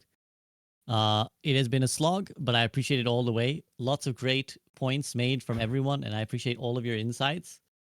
Let's go to concluding thoughts. I don't even know where to what question to ask you. There's so many different strands of like what we could reflect on. But yeah, I guess just like what is for you the most important part of the blog that you want to reflect on and take away? Like if it's like, oh, the most important part for me is that like I'm glad they're trying 66 and I look forward to the experiment. The most important part for me is that like I just like the idea that they're willing to try different things and I look forward to seeing them try things. Or maybe it's like actually the most important part of the blog for me was the queue time thing. It's pretty solidified for me that I just think we want a game where the queue times are easier. So concluding thoughts, I'm gonna take it to Spilo first. Spilo, give me some thoughts on this. Two things. One, the experimentation only gets you so far if you do not learn the lesson from the experiment. And I think we've talked about some of the pain points with 6v6 in terms of the ult combos, struggle with breaking chokes, and so on. But I also want to have confidence that they understand the pain points of 5v5, because otherwise we're not going to really make the right decision with the information. You could try everything, but if you're not learning the right lessons, and so going back to my initial nitpick with this blog, the attention, I mean, I have to check the Spilo bingo, right? The psychology of the solo tank is still an issue. You have this big unkillable target, and going back to what Frito and Smito were talking about, you have this OP individual that still feels bad because everybody focuses the solo tank. And that has to be addressed if we're going to move forward with 5v5. If we're going to move forward with 66, we have to address map design. We have to address mitigation stacking. We have to address the fact that there's such a wide variance in tank utility from something like a D.Va Zarya, who are going to feel amazing in 6v6 versus a Roadhog, right? So whatever we have to test, we have to make sure that the quality of the test is appropriate by learning the right lessons from whatever we test. And then moving off of that into one other thing, there's a lot of discussion throughout the entire developer blog about taking feedback. There's even been some talks about, like, I don't know if you guys have heard, I haven't gotten any yet, but the post-game surveys, right? That's a hugely underrated tool that we haven't been talked about a lot because it's not very sexy, but it's extremely important because we need to learn two lessons. One, We need to remove the worst case scenarios. In fact, I actually think, I don't know how the system is right now. I want to say it was like bad, neutral, or good, something like that. But there actually, I think, should be 4 rankings. I think there should be the terrible. And I think that those are the things that we need to be looking at. Like, we need to go into that game and what were the characters picked? What was the map played? Was there a lever? Okay, when we have a lever, what map type? I had Gavin Winter in my chat yesterday. He was saying that King of the Hill has the highest lever ratio. That kind of stuff is really informative and really useful, right? Moira players, let's say, tend to rate their matches good, but if you have a Moira on your team, the worst option is selected 10 times more often than with an Ana. Like, there's so much information you can pull from that, from the worst case scenario. And then the last thing is that we actually need to be not just looking about the bad things, because we all have a bias of looking at those bad things, even as developers. You need to look at when the games are rated as good, why? What was the map?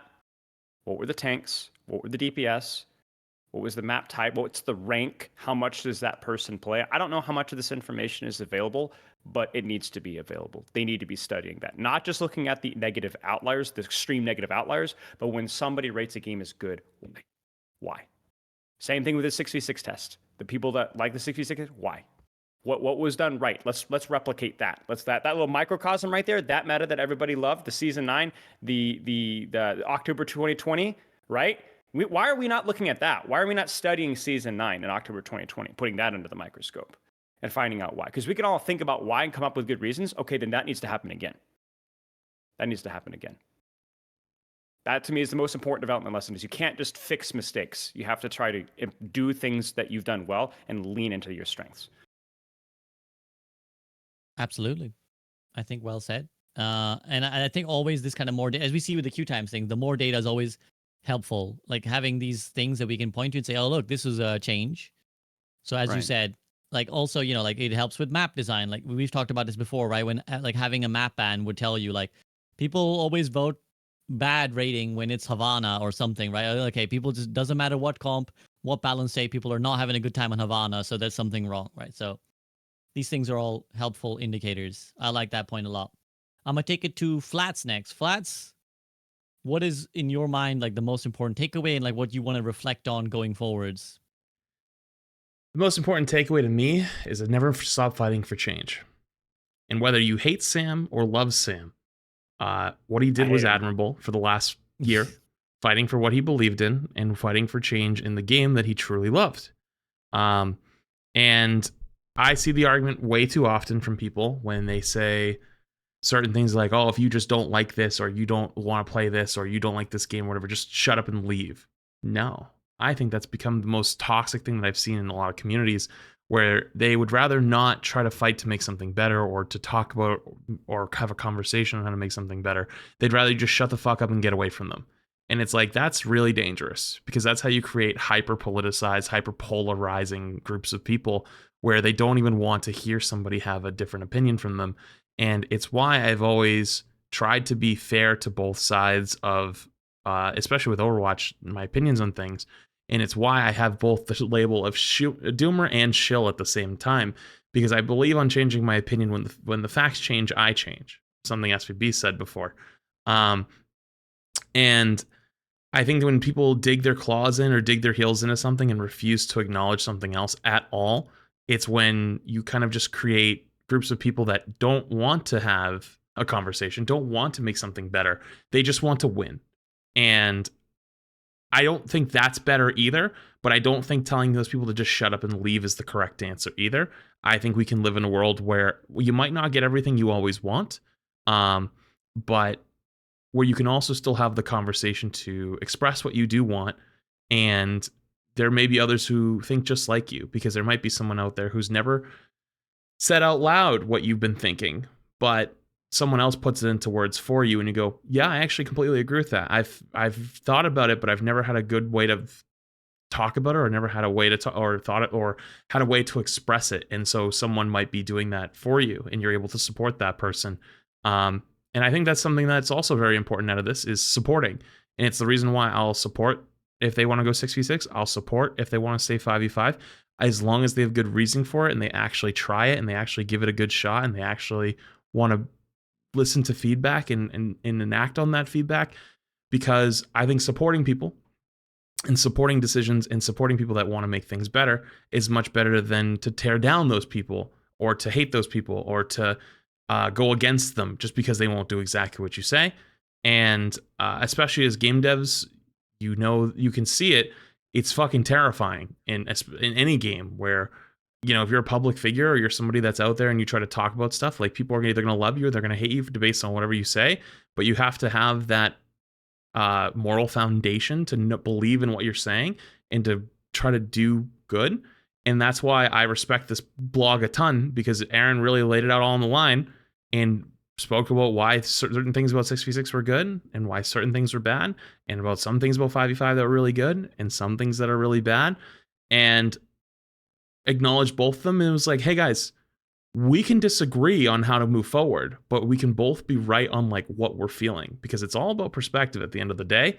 And that's okay, because as long as everybody is in good faith trying to make something better, I think even if we disagree on the way we get there, that's how we make things better. Because if we all sat in the same room and agreed on the same thing all at the same time, we would have something called groupthink, and that's how you have really big disasters happen. Because I think Blizzard at the higher level years ago used to have groupthink. And groupthink, if you don't know what that is basically a bunch of people who are basically yes-manning each other in a room and don't ever challenge something, whether because they actually believe that the idea that they're all following is correct, or because they're too afraid to speak up and say something because they don't want to be ridiculed, fired, demoted, whatever it might be. And it's why I always try to surround myself with people that will challenge me on my opinions, even if I think that they might be wrong. I would rather be challenged and have to explain why I think I'm right, and maybe even find gaps in my reasoning to that I could go, shit, maybe I actually am not right, as opposed to having someone sit there and go, nope, yep, you're totally right. You're always right. Nothing's wrong there. I'd rather that, because I learn more and I grow more as a person. And I think hopefully we grow as a community after this. Wise words, man. Wise words. Man after my heart, using the Keynes quote. And here's another one I think which summarizes accurately what you just described. Never accept the world as it appears to be. Always dare to see it for what it could be. I hope you do the same. Aaron, Jeff Kaplan's last words to us as he left the position of director of Overwatch. So relevant once more as he comes through. Frida, okay, hang on. I'm so sorry. Next. I have to stop for a second. How many cups do you have? Spilo has like 8 cups or something. It's been Something's like up. We talked about quietly. Sam doing something earlier. Now it's your turn. Explain. I think that's just part of the mystique, man. If I ever tell no, you, that's another one. Dude, that's a big cup. He's gone through like 5 different cups throughout this podcast. No, I've been noticing. There's some with 2 handles. There's one with like a giant mug. There's one I don't know with what you guys handle. are talking about. Stop! You guys are gaslighting me, I think. There's nothing in them. Go through this VOD, and I'm gonna go back and find screenshots of every single cup. Don't test me. It wouldn't be hard. It wouldn't be hard. Someone in chat has already done it. He's trolling us. He's 5 gifteds. 5 gifteds for each mug. Frida, your takeaways and what your kind of look to the future is, post this blog. I think they're too gun shy to talk about these things. On one hand, this is a far way away, but they waited way too long to come out with some of these, because other than, he said, she said, the community comes up with their own memory of how these things played out, or it's tough to feel like in Overwatch 1, when you had a queue time, you just tabbed out of the game. So you're not going to remember it as clearly for how bad it was, basically. And seeing the numbers definitely helps. And that's, obviously just the reality of some of these things that I hope changes. I hope 6v6 does not have the same problems that it had in the first game.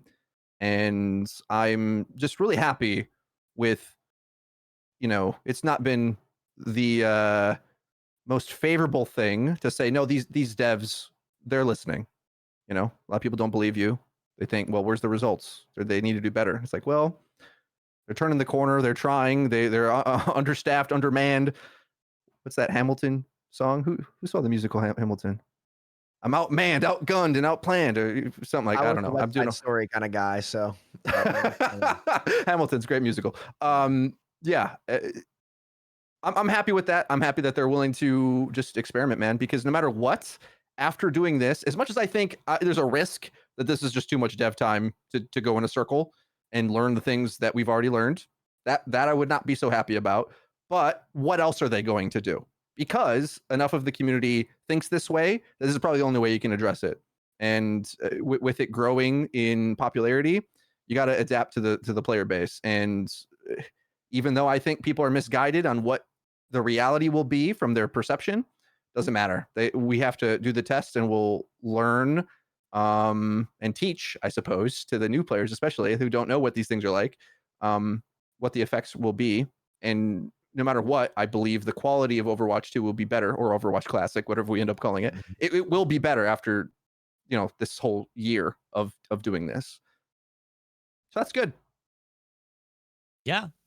I mean, I that's all we can hope for, is that the game improves, that the end product is better, because that's ultimately one goal we can all be united in, as Aaron likes to put at the end of his blogs, let's make a great game. So hopefully that's what we get. Sam, what do you kind of reflect on after all of this? A couple things. One, I don't think it's fair to just say, for me, Flats, fighting the fight. I think my mentality on different opinions in general has always been, I respect those who step in the ring, right? The people that just quit on it, or whatever it may be, I think that goes way beyond me. And I'm just one guy. I don't matter. But I'm prepared to admit that I'm gonna be wrong on one of my two big points. One, I might have to be at the point where I'm on Nathan's train and I'm on the OpenQ train. We're gonna wait and see what happens. But there's a lot of reasons for that. I'm not thrilled about it, but for me, I think it might end up being one or the other, where if like 6v6 roll lock can't work, then I'm not sure if roll lock was worth it in the end. And I guess this is going to be a very interesting experiment to see, because I was very, very adamant about being pro roll queue back in 2019. I was sick of OpenQ. I was sick of a lot of the problems that it had. And, I was convinced that it can be better. And right now, I still do think that the gameplay offering of 6v6 roll lock could be the best. But if they can never find a way to solve queue times in a hyper-competitive industry where competitors are coming out, then you might, if you're going to do roll lock, you might have to do 5v5. And if that's the case, I'm going to have to do a lot of soul searching and thought analysis in general about weighing the scales. And now I'm also excited to do so because, we get to see a science experiment play out right in front of our face, right? With Marvel Rivals coming out, how well it'll do. I think it'll do well enough to be a competitor. To what degree, I have no clue. I will be playing Thor tomorrow. Inting on Thor, rather. Sorry, let me make that clear. Inting on Thor. But there's a lot to learn from all this, man. And I hope that people who have been very, very adamant about wanting 6v6 back can give the credit where it's due and do the right thing. And so at this point, I think a lot of the frustration came from the lack of acknowledgement and kind of how it seemed to come off from Blizzard when talking about this stuff, acting like it kind of seemed like, at least from my perspective, especially with a lot of tweets we saw on Twitter, or different things happening. I'm not going to nitpick them, because at the end of the day, let's leave it under the bridge, water under the bridge. We got to be productive going forward. It just kind of seemed like it was getting written off, and that pissed off a lot of people, including myself, because it's like, hey, I fucking love this game. What the hell are we talking about here? So I hope those people who were super irritated come around and actually practice what you preach. And when the discussion's being important, you take part in it in the right way. And that's on you as a person. And, I think a lot of people have a chance to show their true colors here and show, what side are you really on? And I encourage everybody at home to take the right choice when it's presented in front of you, because it's these, I think there's a lot of different things that define who people are. There's a lot of different moments in life. I think the biggest things are, in the right moment, do you make the right decision consistently and trying to be a part of the solution?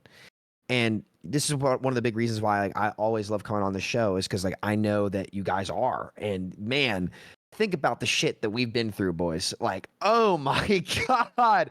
From I remember meeting Frito for the first time, SVB. I remember when he introduced me to your content, he said hey, this SVB guy, he's doing this kind of content, he's pretty cool. And those are fond memories. Flats, first meeting you in 2020, I think, was it that tournament we played in together with Jay and Emong and everybody? Yep. And then Spilo, dude, from the phase 2 days, Salt Shaker, man. I mean, Jesus Christ, that was a team, man. Oh my God. Sometimes it's important to take a look back, and in order to move forward, you got to look back, and that's something that I've like really been trying to do better, I guess, in the past year or so. And it's a growth process, and like ultimately, like I never, like you guys know me, I got the fire in the belly. I never want to get rid of my fire in the belly because I think it's what helps me push myself in a way that I never would have been able to, or I just would be sitting on the sidelines otherwise. And there's definitely things that I wish I could have done differently, and I want to make sure that going forward we can keep getting it right, and that goes for all you guys, So, and I'm grateful to be here. I'm grateful to Aaron and the team for taking the time to just acknowledge it and talk about it and be forward with us. And damn, I hope it works for everybody. I hope it works. That's all I've ever wanted, and I appreciate the effort. And we'll always try to find the right ways to challenge you guys in a healthy way. And if we go too far, smack us down with the fly swatter. And if you go too far, we'll smack you down with fly swatter. And that's what good teammates are for. Learned that in Little League, though we used freaking rat tails and baseball bats and gloves, but a little bit different there. But it's being a part of that team and being a part of the solution matters. And I'm grateful to have that opportunity. So. Absolutely, and I'm grateful for this team. I'm grateful for the squad, for the gang that keeps coming through, that keeps having awesome discussions. And yeah, I always feel like we come away with a lot of like interesting ideas and thoughts thrown about, and I hope that that's always valuable to the community. I hope that keeps being valuable to the community, to just kind of like, hey, I didn't really think about it that way, because I think that's the great thing of having all of us in the call together. Like, as Flats alluded to earlier, like stuff on Twitter sucks. When you're on your own stream, it's like you're only thinking about your own POV. You're only thinking about like what I feel. Whereas when you start like bouncing out those, you're like, oh yeah, that's true. Actually, I didn't really think about that. Or, oh, that's an interesting way of putting it. Like that's cool. So I appreciate the squad for coming through. I do again appreciate Aaron putting this out. I think it's unprecedented, really, for the higher ups in Blizzard to kind of give this level of like, this is what we're feeling, this is what we're thinking, and we know we kind of did this wrong. Was it even the right decision? I think that's another really rare thing for Blizzard to say, is like, we're not even sure if we made the right call with this. We're kind of gone with roll Q and 5v5, but we don't even know if that is the right call or not. So you guys help us out. So hopefully this test will help them out. Hopefully we'll learn either way some lessons about Overwatch, what's good, what's bad, what's better, what's worse. And I look forward to the journey when we get there, guys, and what breaks loose, what demons are released, and what knowledge is gained when those tests finally come through. Until then, to Spilo, Samito, Flats, and Frito, my eternal gratitude for joining me once again, guys. Is there anything you want to say before I let you get going? How long you been doing this show, SVB? I think I tried to find our first episode, and I think it was 3 years ago. 2019. Jesus. I think it was. I mean, I don't remember when we first ever had the episode of the podcast, but like, yeah, the OG squad. I remember it was like, it was called like the Great Save Overwatch Debate, because I think I got all you guys on, because this was Crisis Days Overwatch, when we were like, this shit is in the dumpster. I don't even remember now. It was 2019, 2020. It was on it's on your main channel. It's just why. Yes, it's not it on the is. Group Yes. Up panel. Yeah, it's not on the Group Up podcast. Because I Um, remember, I think the first time I had Flats on the podcast was for one of the first Great Tank Debate. I think that was the first time I had Flats on the podcast. But I can't remember when the first time. Well, I think the first four of us was the Great Save Overwatch Debate, when I wanted your ideas on how the fuck we save dumpster level Overwatch. And here we are now, still coming Still up with trying. ideas. Still 3 years later, still like, you know what? I think we need something different, man. We need to do something. So I appreciate see. that. I appreciate you guys. There is one big takeaway, man. Frick Big Kale, right? That's right. Fuck Big Thank Kale. you. No, frick. Remember, so gotta use the right finger. Remember. Yeah. Frick Big Kale. Frick Big finger Kale, kills guys. Rick. Oh my God. All right, gentlemen. I'm gonna go play some Black Panther. I appreciate y'all's time. Thank you so much, guys. Thank you so much for your time. Have a good one, guys. Cheers, Peace all All out. right, bye. GGs. See you, Bye-bye. fellas. Okay, hold on, I gotta fix all my stuff. Um.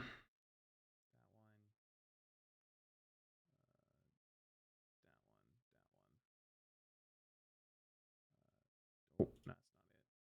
This one. And then I gotta do this.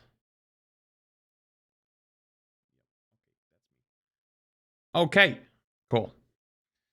All right, that was fucking something. That went way fucking longer than I would have liked. I'm not gonna lie, I was kind of half falling asleep there at one point. But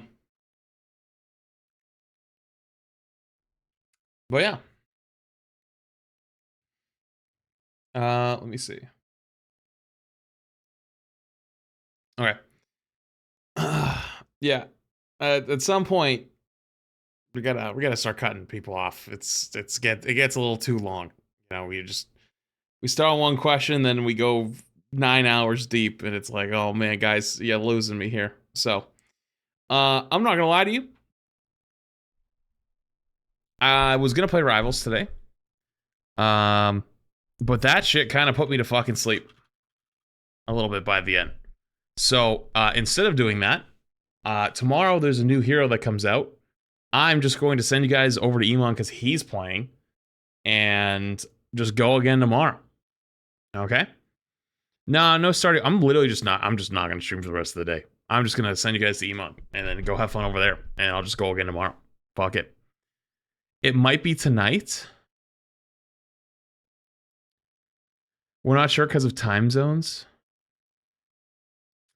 Well, I guess that's fine then. That's fine. All right.